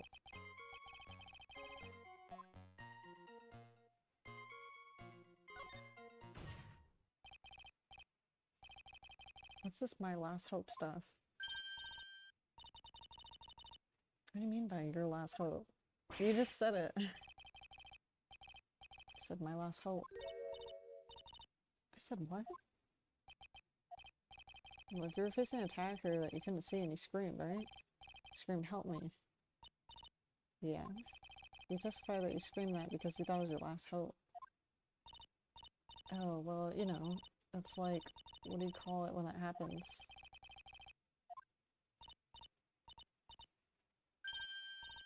Oh, that's right. I remember now. I was facing my attacker, but that's not who I was screaming at.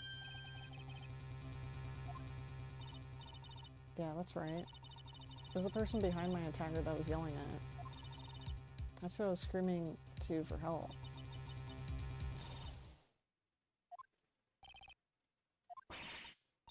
I messed up. I didn't mean to let that slip out.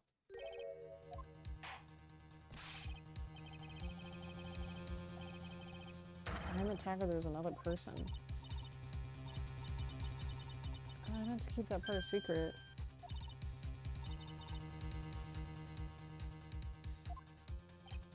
You know what I just thought?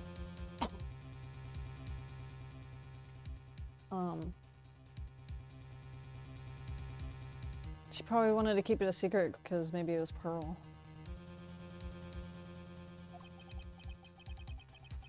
It takes a ton of pressure to make a diamond.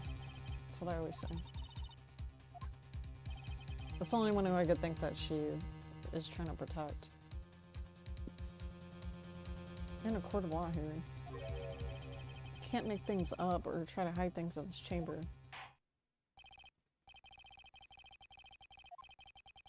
I want you to add it to your testimony. I could see a man behind my attacker. Maybe it wasn't Pearl.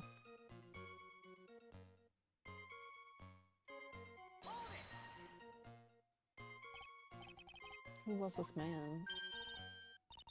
Well, you see, I couldn't see. You know, lantern light isn't very bright. There's a great big stone lantern in the garden. They always light it when the acolyte is there for training. You know what to say, under the lantern, darkness reigns. So I could see the person that was further away, but not my attacker, who was closer. Plus, there weren't any other light sources in the garden. And something warm splashed over me. I don't mean, was it... I didn't know at the time, but... I think it was probably blood. She's saying that Elise, who was channeling Dahlia, was stabbed in the back by the killer. At that moment, I was paralyzed with fear. I was just sitting there in the snow. I'm sure blood got on everything around me. That's when I lost consciousness. So what happened next? I don't remember.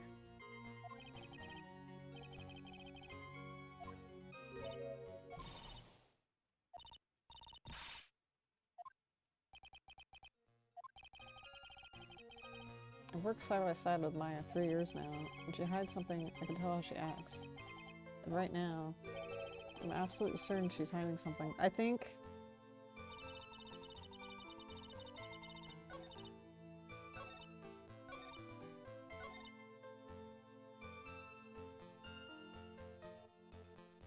she saw pearls.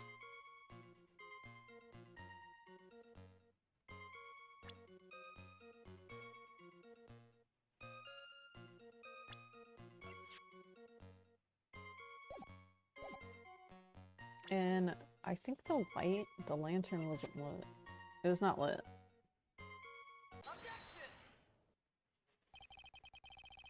So there's a man standing behind your attacker. Yeah. That man, he's the killer. Stabbed her from behind. He's the one who killed Elise. Otherwise known as Missy Faye, your mother. The killer? You know who killed your mother, don't you? What is the meaning of this? To be frank, Your Honor, I think she's in shock and quite confused. That's why she hasn't noticed the huge problem with her testimony. What do you mean, what problem? Maya, on the night of the crime, the stone lantern was out of commission. It's true. There was no light anywhere in the garden that night.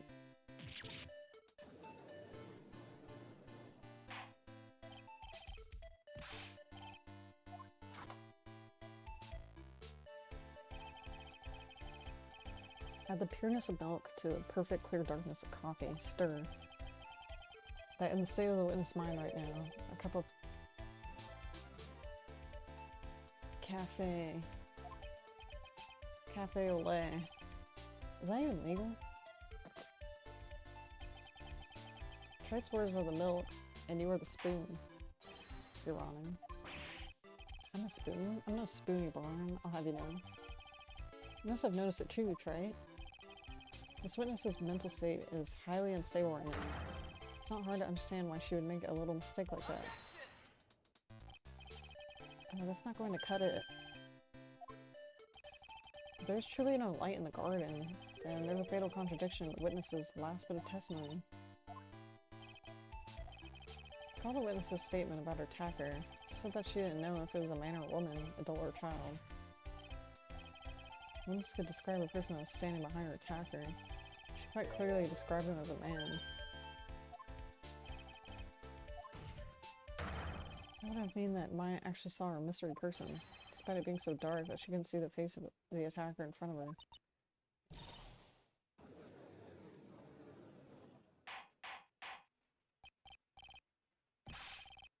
What in the world? Yeah, why'd she even bring up the child thing? Anyway, it was like... She just brought the child thing up on her own.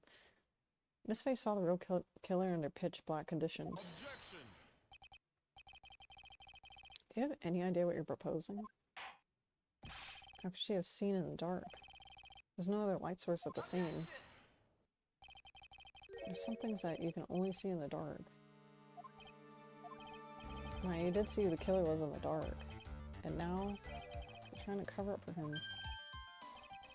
For the man that killed her mother. There's only one conclusion I could draw from this. You know who this man is. Please. I don't know anything. Please, I'm begging you.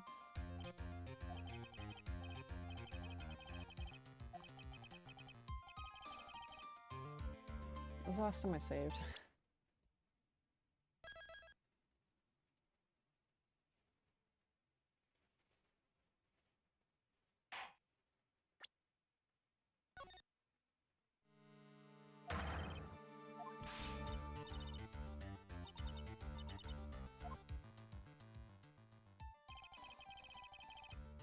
Maya's dead set on protecting this guy, the man who murdered Maya's long-lost mother. But I can't let him get away with it. It was a man, huh?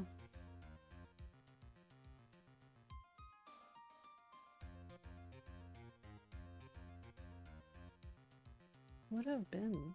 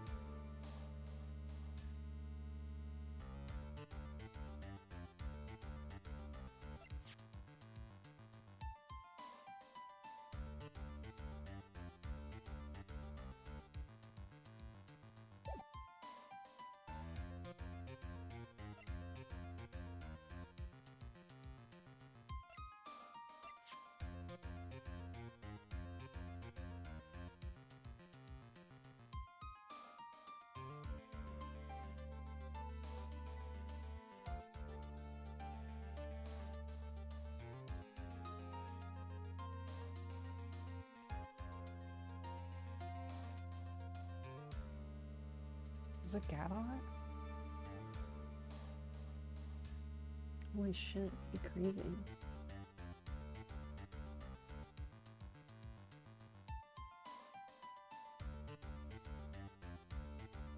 This is the only man. Well, I could have been there. You know? It wasn't Gumshoe. It wasn't him. It was not Edgeworth.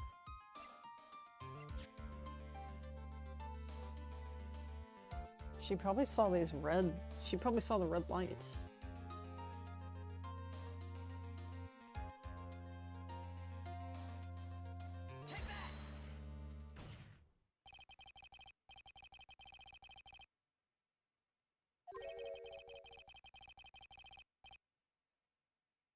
Oh my god, this is crazy.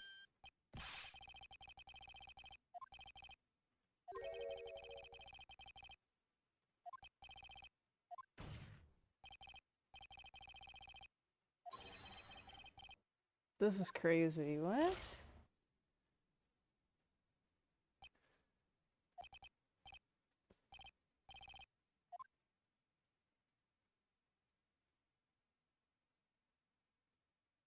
What the fuck?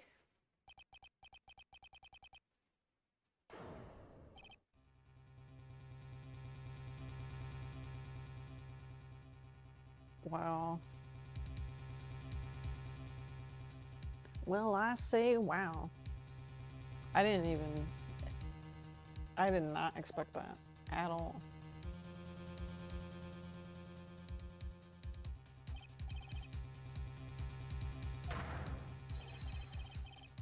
It's the man Maya saw on the night of the murder. Wow.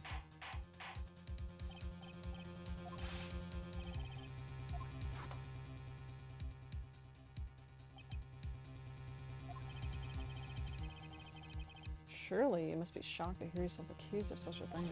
Why aren't you denying it? Your Honor, you're asking the wrong person. If you got a question, ask the witness. It's one of my rules. What you saw that night was it 3 glowing red lights.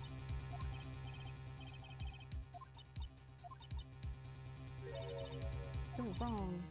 I never saw that. I thought the person that stabbed my mother was a man. For totally a different reason.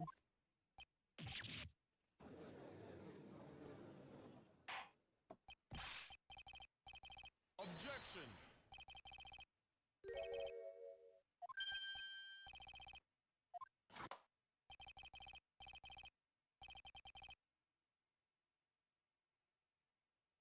I don't know, this just happened. Let's continue with the testimony. Please tell us how you knew the killer was a man. I didn't realize until after I woke up, but...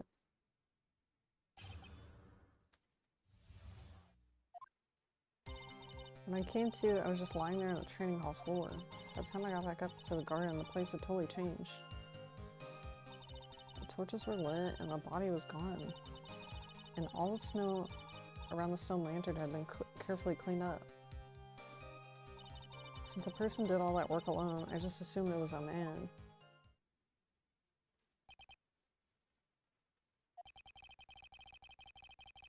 Sorry, that's valid.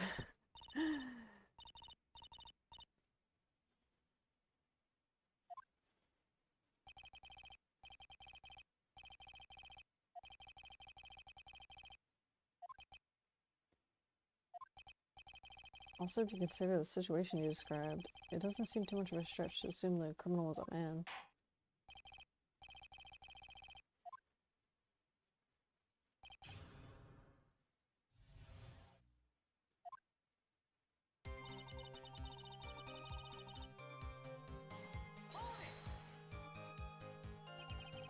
So you lost consciousness when you were in the garden.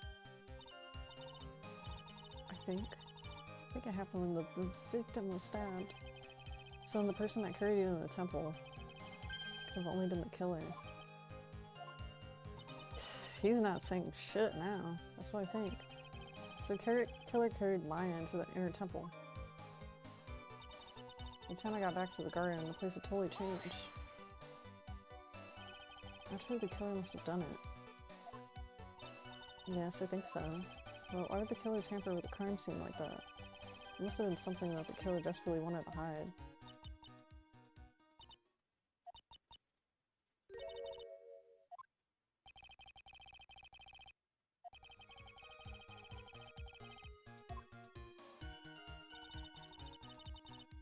The torches were lit and the body was gone.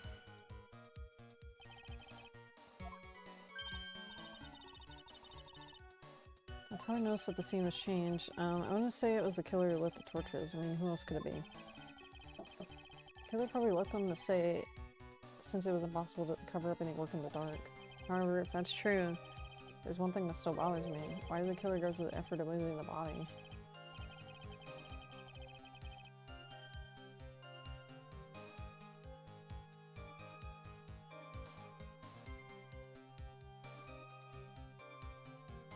Okay, suppose that, like, it is Gadot, right?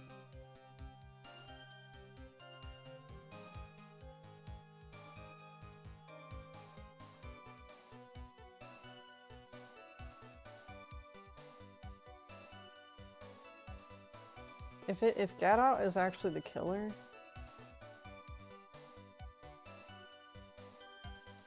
would he have been trying to pin the murder on Maya or Iris?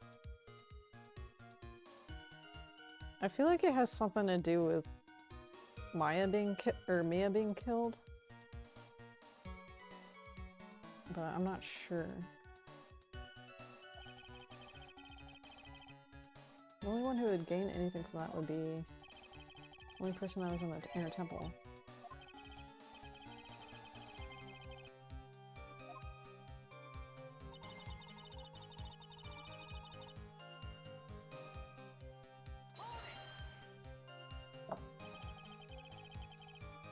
So you're saying the killer cleaned up the snow? It did look really odd. The snow was removed in an unnatural looking rectangular shape. There's a lot of shovels around the inner temple, but they're all really heavy. Way too heavy for me to use. Odd fellow indeed, the killer. Why would anyone want to take the snow away?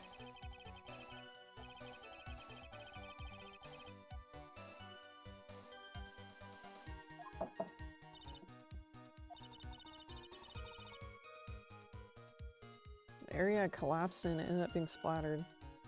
If it was Gadot, he's trying to He's trying to pin the murder on somebody.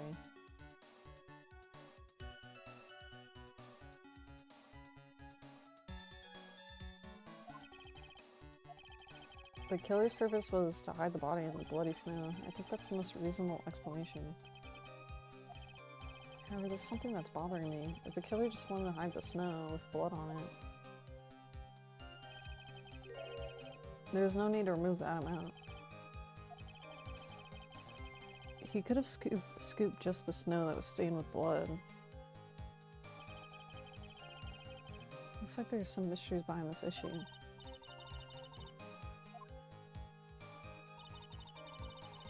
Since the person did all that work alone, I just assumed it was a man.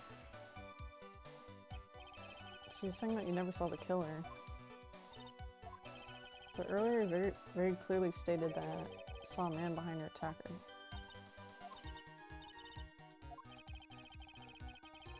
The killer certainly went through a lot of trouble, moving the body by the pendulum, manipulating the crime scene. But for what purpose? Why do all that? Maybe Maya knows more than she's letting on.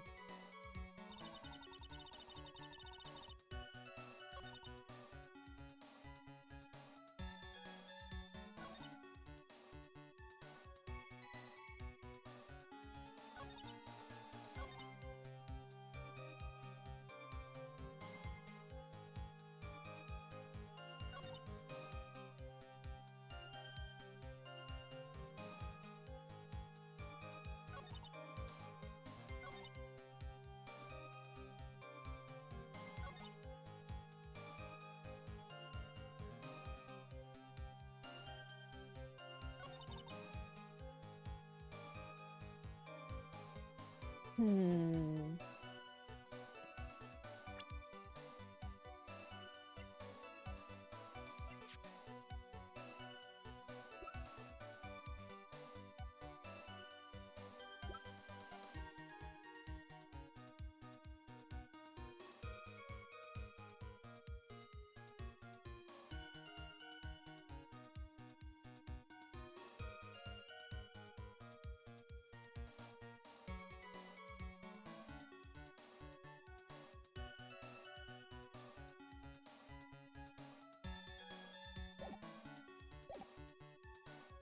I don't really know. Torches are lit. Just seems like she doesn't know.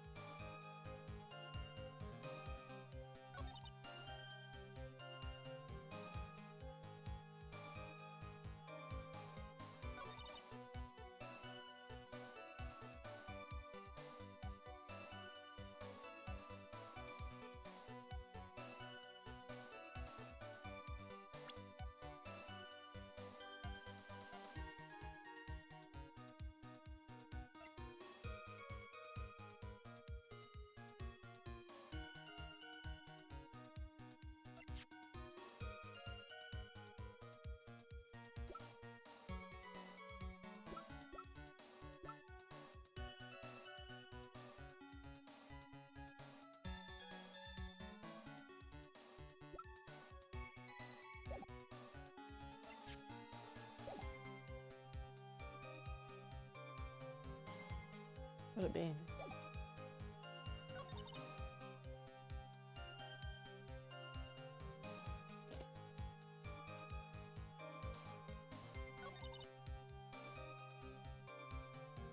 Torches were lit and the body was gone. Hmm.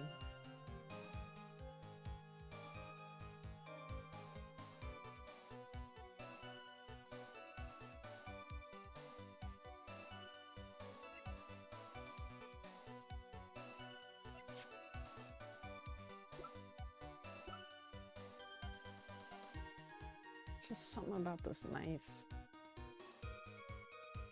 Hmm.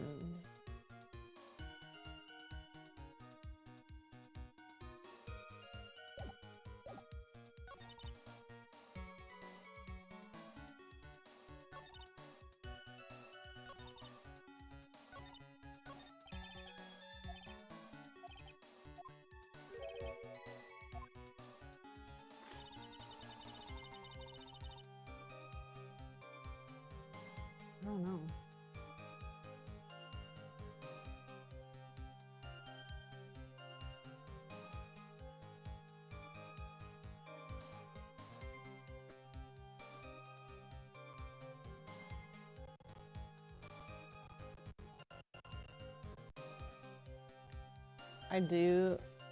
I know I'm looking this up a lot. I just want to get this wrapped up.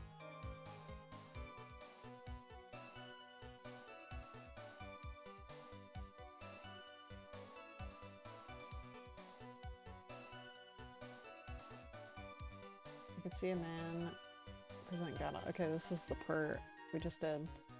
Press all the statements in order, then press the second statement again.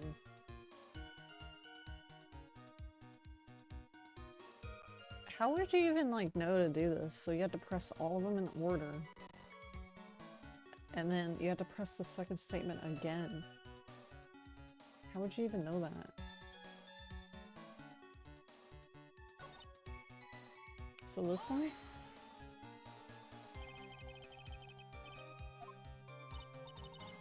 I think so, but why would the killer tamper with the crime scene? It must have been something that the killer desperately wanted to hide. The truth is, when I saw the crime scene, I felt something. I felt like the killer was hiding the evidence from me, for my sake. Everyone knew that I was the only one at the inner temple. If the king had come back and looked at the garden, she may have thought that you had done it. No, she definitely would have thought so. And you're saying that's why the killer cleaned up the crime scene to make it look like nothing had happened.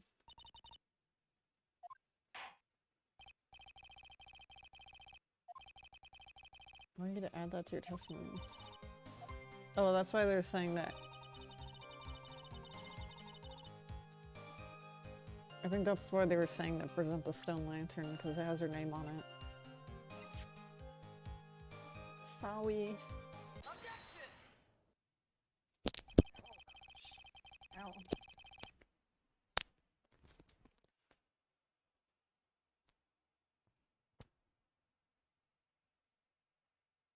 I wouldn't have even guessed that you had to present that thing.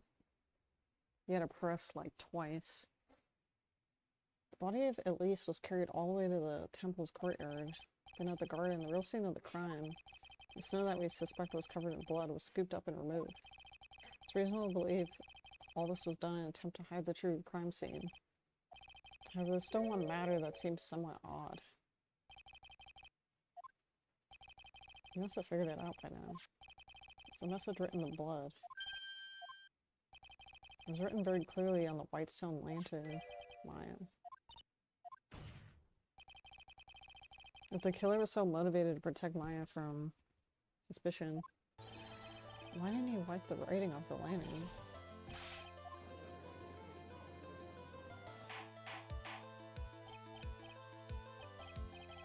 But Mr. Wright, isn't it the fact that the killer was trying to cover up the crime scene? Indeed, but it doesn't make sense to move the body or remove the bloody snow, and then not wipe off the most incriminating thing of all, the bloody writing. If that's the case, give an explanation for the killer's mysterious behavior. Why would this killer move the body and remove all the snow, but then leave the bloody writing on the lantern? I don't know what the killer's plan was, but it's the fact that the killer left the writing on the lantern. There must be a reason for it.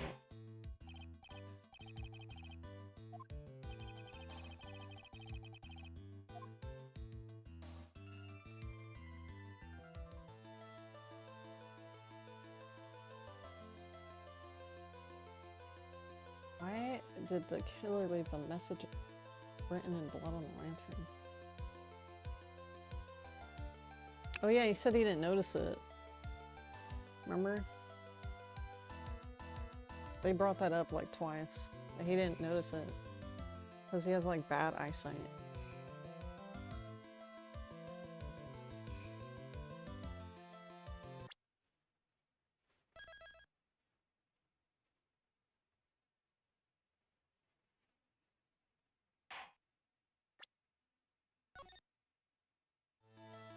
And he was shocked when, yeah, Phoenix Wright was like, there's blood on the lantern. He was like, what? I was kind of wondering why he was acting like that.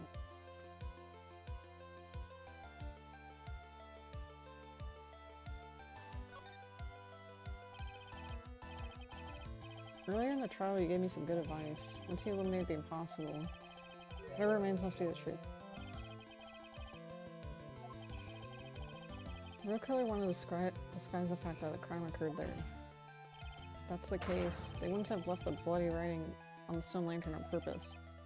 Therefore, it must mean that they didn't notice it. That doesn't make any sense.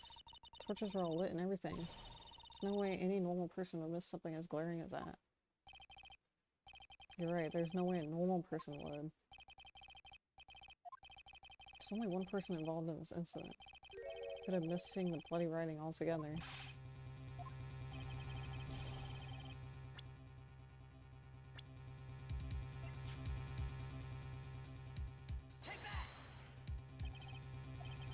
This is what you said yesterday. My eyesight is pretty messed up. I have these huge goggles on my head. Still can't see everything.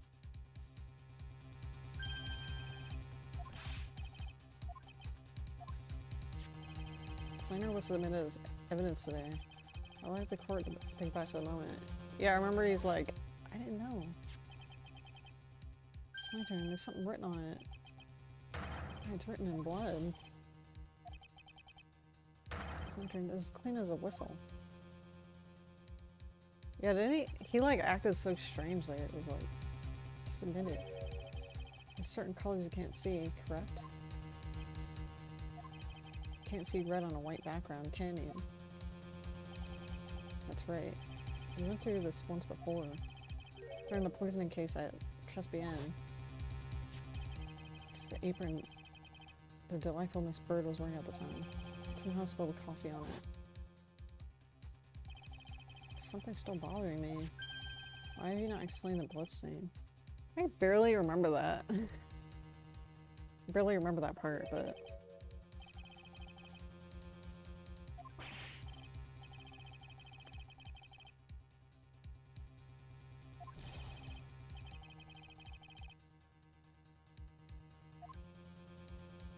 Dang. See the coffee on the white apron. You couldn't see the ketchup.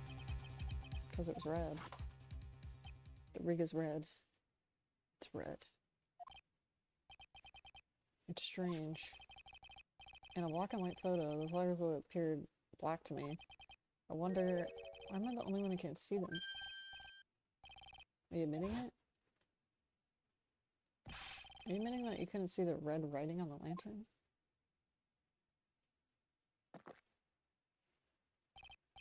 Hey, Gramps, didn't you know? That's a reason why I don't drink red tea. Jeez. I wasn't sure about it until now, but I just can't believe it. Prosecutor Gadot is the murderer, but then there's no going back now. I finally figured out the truth.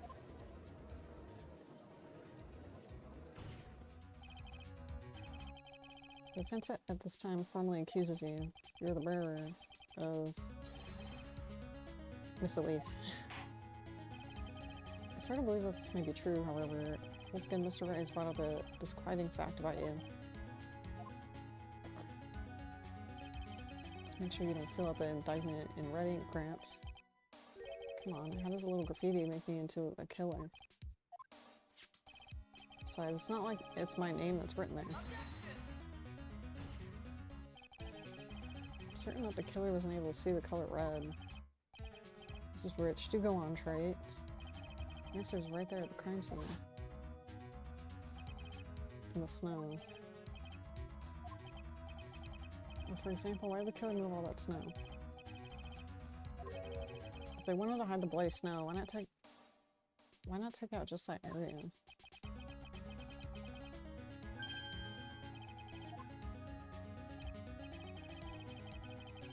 The killer couldn't see the red blood that had seeped into the snow, so he had to remove all the snow. He couldn't be sure where the blood landed, so he removed the whole area. Isn't it more likely that the killer didn't see the blood because it was dark? Not a chance. The torches were all lit. They wouldn't have been able to. They would have been able to see just fine. Once again, this trial has taken an unexpected turn.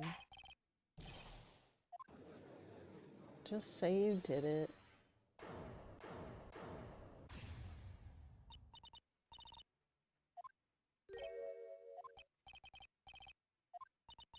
Mr. Gadot isn't the killer. After all, he didn't even come to the inner temple until 2 days after the murder took place. He didn't show up until after that old bridge got fixed up. Maya.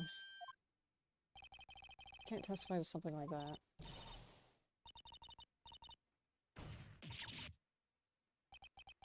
After the murder happened, you didn't even exist. Are you senile? We established this a little while ago. After the murder, this witness was unconscious for a long time. Because she was channeling Dahlia.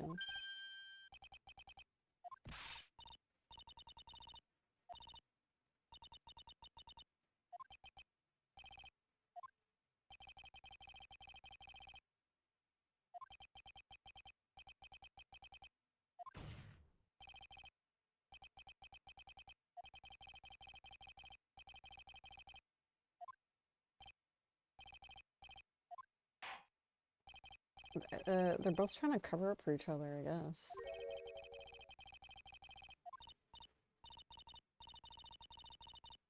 After I woke up, I began channeling and my spirit left me.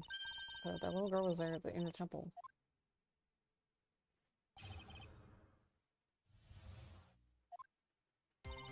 Curly was also stuck on the inner temple side. The next morning, she looked around but couldn't find anyone. The next day, when the bridge was finally fixed, she was in the spare prep room. That's when Mr. Gadot arrived at the inner temple. He found Pearly first and cheered her right up. That's my little cousin, Pearl. So when did you hear about this? Oh, just a while ago when I was in the medical office. But what you heard from someone else is simply not admissible as a testimony. Pearly would never tell a lie. She's one more honest person than I'll ever be.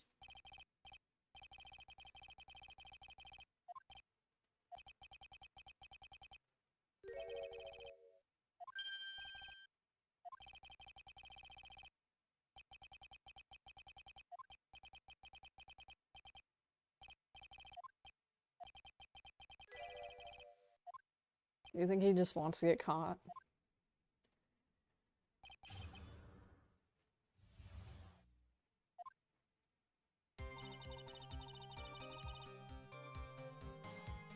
Pearly was also stuck on the inner temple side. The next morning she looked around but she couldn't find anyone. The next day when the bridge was finally fixed, she was in the spare prep room. That's when he arrived for the inner temple.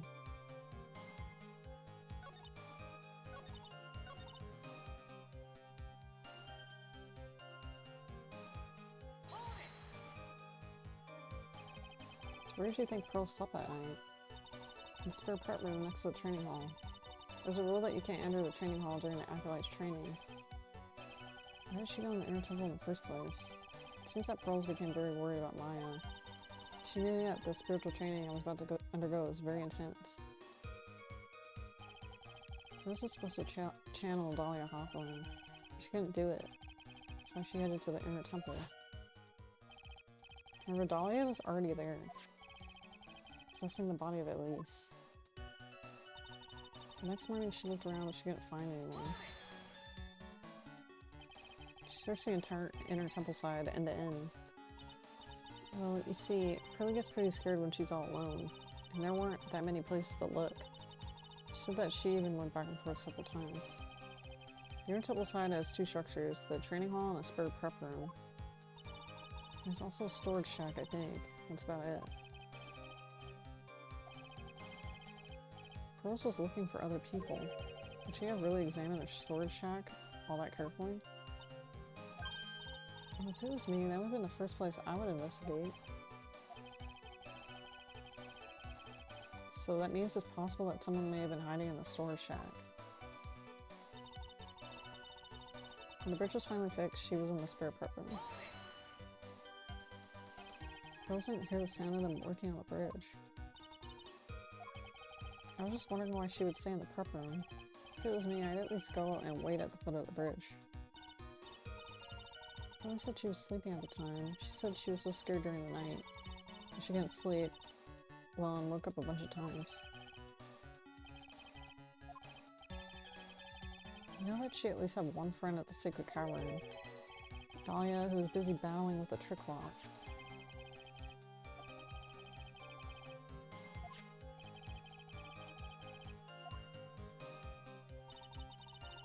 Okay, that's when Mr. Gadot arrived to the inner temple for the first time. So it was your first time on the inner temple side, right? Oh, that's funny. Am I imagining things? The defense asked me a question. Yeah, he's allowed to do that, isn't he? What you heard from someone else is simply not admissible as a testimony. Those are your words. Touché. Well, what do you have to say, Mr. Gadot? Hot nights and even hotter coffee. That's what I always say. Hadn't it been for this case, I would never visited here. Freezing cold temple in the mountains. I think I'll pass.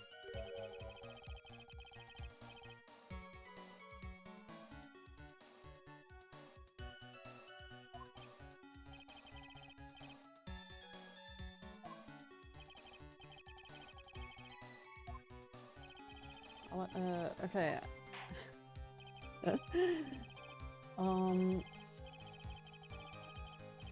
After fixing the bridge, the policeman came over to the inner temple. He found Pearly first and cheered her right up. He cheered her up. That's what Pearly said. She said he was a very nice older gentleman. Thank you for looking after my cousin. Tara was thinking you were nothing more than a coffee addict. Cut it out, you're making me blush. This guy is really beginning to get on my nerves, in more ways than one.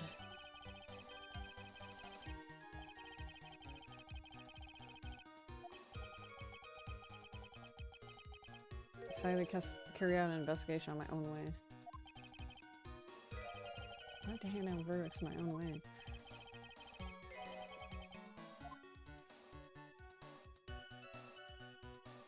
Which one?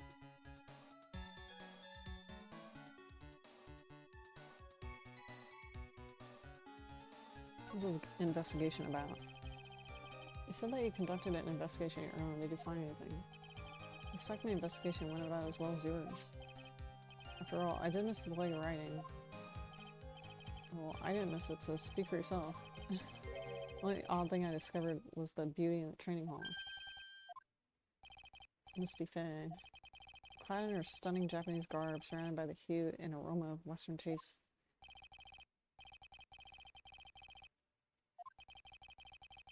So from there, you headed to the prep room.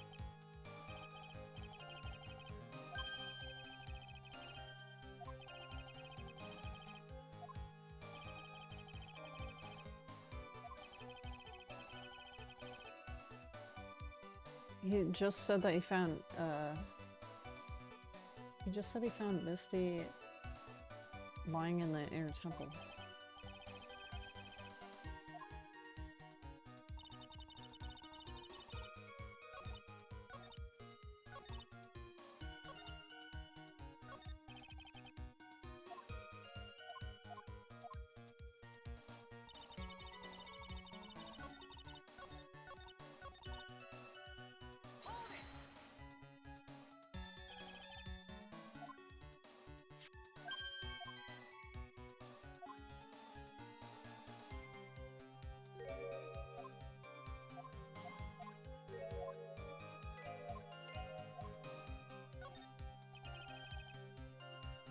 So you cheered Pearls up. When I found that little girl, the first thing she asked about was her cousin. Berta burned down and she was huddled up in that tiny shack with no heat. Even though she must have had a truly terrifying night out there, she asked about you before she said a thing about herself. I noticed that you weren't anywhere in the inner temple side, but I couldn't find it in me to tell her that, so I gave her my last cup. With milk and sugar to hide the bitterness of the harsh truth.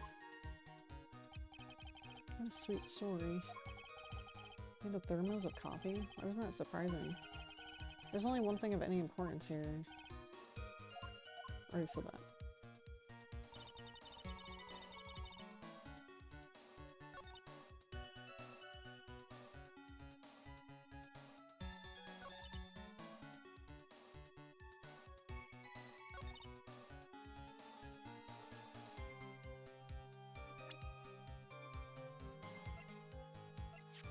Didn't he find this?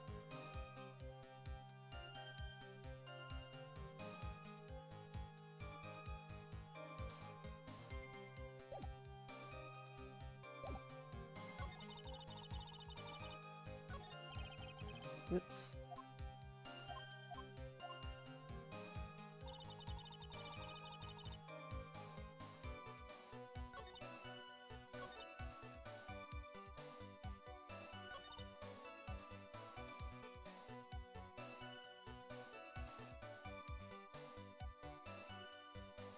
I don't know, is it some bullshit where I have to, like, press all of them again?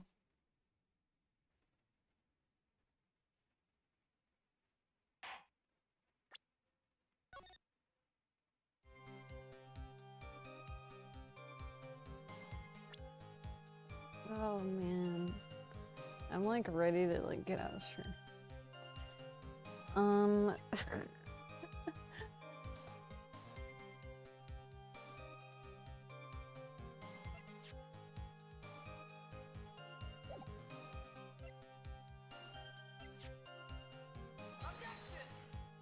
wasn't it?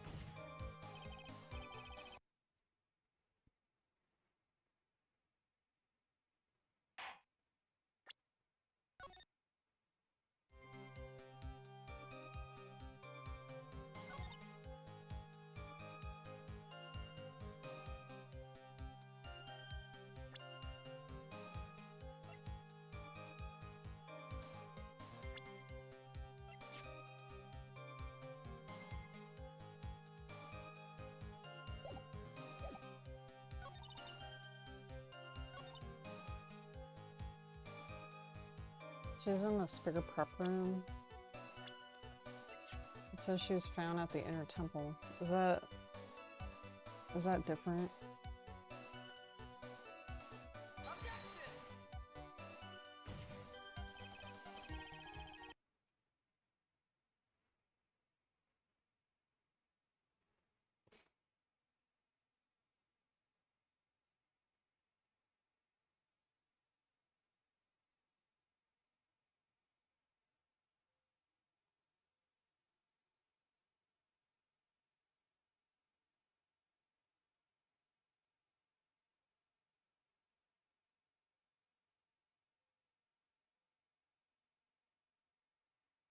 I just want to wrap this up. Okay, the fifth statement, he found Pearly first. Choose to ask about Gadot's investigation. Present the hanging scroll.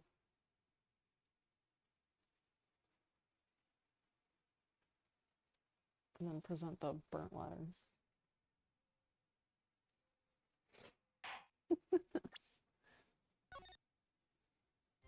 Okay, that's when. So... present the hanging scroll. Why? First time he crossed the dusty bridge and went to the inner temple. It was long before the murder took place. Because he just made one fatal slip-up. Hanging scroll in the training hall. The scroll shows a picture of my mom. I know you know who it is, but there's something you didn't know. By the time the bridge had been repaired, 2 days after the murder, the hanging scroll in the training hall looked like this. What's that wonderfully delicious smell? The morning after the crime, someone covered it with gravy. Why gravy? Because gravy was much more than a condiment to the culprit. Well, Mr. Gadot, if you really hadn't seen the hanging scroll until after the murder, you wouldn't have had any way of knowing that was missing.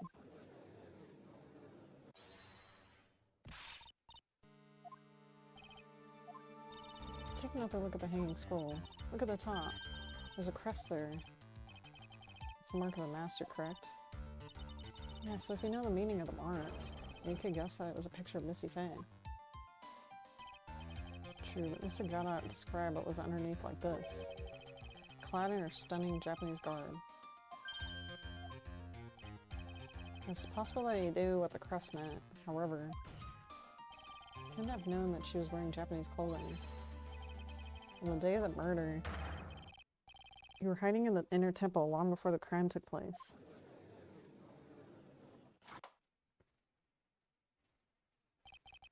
Can I ask you just one little thing? This whole theory of yours, it all rests on a certain assumption.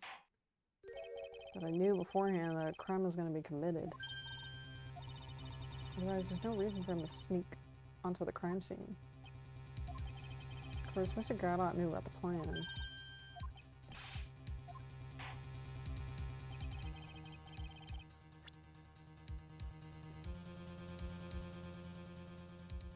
What was I supposed to present again?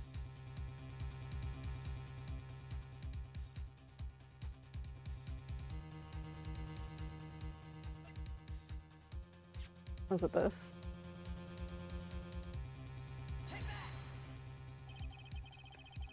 Crime was actually planned over a year ago.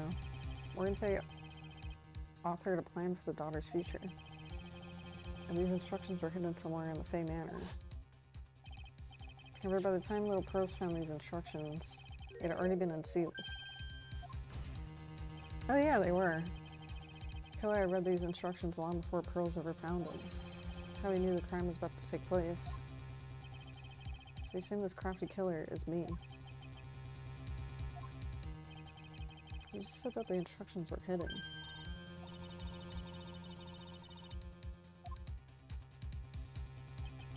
If he really wanted to know, he had one great chance to find out. During a visit. What if they told her daughter, Pearl, about where the instructions were hidden? During one of her visits to the detention center. That would be the only time when someone had learned where they were hidden. Eavesdropping on a visit at the detention center? Yes, it could be arranged for someone with easy access in and out of there. Like, for example, prosecutors such as Mr. Gadot.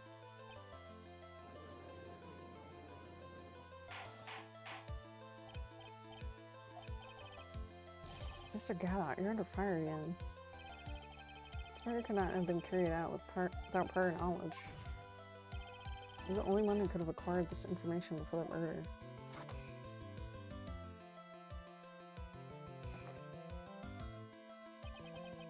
Humans are afraid of the dark, and yet, at the same time, we're fascinated and bewitched by it.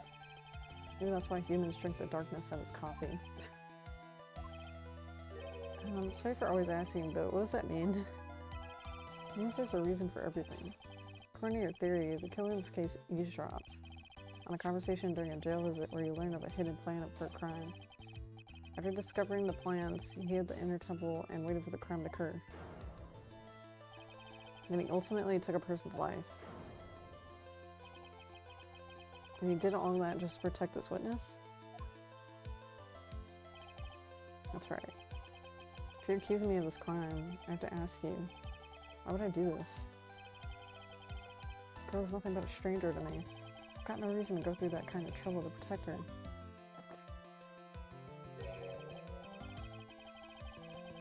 I'm certainly not the type to rescue the damsel in distress.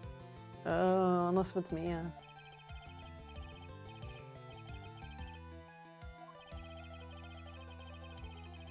Even considering that the killer wanted to protect this witness's life, his behavior is still a little too unnatural. You had a good reason, didn't you? Unshakable reason that forced you to protect this witness at all costs.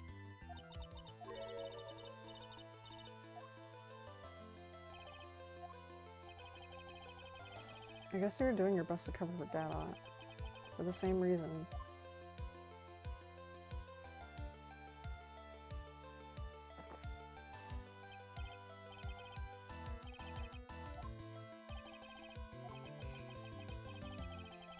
Maya Fey is a lot more than a stranger to you. There's one person who lies at the very center of this whole story. One person that ties you and Maya Fey together inextricably.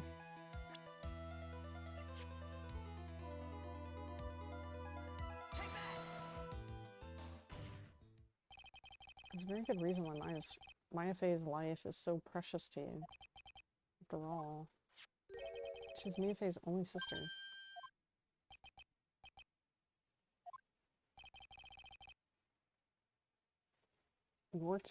You once worked alongside her. That was when you were a defense attorney. Mr. Gadot is a defense attorney? For your honor's piercing intellect, you must have figured it out by now. The real name of this man who calls himself Gadot, his real name is Diego Armando.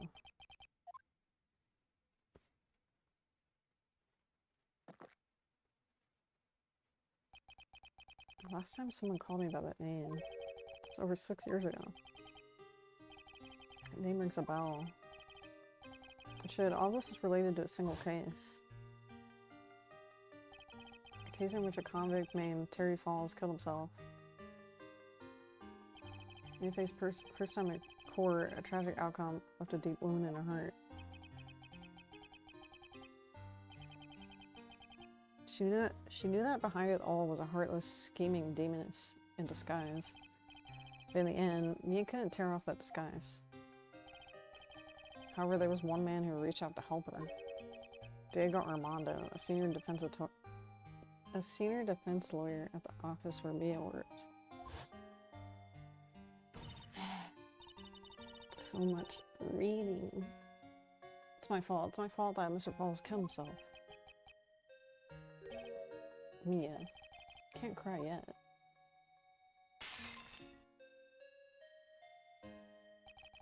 The only time a lawyer can cry is when it's all over.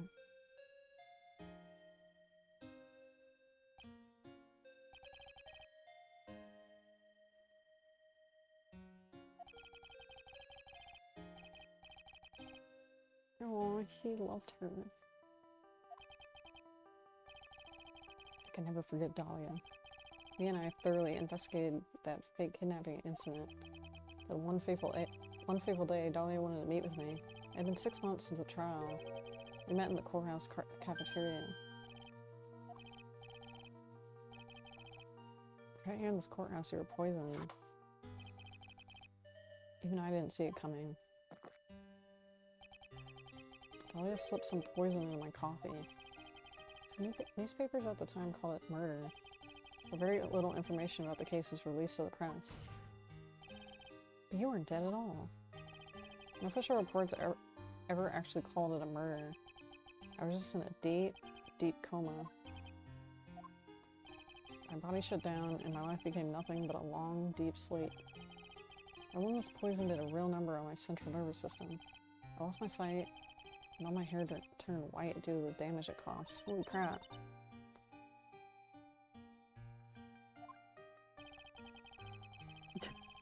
Apparently it's a miracle that I ever regained consciousness. 5 years had passed since I drank that poison brew. But one morning my eyes flew open from the smell of a doctor's cup of coffee. You were asleep for 5 years? The worst possible news is waiting for me. Faye was dead. From the very moment I opened my eyes, I had already lost everything I thought I had. The woman I loved had been murdered. Aww. The woman I loathed had been sentenced to death. That woman who spiked my scalding hot coffee, Dahlia.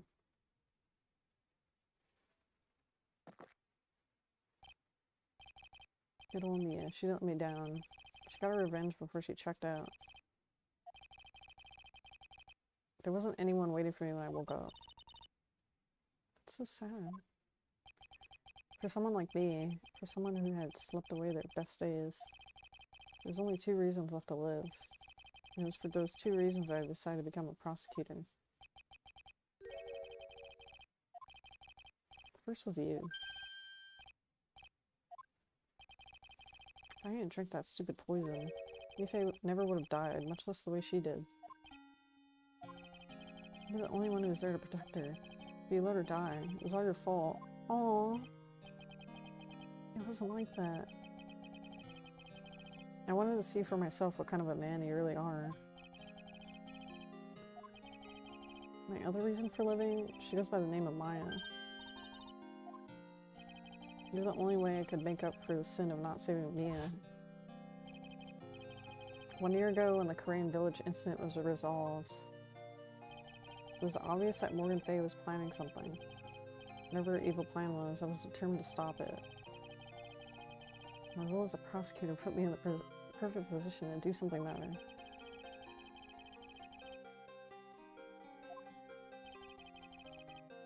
I knew the time was drawing near. Since I knew the plan, I thought I could foil it. My goal is to outwit the plan. I thought if I could do that, I could keep that girl from being caught up in it. Pros had known that the actual purpose of the plan was to kill Maya. She never would have helped out. The day of the plan was drawing near. I contacted both my accomplices, Iris and Misty Faye. Especially needed the help of Iris. She was to take the fall on my backup plan in case we couldn't control Pearl.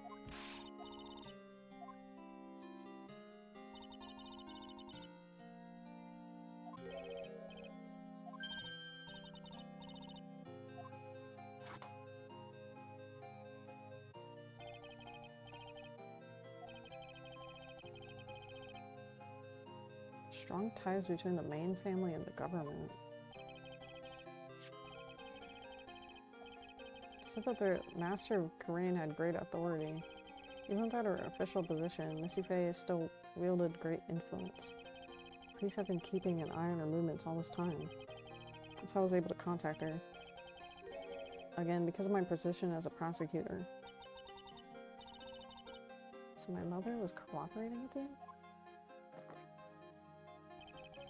Don't ever forget. No matter how far away from you she was, she never stopped thinking about you. She was always... That's why I know she would do anything to protect you. If you want to know how strong her resolve to protect you was, look at her staff. The day the plan was to be carried out arrived soon enough. We met for the first time at the temple. That's when your mother showed me her special staff.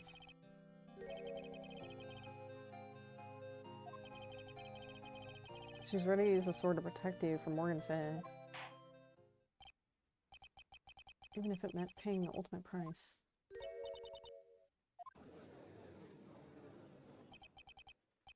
That night, there was just one way to stop Morgan's evil plan.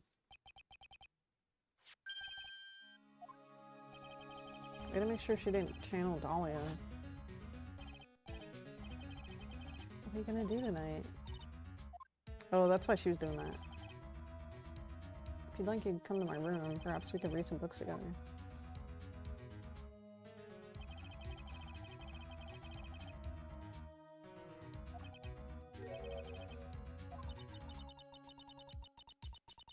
She was worried and followed me to the inner temple. That was the thing we were most afraid of, and that's why Missy Faye had to do the channeling herself. She channeled Dahlia Hawthorne into her own body. If she channeled the spirit first, then Pearl was going to be able to do it herself. As Master of Korean, Misty Faye's power was supreme, so that's how it went down. She channeled Dahlia so that Pearl Faye wouldn't be able to.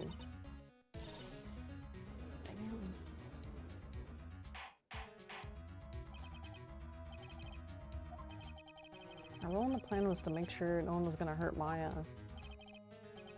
That's why I hid myself in the inner temple. Just in case you need to be safe from Dahlia.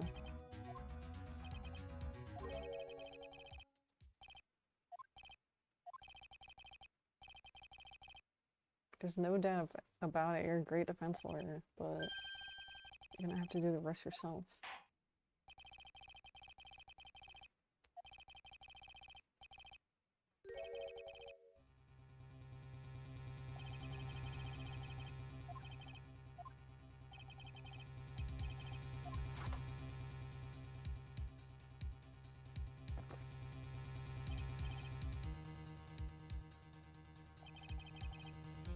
If you're the real deal, then finish this thing once and for all.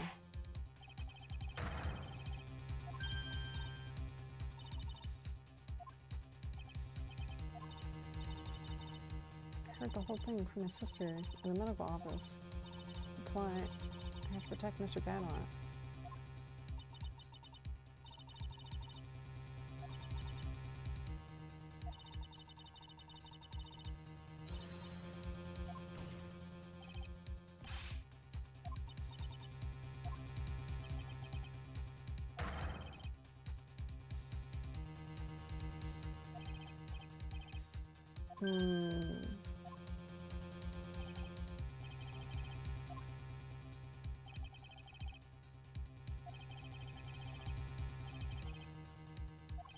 Just stop reading. I want to hear the truth from your own lips. This is getting intense.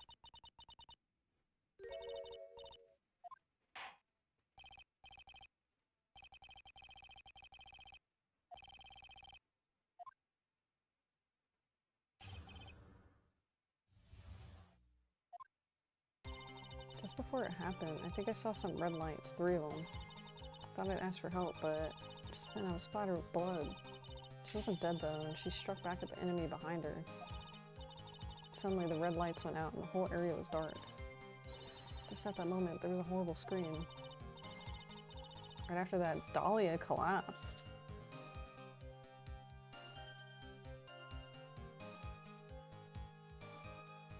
Dahlia collapsed and I lost consciousness.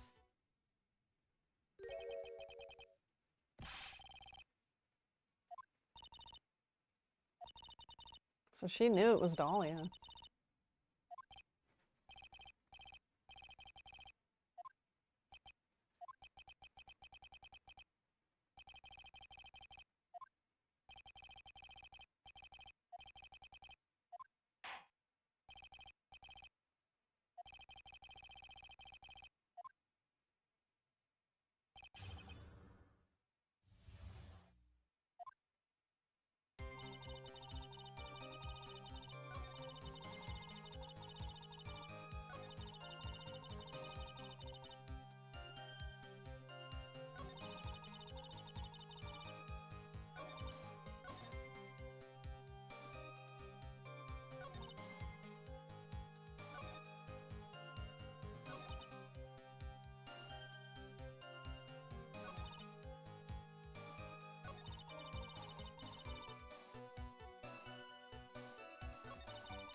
After that, Dahlia collapsed.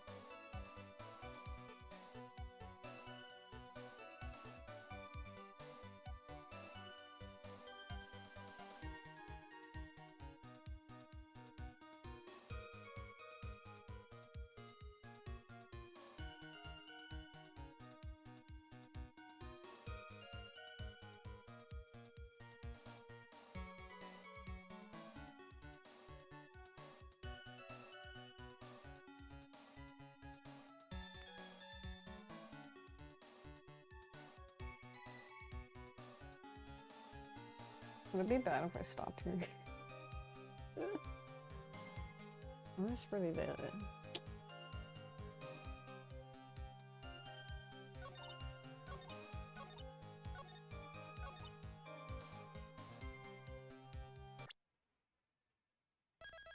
I think it's time. I'll finish it tomorrow. And play Poke Farm and then possibly start something else. So the ending is coming up tomorrow. But I'm ready to get up. So yeah. And I didn't take any breaks this time. So alright. Me and Doggy say bye. Bye bye.